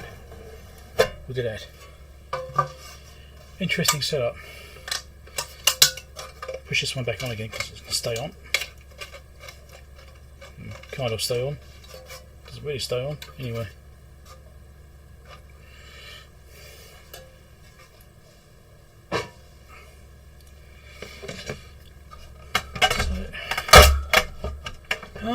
that was just coming out actually. That was just sliding out. Okay. So I'm gradually figuring out how this thing goes together. I'm just pulling all sorts of bits off it now. So I've taken the screws out the back there. And actually removed these other self-tapping screws. These two. And I didn't need to. That allowed the back panel to come off. But I didn't actually need to do that because once I took those feet ones off, this is actually sliding out. I didn't realise the whole thing was sliding out. I thought the back panel would move. But yeah, we'll slide the whole thing out. And now we've got the top cover off, we can also see, but we'll slide it out. Yeah, made a mess of this now.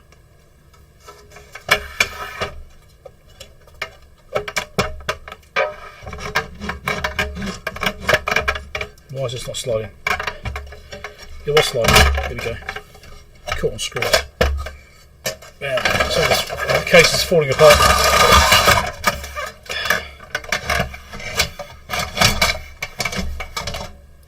Okay. I might just rebuild this case before going further, before it gets too ridiculous. Seems I made a mistake there, putting that apart. It didn't need to come apart. I thought it was looking a bit weird how it was assembled. It's far simpler than I thought it was going to be.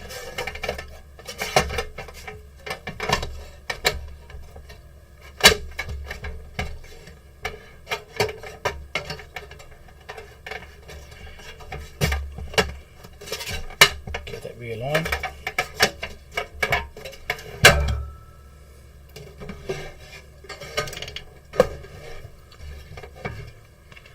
Self-tapping screws back in again, then we'll carry on with the actual look at the actual unit.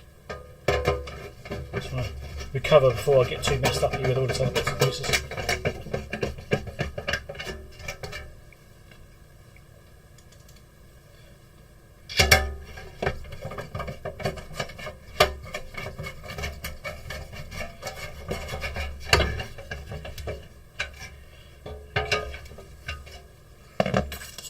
Put this little strip back in again. Whoever that goes.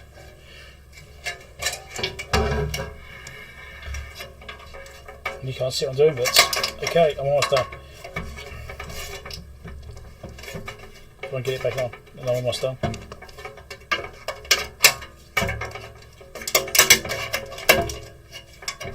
Okay. So those strips put back in again. That'll sit to one side now.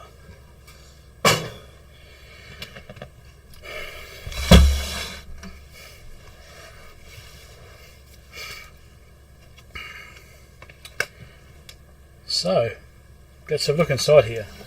What do you actually have? Not a lot.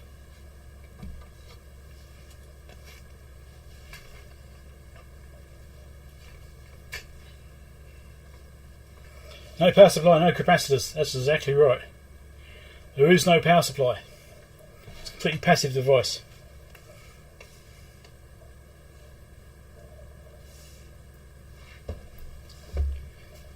Let's light around a bit more so I can see better.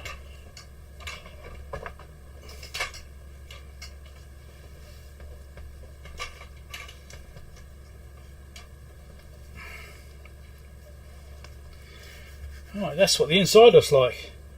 Whole bunch of precision resistors. There's a trimmer here. I have some capacitors. Look, we've got two trimmer capacitors. No, that's not right. It's not trimmer capacitors, is it?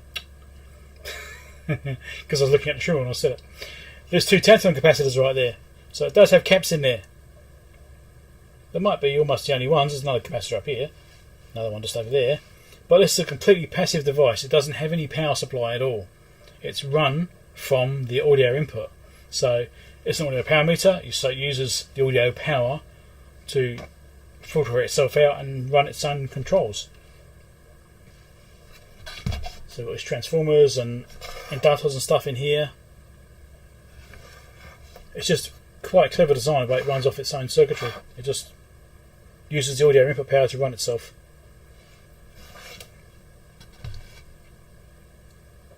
Nice. And it's got some codes down here. I'm not quite sure what they mean. But it's a really basic thing, but really nicely laid out. What percentage of those resistors can I see? Can I get close enough?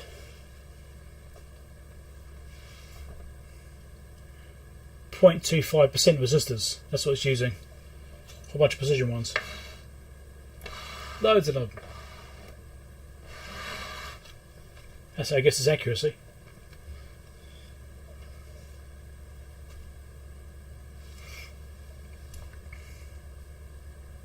Tantalum bombs, yes.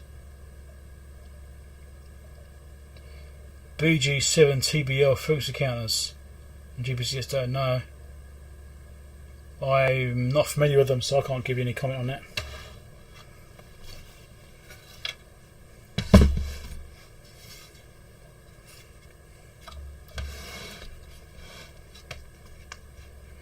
So that's what's inside one of these things. I don't know if it works, but there's probably nothing to actually go wrong with it, really.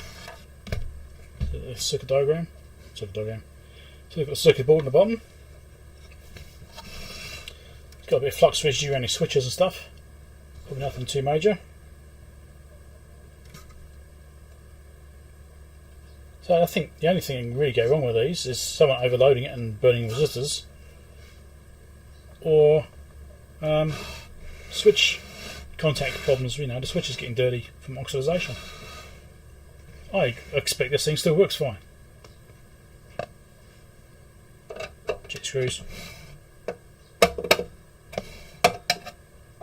Or slightly loose.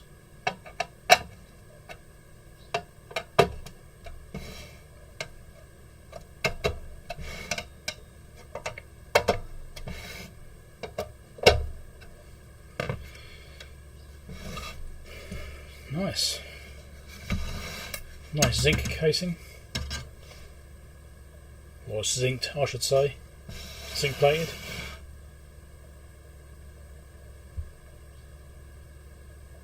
I wonder when this thing was built. I wonder what year this was.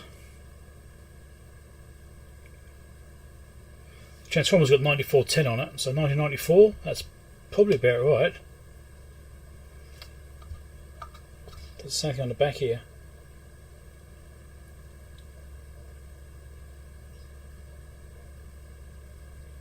Nothing I can decode.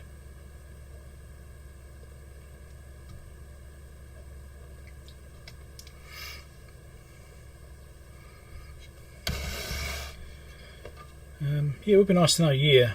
And that transformer so far is the only clue.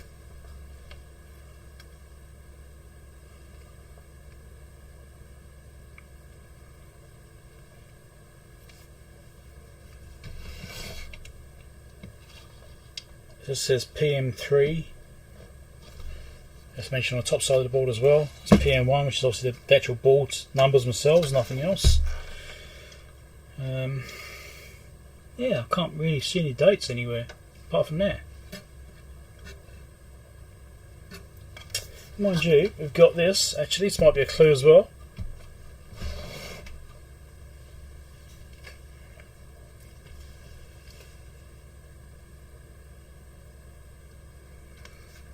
So I'm trying to track down date codes. On a transformer here we've got 9410, which could have been 1994. Yeah, it moves. Is it meant to move? And over here we've got 9445. So does that mean that's 45th week of 94 when that board was done? It's certainly possible the transformer was made before the board was. So I reckon this is probably 1994 vintage. Yeah, it's the only date codes I found so far, or potential date codes I found so far. I reckon that's probably quite likely.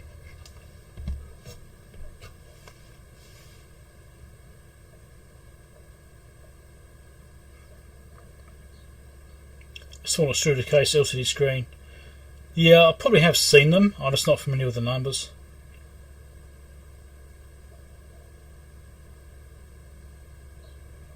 Yeah.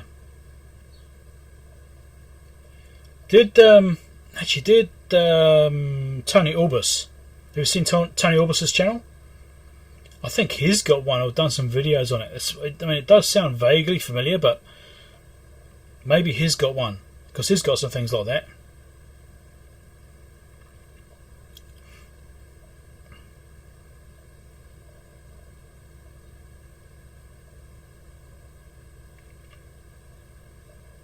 Okay, there you go. David's answered your question a little bit.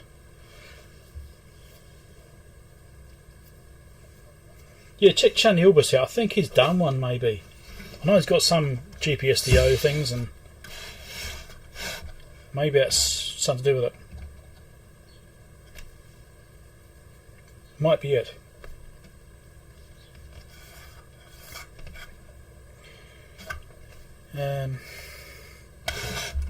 Okay. Oh, thanks for your house, Trump boy. Catch you later. So yeah, that's not much to show now, is it?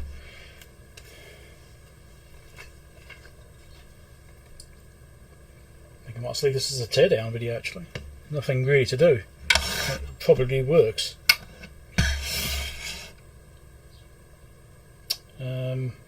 Can I generate a source powerful enough to test this thing? Let's find out.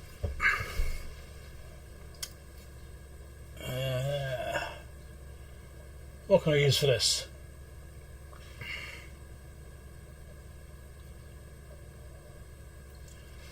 I'm trying to find a cable I can use.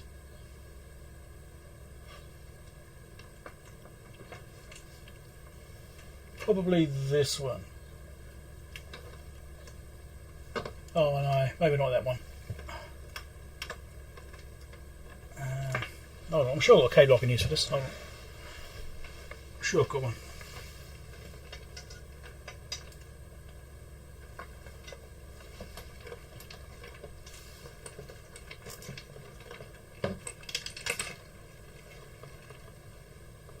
Yeah, I've got a cable. Of course I've got a cable.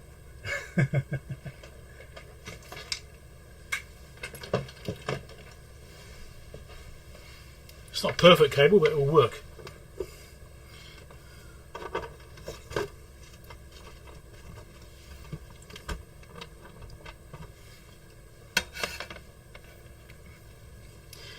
Signal generator, exactly what I'm going to do.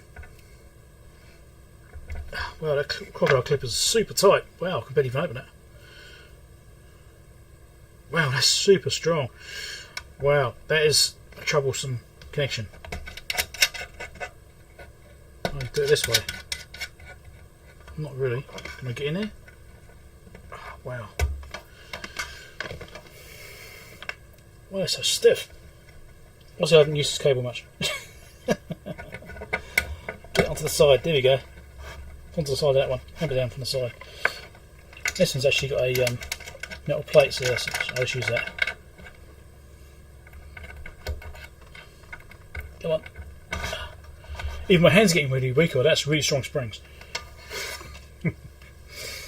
Okay. Frequency 1 kilohertz. Times 1. Let's just do 1 watt.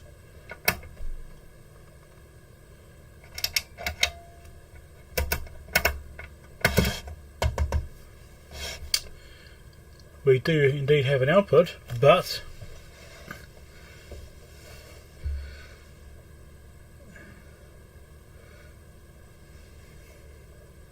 there's nothing there. Do you know why? Because I've been an idiot and I've plugged it into the wrong place in my signal generator. I've done this more than once, I have to admit. It's got a modulation port input on the very left hand side, and out of habit I keep on putting it on the left hand side instead of on the correct port, because this thing I'm using is that Juntech PSG 9080. I'll show you that thing.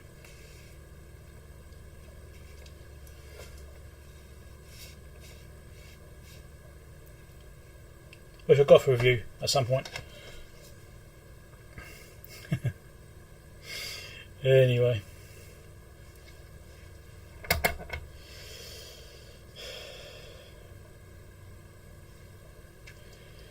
So I've got to hook up to my Juntech signal generator over here. We'll see if this does anything. I don't know. It's got it set to 1 kilohertz. I've currently got 1 volt peak to peak coming out. We'll see if we get anything on here. I can't be bothered doing calculations for the power rating. That may be enough, it may not, and we'll have a look at it and see if it appears to function or not.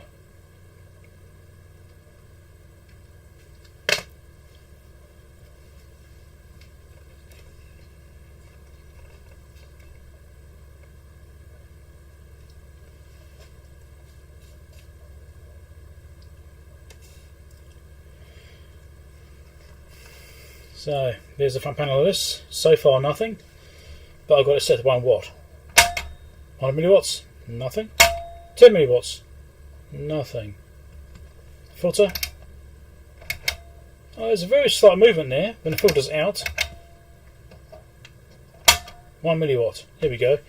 Maybe I need to do a calculation for what the voltage versus power formula is for this impedance. If I change to 20 ohms, there we go, it's gone up a bit, as you expect. Can I do 50 ohms? Because this thing should be expecting 50 ohms. So we'll go 5, and then times 10, that's 50 ohms, right, which should be not overloading the generator. It's obviously not realistic for a speaker, but you know, yeah.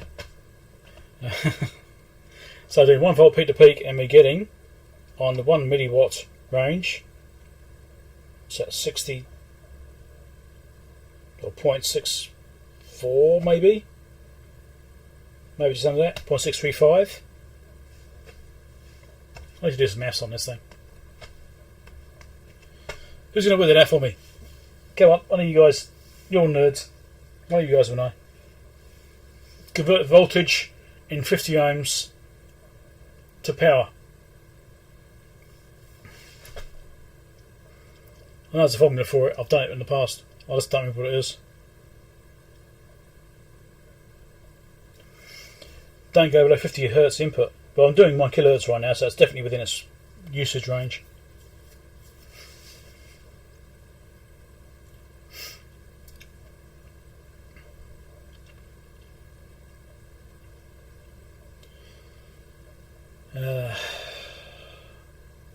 What the hell is that formula? I'm trying to remember what it is.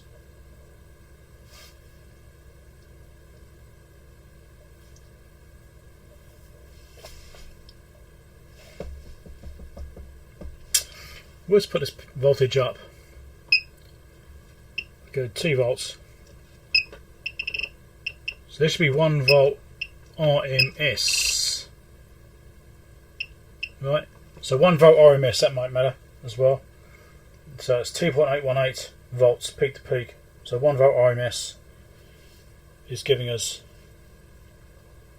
0.8 milliwatts.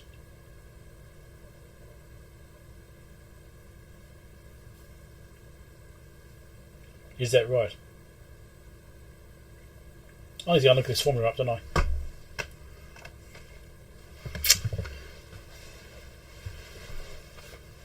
I'm sure there's an online calculator.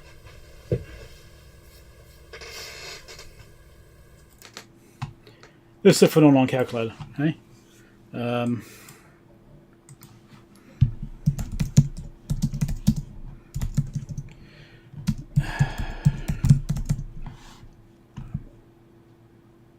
Audio.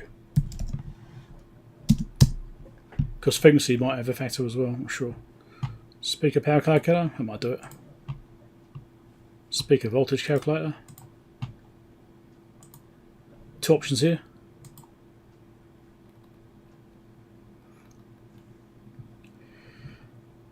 Voltage peak to peak, right, 2.818. Speaker impedance 50 ohms. Calculate. That should be 0.02 watts, apparently.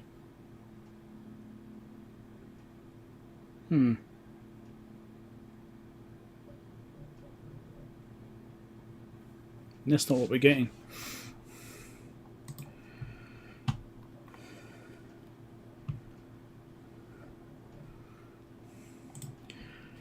Let's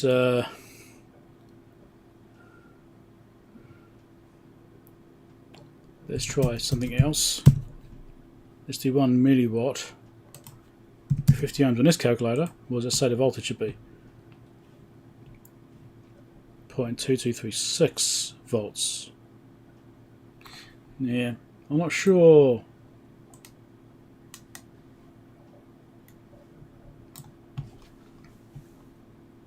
It shows up top screen, you can see what I'm looking at.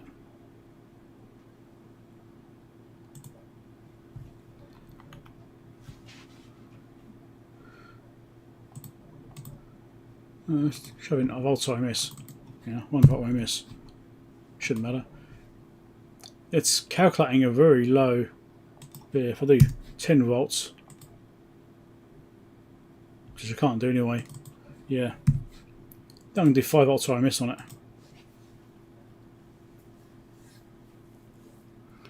That's a 50 ohms. And I believe I'm at 50 ohms. Yeah, I'm definitely doing 50 ohms there. But that's very different to what I think it should be. Well, what this calculator says is nowhere near what we're getting on that display, on that meter.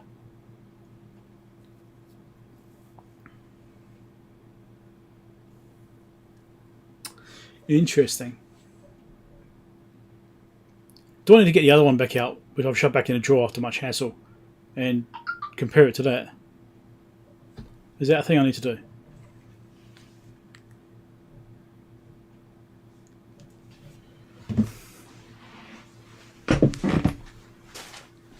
And my tablet dropped out again.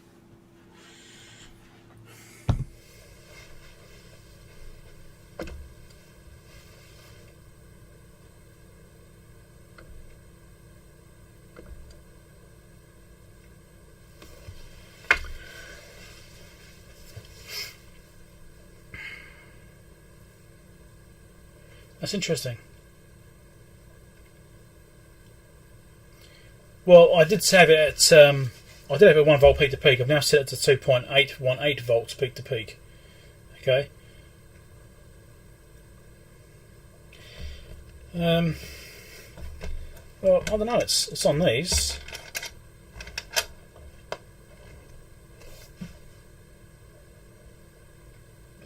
What?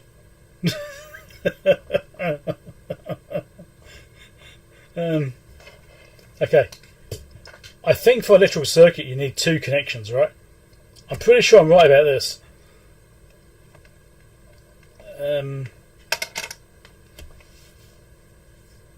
What?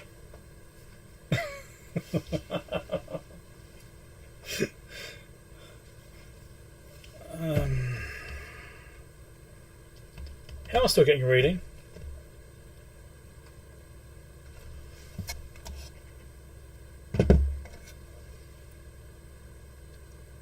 Was that stuck? Or was it capacitor discharge?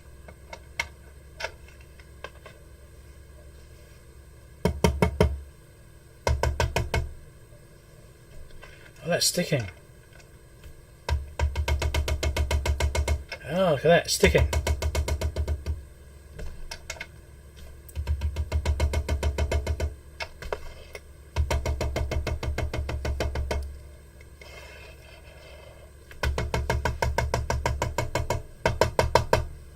Sticking meter.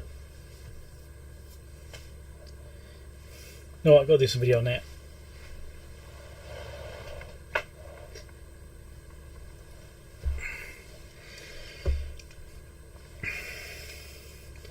So, I'm not sure about these connections on the front being correct, but I'm pretty sure it is correct because it does mark as input there, right?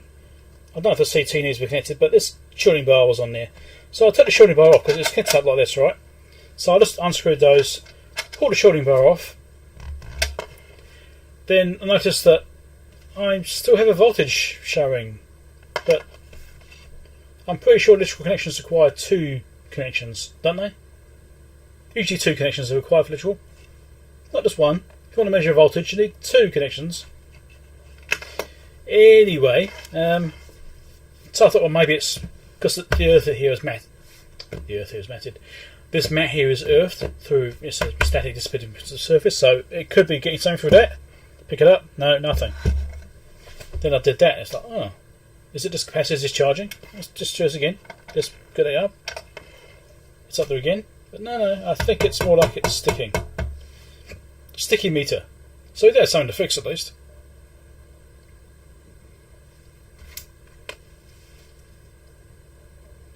Still not sure it's right though, because I think the meaning is wrong.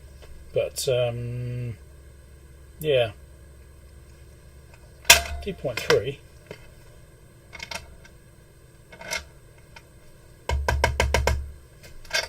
And that's the same. Because with the current power input I'm doing 2.818 volts peak to peak, which is 1 volt RMS, and that should be doing about 0.2, so 0.02 watts, 0.02 watts, 2.2 watts. So it should actually be there.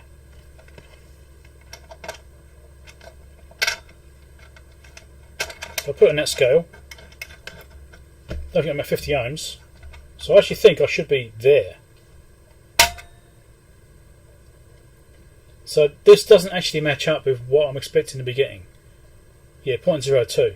So I should be somewhere else. On the 10 milliwatts, I should be getting basically off scale. 30 milliwatts, I should be getting about there.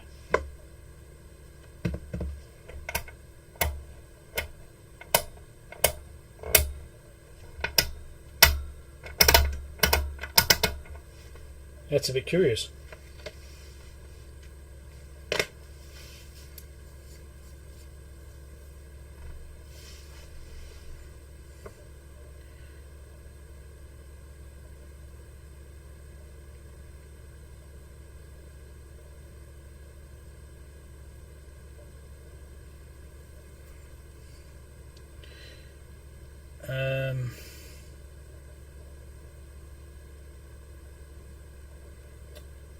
Well, what can happen on meters, like on CB meters, it's quite common to know as well. The meter will stick, and it's the actual hinge points, the actual pivots. They get a little bit of corrosion or something on them, a little bit of oxidation, and the actual pivots will start to bind up.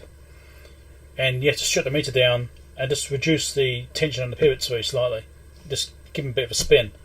Sometimes you can move working back and forwards and put them back where they were originally, and it'll be fine. It sort of scrapes them off a little bit, and just frees it all up again. So it's probably something like that.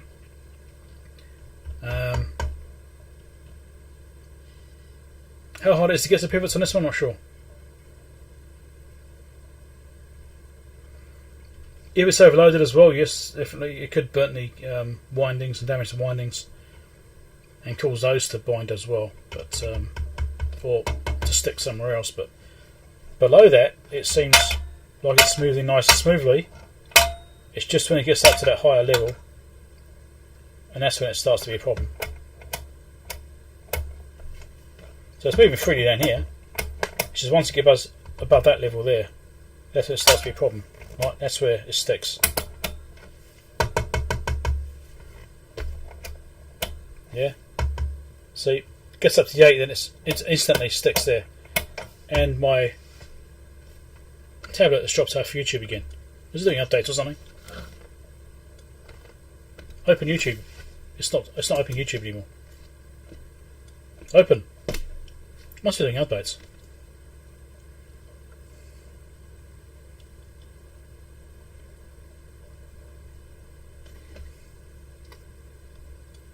Yeah, I think it's doing updates.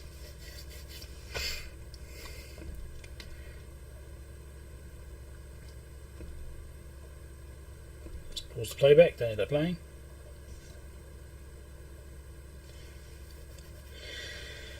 Right, so sticky movement, we'll look at that first. Hope I don't have to remove the meter to work on it. It's not too hard to remove it anyway. Looks pretty straightforward actually. So, right. So it's definitely sticking just about here somewhere, about the 7.5 or so. So it's just there, about the 8. So it's sticking there. As soon as it gets below 7.5, it's okay. That's natural reading there. Right. The readings are wrong for some reason. I need to figure that bit out. But first, let's solve the sticking problem, because that should be fairly straightforward.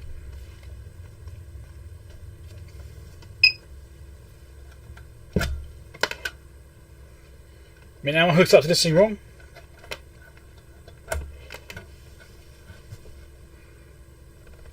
The earth terminal is just going to the casing.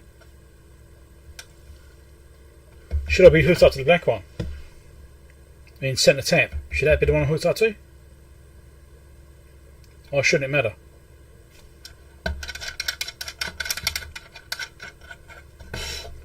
Let me have a look at that actually before I forget about this particular problem. Come on, get in. Bloody hell, open up here. Open up! Oh man, that's just ridiculous. The red one goes in, the black one doesn't. Wow.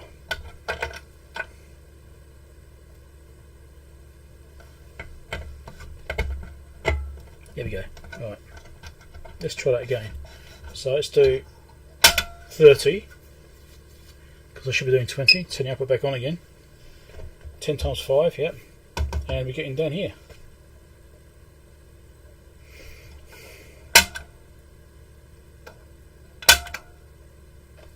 That's stuck.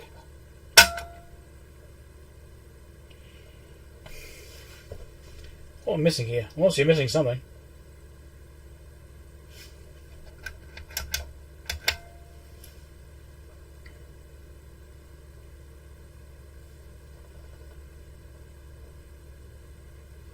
Oh, Simon Spears did one, did he? No, okay. Maybe I'll look at that one later on. Shooting by from Earth to CT. Right. Okay. Well, we'll do that then.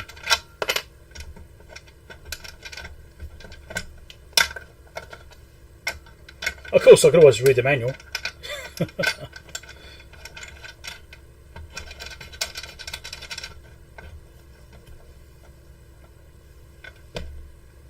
CT there. It's really high on that terminal.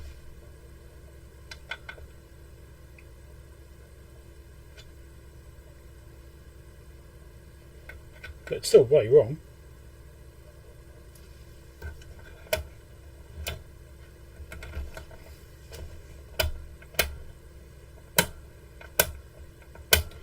Obviously the impedance of this is affecting the generator output. It can't drive enough current.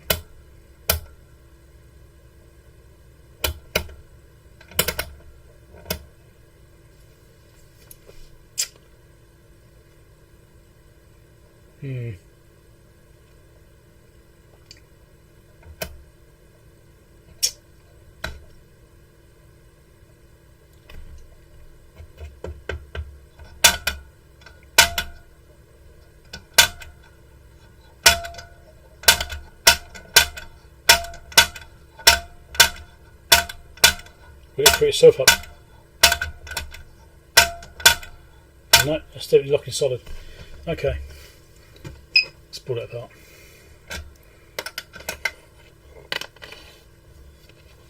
Hey, Easy Power, how's it going? East Power, sorry. And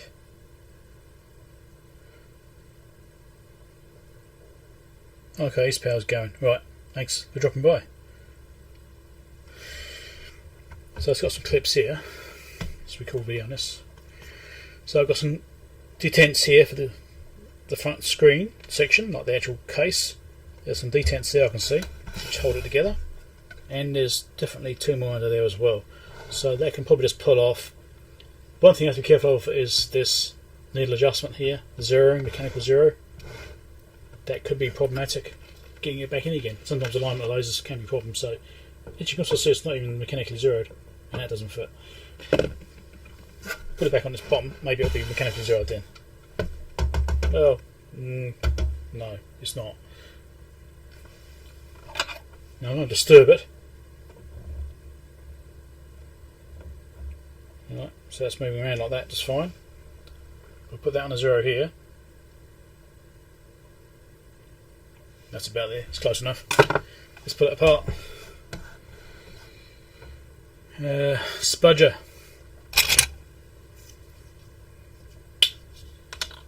Try to scratch your face.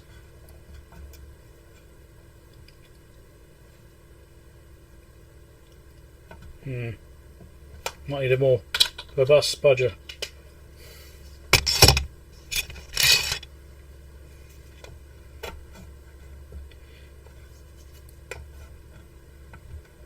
Come on, get in there. Maybe not that robust. I'll come back.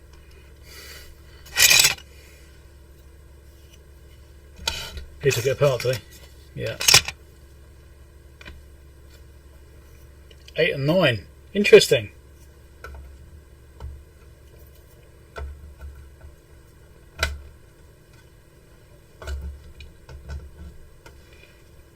Come on.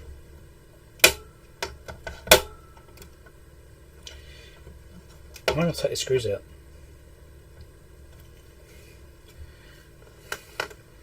I don't know if it's scratching the front. I'm going to run out of spudges at this rate. Oh, there we go. No, that's just pulling on the bloody screws.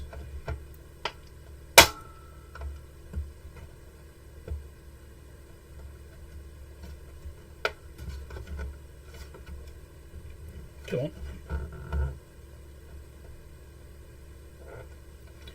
Now I can't get behind it now. I was getting behind it.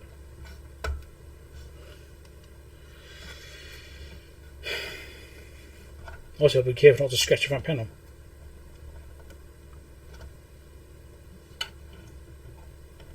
So we'll push the back of the meter out like that, and then try and hold it. There we go. Right.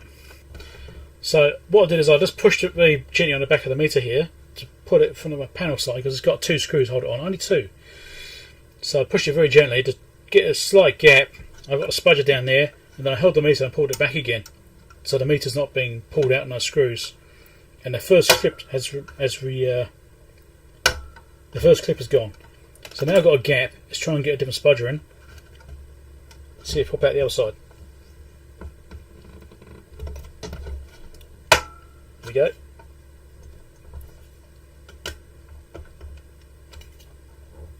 That's wanting to come out now.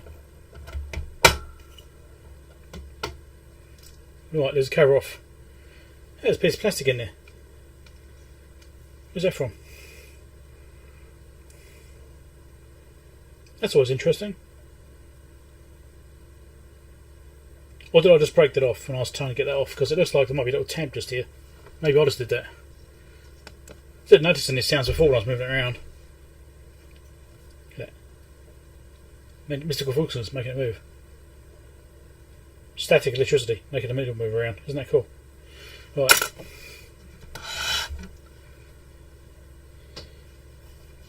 Let's have a look at what we're dealing with here. So I just want to get in there and just mechanically move the meter very carefully with something.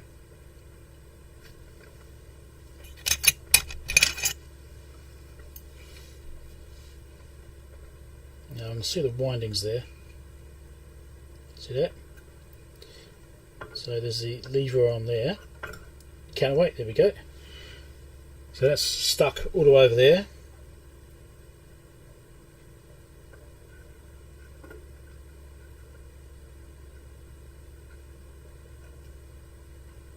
And it is floating quite nicely.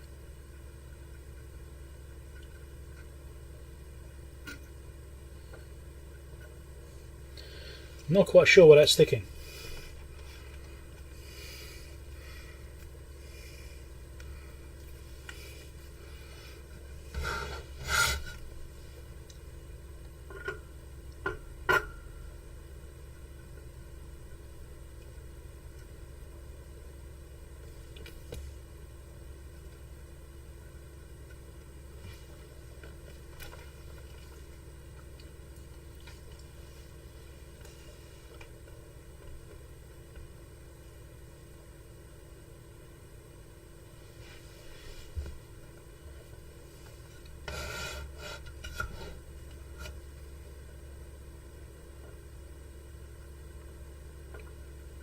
That's the thing there, and it is floating around, so it's got free movement there. It is actually floating, so I wasn't expecting that. My meter was just sticking.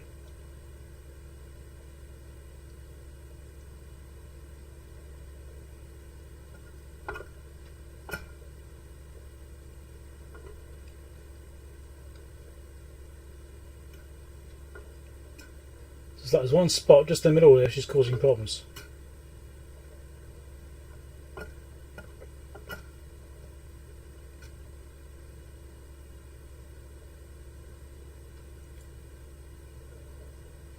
between 8 and 9. Wasn't that what Simon had?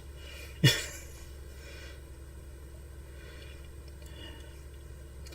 you think I need to take the meter out? Really?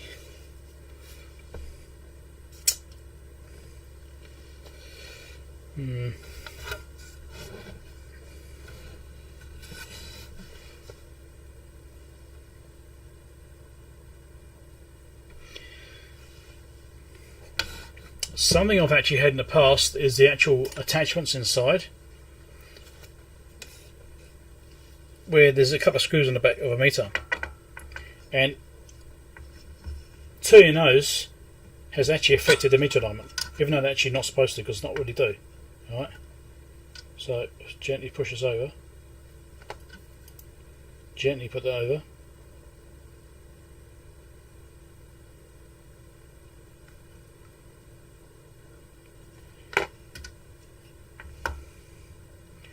That's not changing anything. Sometimes I've come across this where it's like twisting the body of the meter slightly or something. No, so I loosened it off and tightened it back up again. No. It's just where the wires attach inside, so it's got the post on the back. Just there. And they go through to wiring inside, which then goes through to the actual meter circuitry. And there's 2 screws in here. And I've actually found before, moving those around has just shifted the wiring a little bit and just made it free up. And it didn't work that time.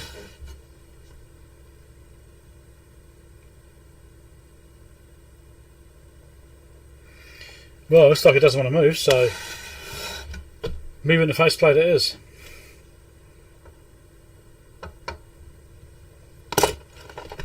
Not that screwdriver.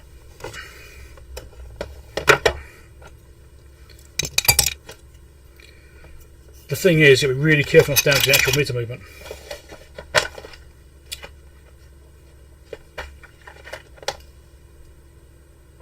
No, it's way too small.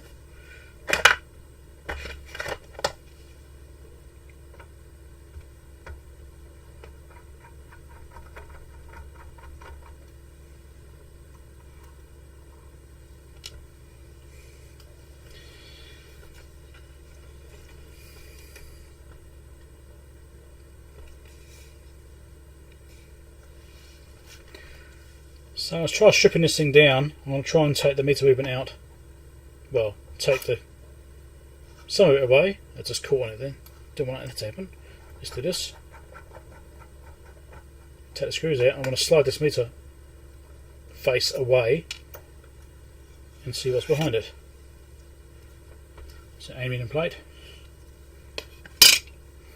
Now you can see all the mechanism.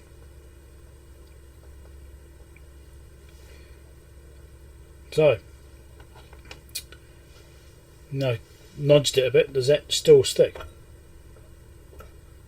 Yes.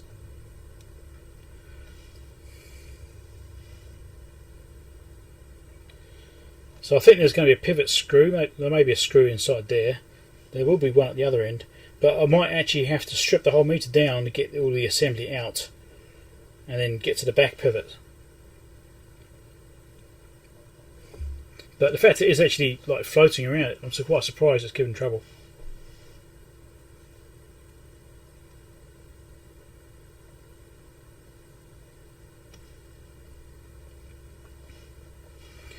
Might try and look a bit closer at that.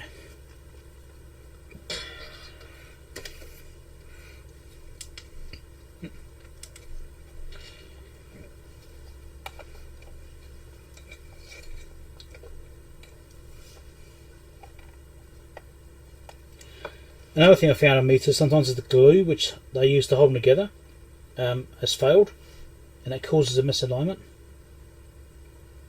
I've come across that in the past as well.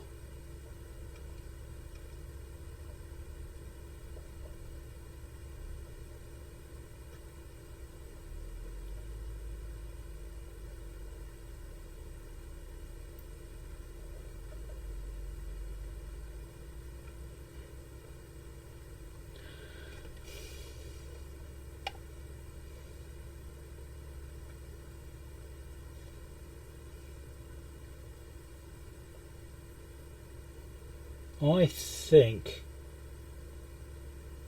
therefore I am, is that the same?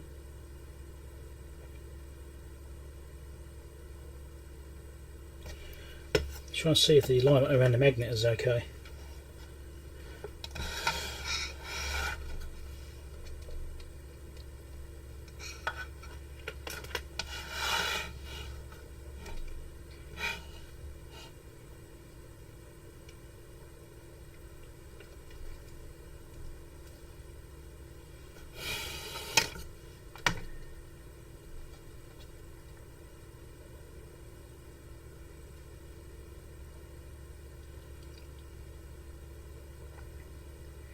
It looks like it's got clearance. Doesn't look like it's touching the magnet, but that's something I've seen before as well. It does, do you reckon? Yeah, sure, we'll give it a try. No harm in trying it. There could be something in there.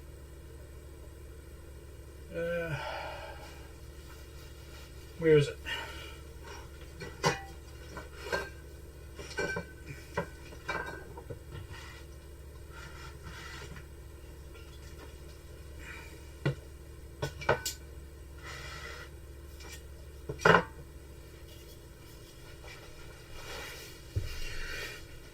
Let's see what happens. Oh, look, it's all falling apart now. This little space has fell out. It's fine. The other spaces fell out. I'm sure they're fine.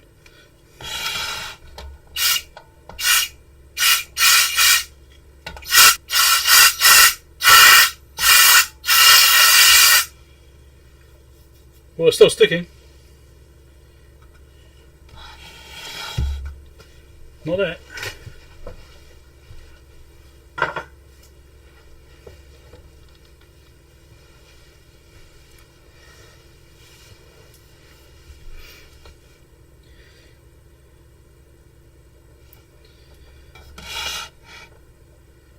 Is there a screw inside that pivot hole or not?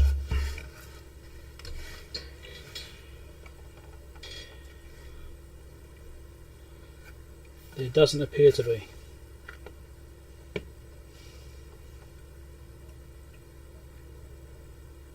No.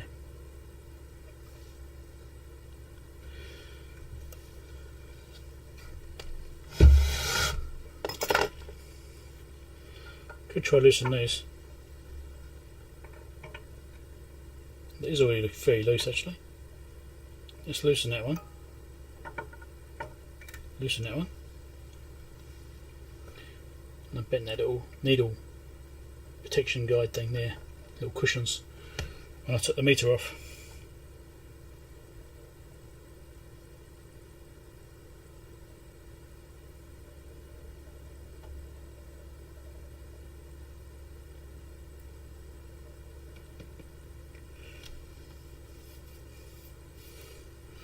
Yeah, well, I've loosened those off. Oh, look at that. So these, maybe it's pinching it. Tighten that one up. Tighten that one up.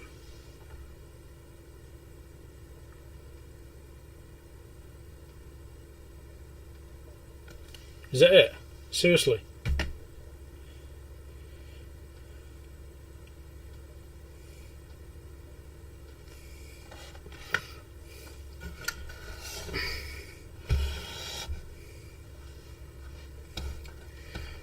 Oh.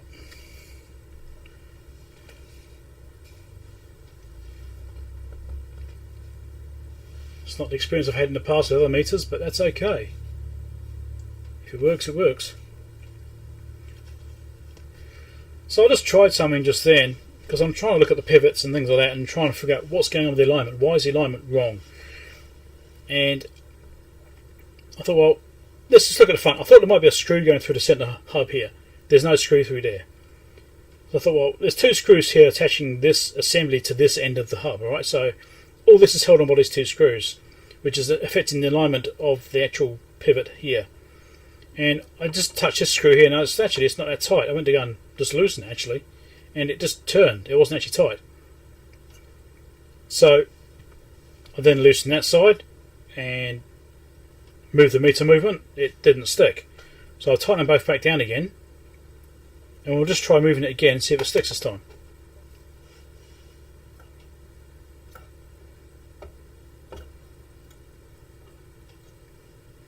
Okay, let's move it manually like this. It's not a good idea to do this, it's best not to do it this way. It did stick there, look. It did stick.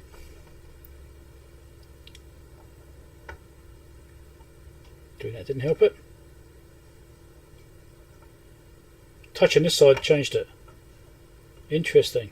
Just touching it made it unfree, so well, made it free itself. So there's something going on. Look at that. That's free now. Something's going on with this side. Maybe it's shifted very slightly sideways or something.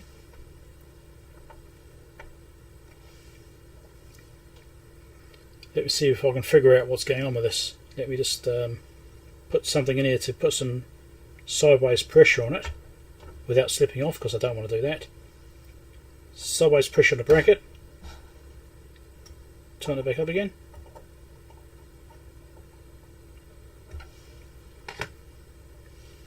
Recheck it.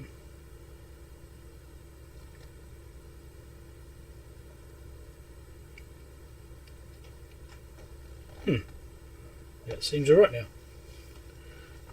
This is trying to tighten it slightly more. Haven't done it very tight, you see.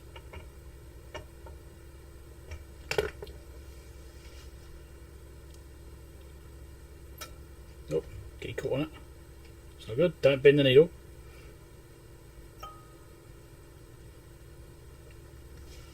That's looking good now.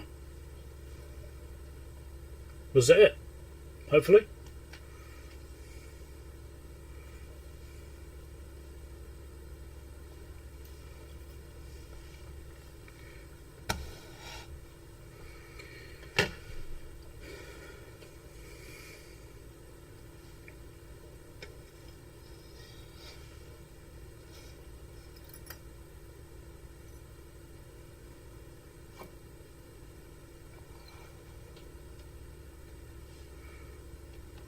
Oh, I've missed a bit. Don't bend the needle, Scott. I've got to put these back on.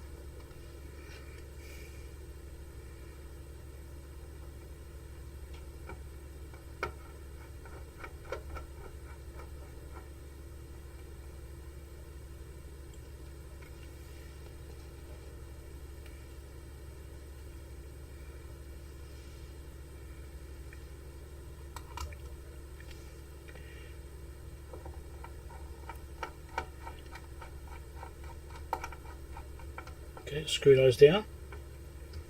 We'll see if that screws it up.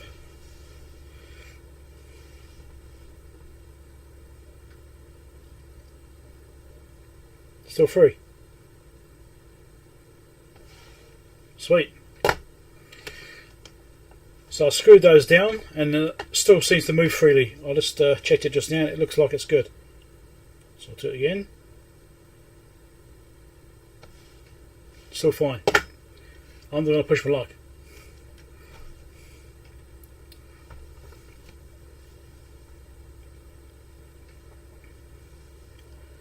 So will that mess up when I put the mechanical zero back in the moment? I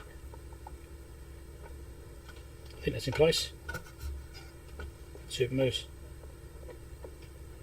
Yep, that's moving, so that's lined up. Come on, here we go.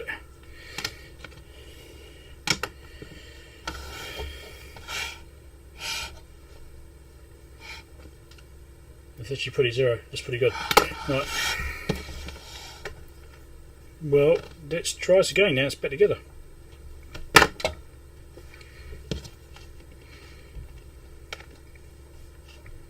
That doesn't affect the weird readings though.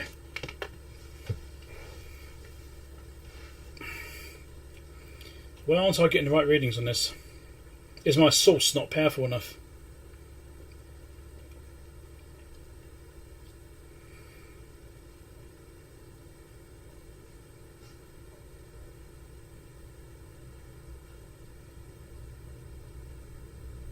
It wasn't intermittent, so changing the switches didn't change the reading, which would be a suspicious point, you know, with the dirty switches being a thing that could happen.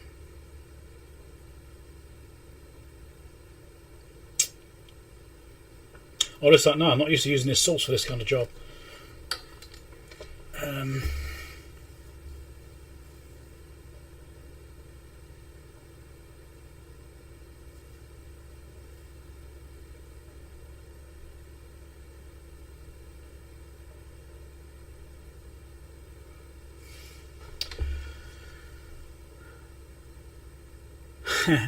I wonder if I can do that. Now, I've got a piece of test kit system on my bench here, which you may not have seen.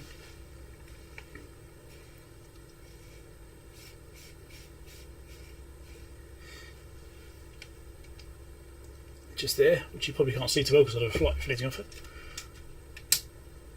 You can't see it all. Anyway.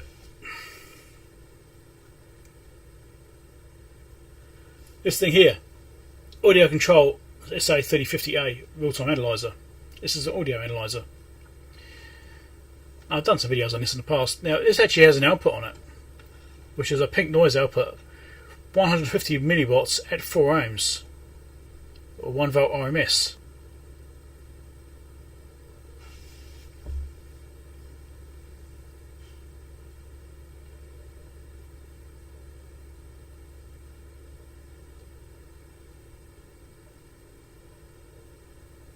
So if I load this to 4 ohms, hook up to that output, I should be able to see 150 milliwatt on it.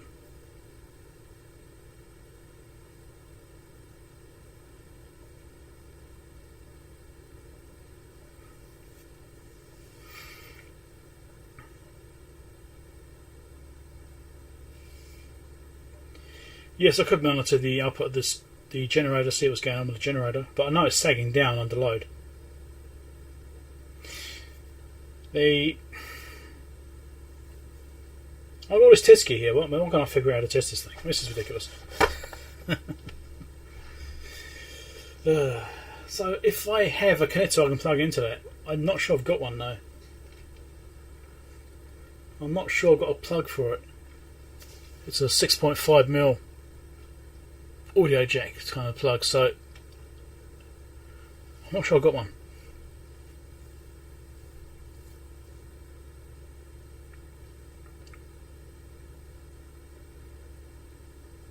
I certainly trust that more than the generator, strangely. Maybe I've got a plug.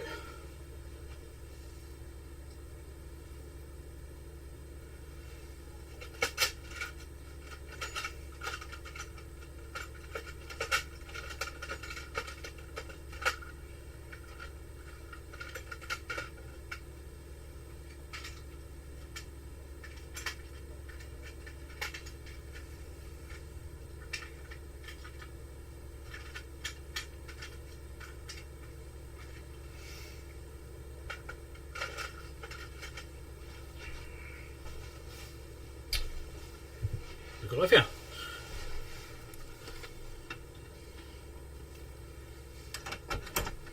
And it even fits. Brilliant. Right. What we'll do is hook up to that in a couple of leads.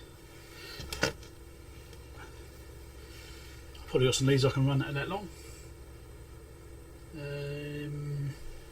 That's got bananas on there, isn't it? Yes, it is. So I can run the bananas with that. Okay, I will have a lead for that.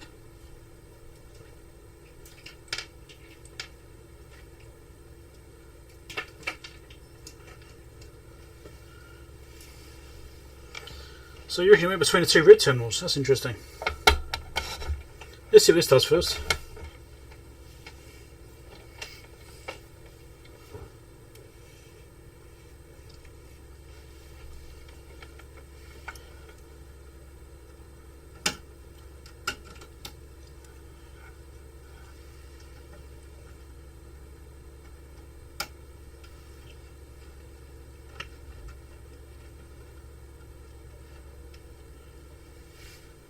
This is not chunky at all.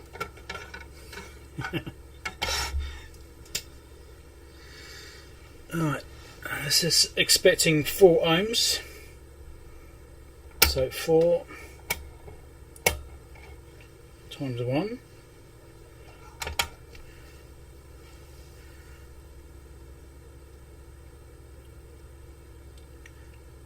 And I'm seeing nothing.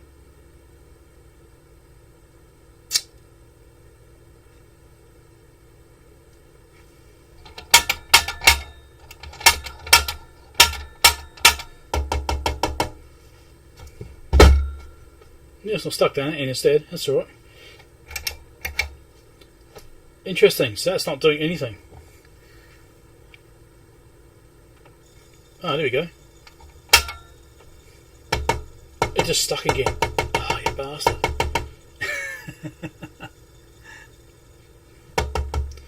Okay. So, right. I should be more careful about that, shouldn't I? So that should come to about here. And it kind of is. It's actually overshooting slightly. There we go. I think we've got a slightly dodgy connection on here. Let's adjust this a little bit. This connector must be a bit dodgy in that actual socket. Hasn't been used in I don't know how many years, if ever. Alright, try again. Yep, let's die again.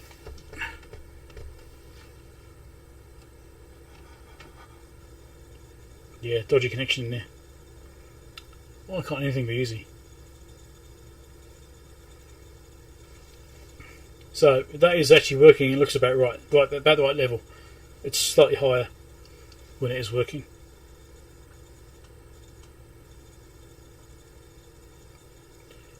That needs a clean. Of course, it needs a bloody clean.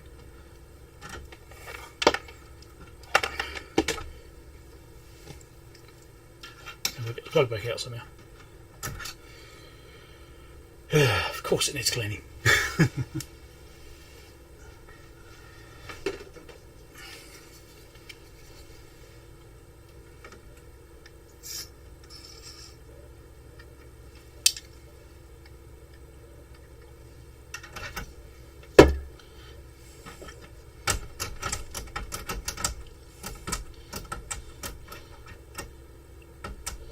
They might also be expecting a stereo socket rather than a mono socket, or mono plug. That's possible. Anyway, we'll see if this does anything first.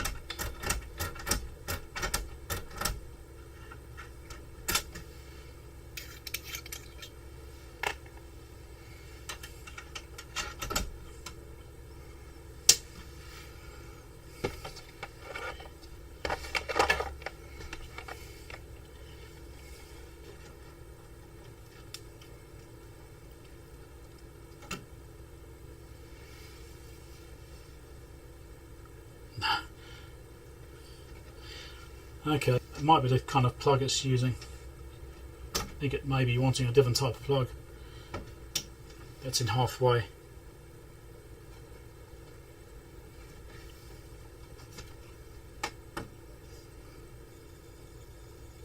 Yeah, put it there instead.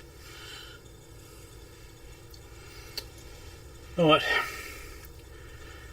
Well, what I've just a piece of test gear I've got sitting on a bench here, which is maybe not ideal. And it is generating a voltage which is about right. This is close to what it says on the front panel, saying what the output voltage actually is. It's an audio generator thing, which is, yeah, it's a bit shaky, I suppose. It's not ideal. It's not really the right bloody setup, but it is kind of working.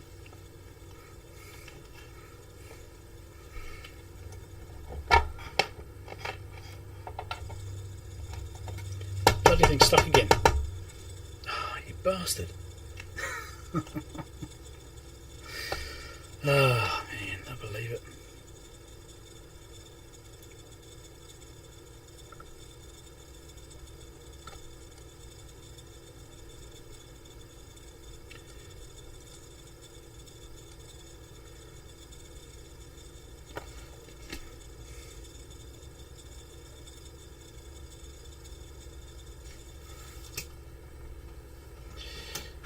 Oh well.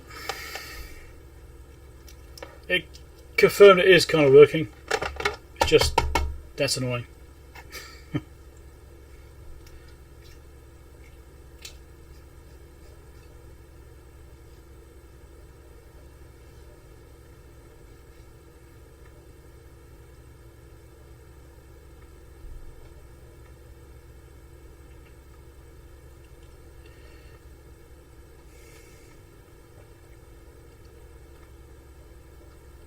Can't measure impedance. I don't have the LCR meter version.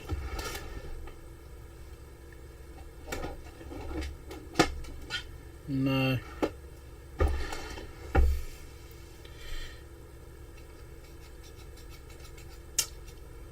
No, the peak, the east tester can measure it. Don't know if it can or not. Maybe it can.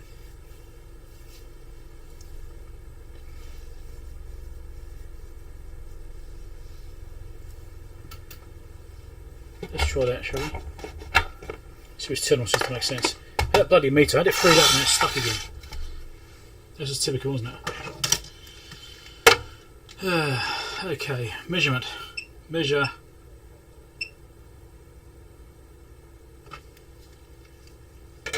Like that. So red to red is measuring 4 ohms. Red to black is measuring 1.2 ohms. And the bottom red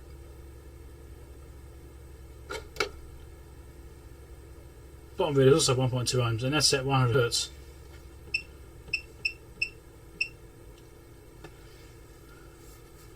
So 1 kilohertz measuring 1.2 to both red terminals. Basically, one's 1.3, one's 1.2.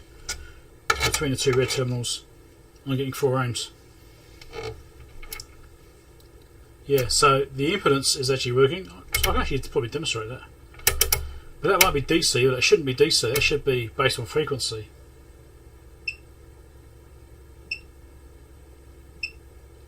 Yeah, I'm just scrolling for the frequencies and just measuring those, and that's actually, yeah, that's making sense. So it's reacting to frequency. Let me show that. Might be interesting for the video. And of course the clip leads in the way. Oh, that's not looking at that one. That's not what I want. You want the other one. You want that one.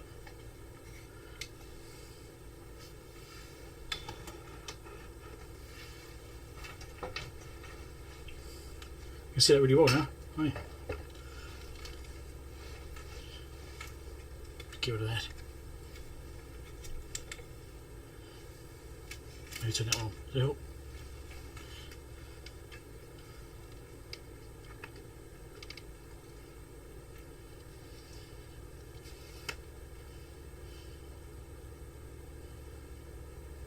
This might wobble around a little bit because I'm, just got it quite high up.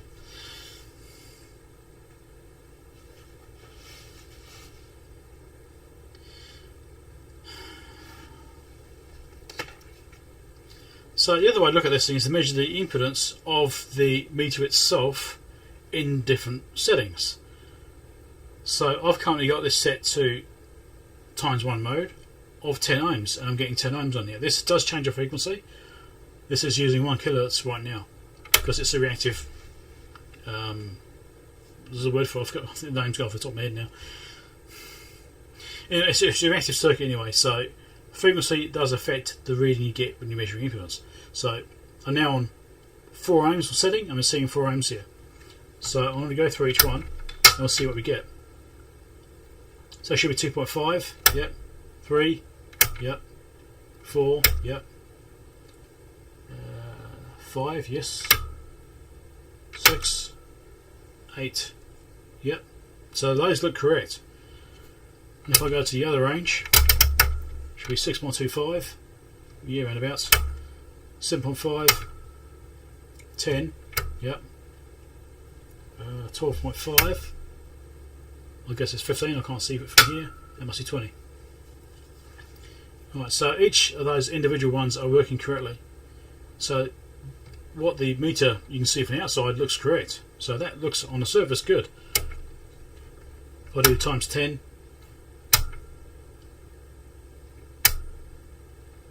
4, 3, yeah, 25, yep, that's all looking good. And the other one, that should be 6.25, yeah, it's basically there. So 75, 100, 125, 150 and 200 it should be. Yeah, so it's basically there.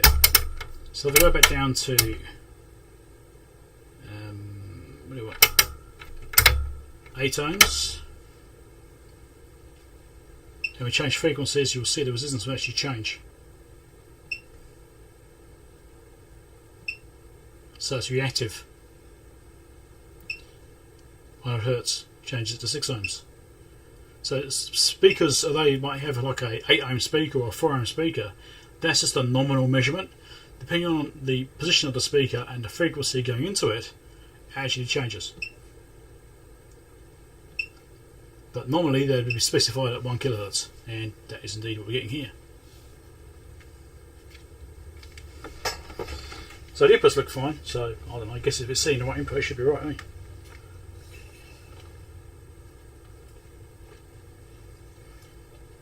Many things are just weird. Yeah, certainly are.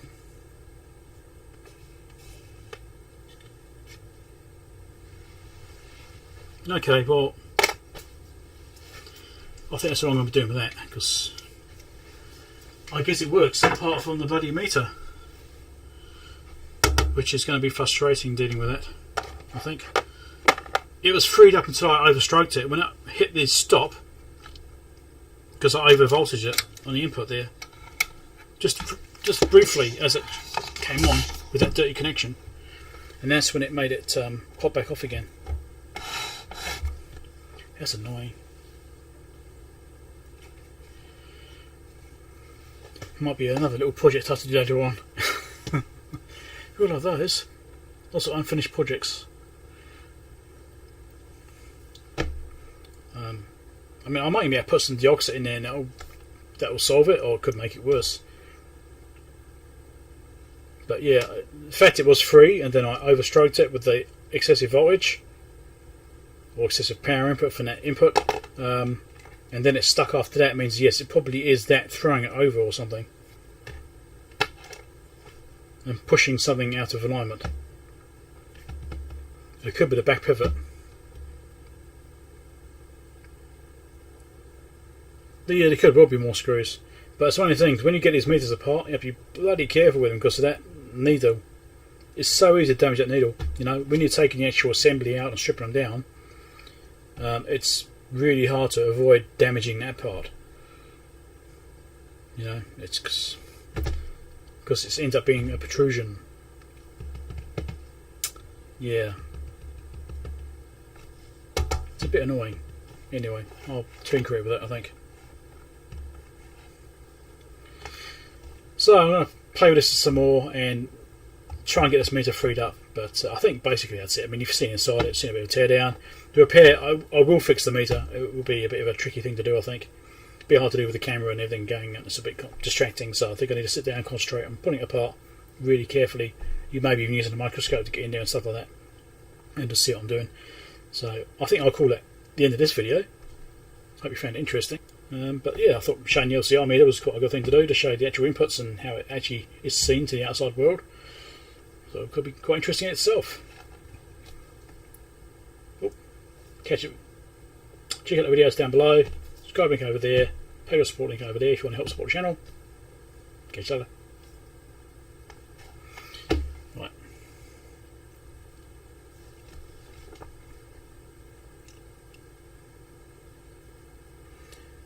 Yeah, well, I think it's an alignment thing, because when I shoved that bracket sideways very slightly, it freed it up. So I don't know. Maybe there is a bit of. I mean, what I've seen happen either materials like if you've got steel, especially, well, mostly steel, with oxidation occurring, actually swells up. Right, it gets thicker, it gets bigger, and then that affects his tolerances and makes things move and shift. And it's quite a powerful effect. It can put quite a large force on things. So having any kind of corrosion inside the back end there could cause a problem. But I mean, it looks pristine otherwise. I mean, there's no signs of any rust anywhere on the unit. It doesn't look like it's been in a damp environment. It looks like it's been well looked after. It may just be it's been overstressed on the meter, like I just did accidentally as well, and it's caused something to shift. I mean, I've seen meters, as I said before, where there's glue which holds the actual winding. Was it yoke? Is it? It's called, I don't know.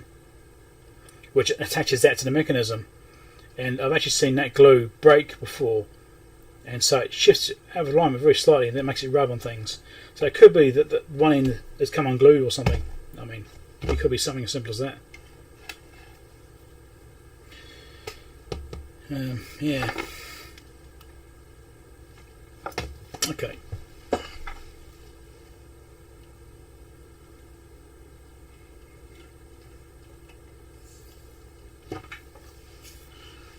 Putting test leads away and putting them back in the wrong place. I'll never find them now.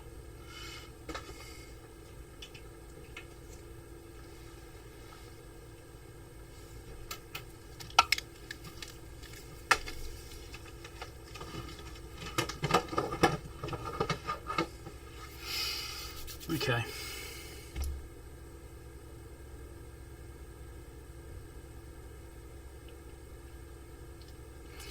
Yeah, I reckon this little piece of plastic fell out was on the very bottom of that housing, and I reckon I broke it off when I took this off, because I pivoted so far that it seemed to stick a little bit, and I was trying to move it down a bit, take the stress off, and I think it must have been not quite out of the way. How important is it? I don't know, probably not important. I think it's mainly so you can get the alignment of this right on the mechanical pivot.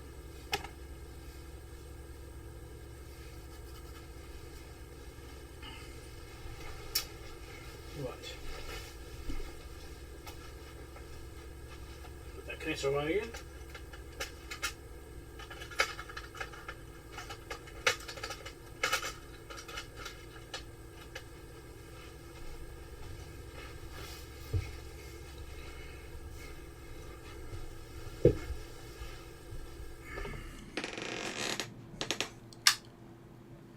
So that's been unusual for me. That's 2 repairs I haven't been able to complete today, which is unusual. But I think that thing is working correctly apart from that meter sticking. Yeah. Which is a shame because I had it right, then it's not right again. Anyway, never mind. Things happen. It's for adjusting windows and stuff. Right. I could really use the lunch. I'm starving and my coffee's empty. My Danger Mouse mug is empty. So I think I might call it a day. Been streaming for a while. And I need to get the computer set up today as well, so I can start editing some more stuff. Get the new computer running. And that's a bit of work in itself. So I'm going to call it a day, I think. So thanks everyone for dropping by and watching and participating. And helping me to try and fix these things and get through the problems. I might go and look up Simon Spears' video and watch what he did to his meter. Give me a head start on this one, instead of trying to guess it on the way through. So, thanks everyone for dropping by, and I'll catch you next time. I don't know when I'm going to stream again.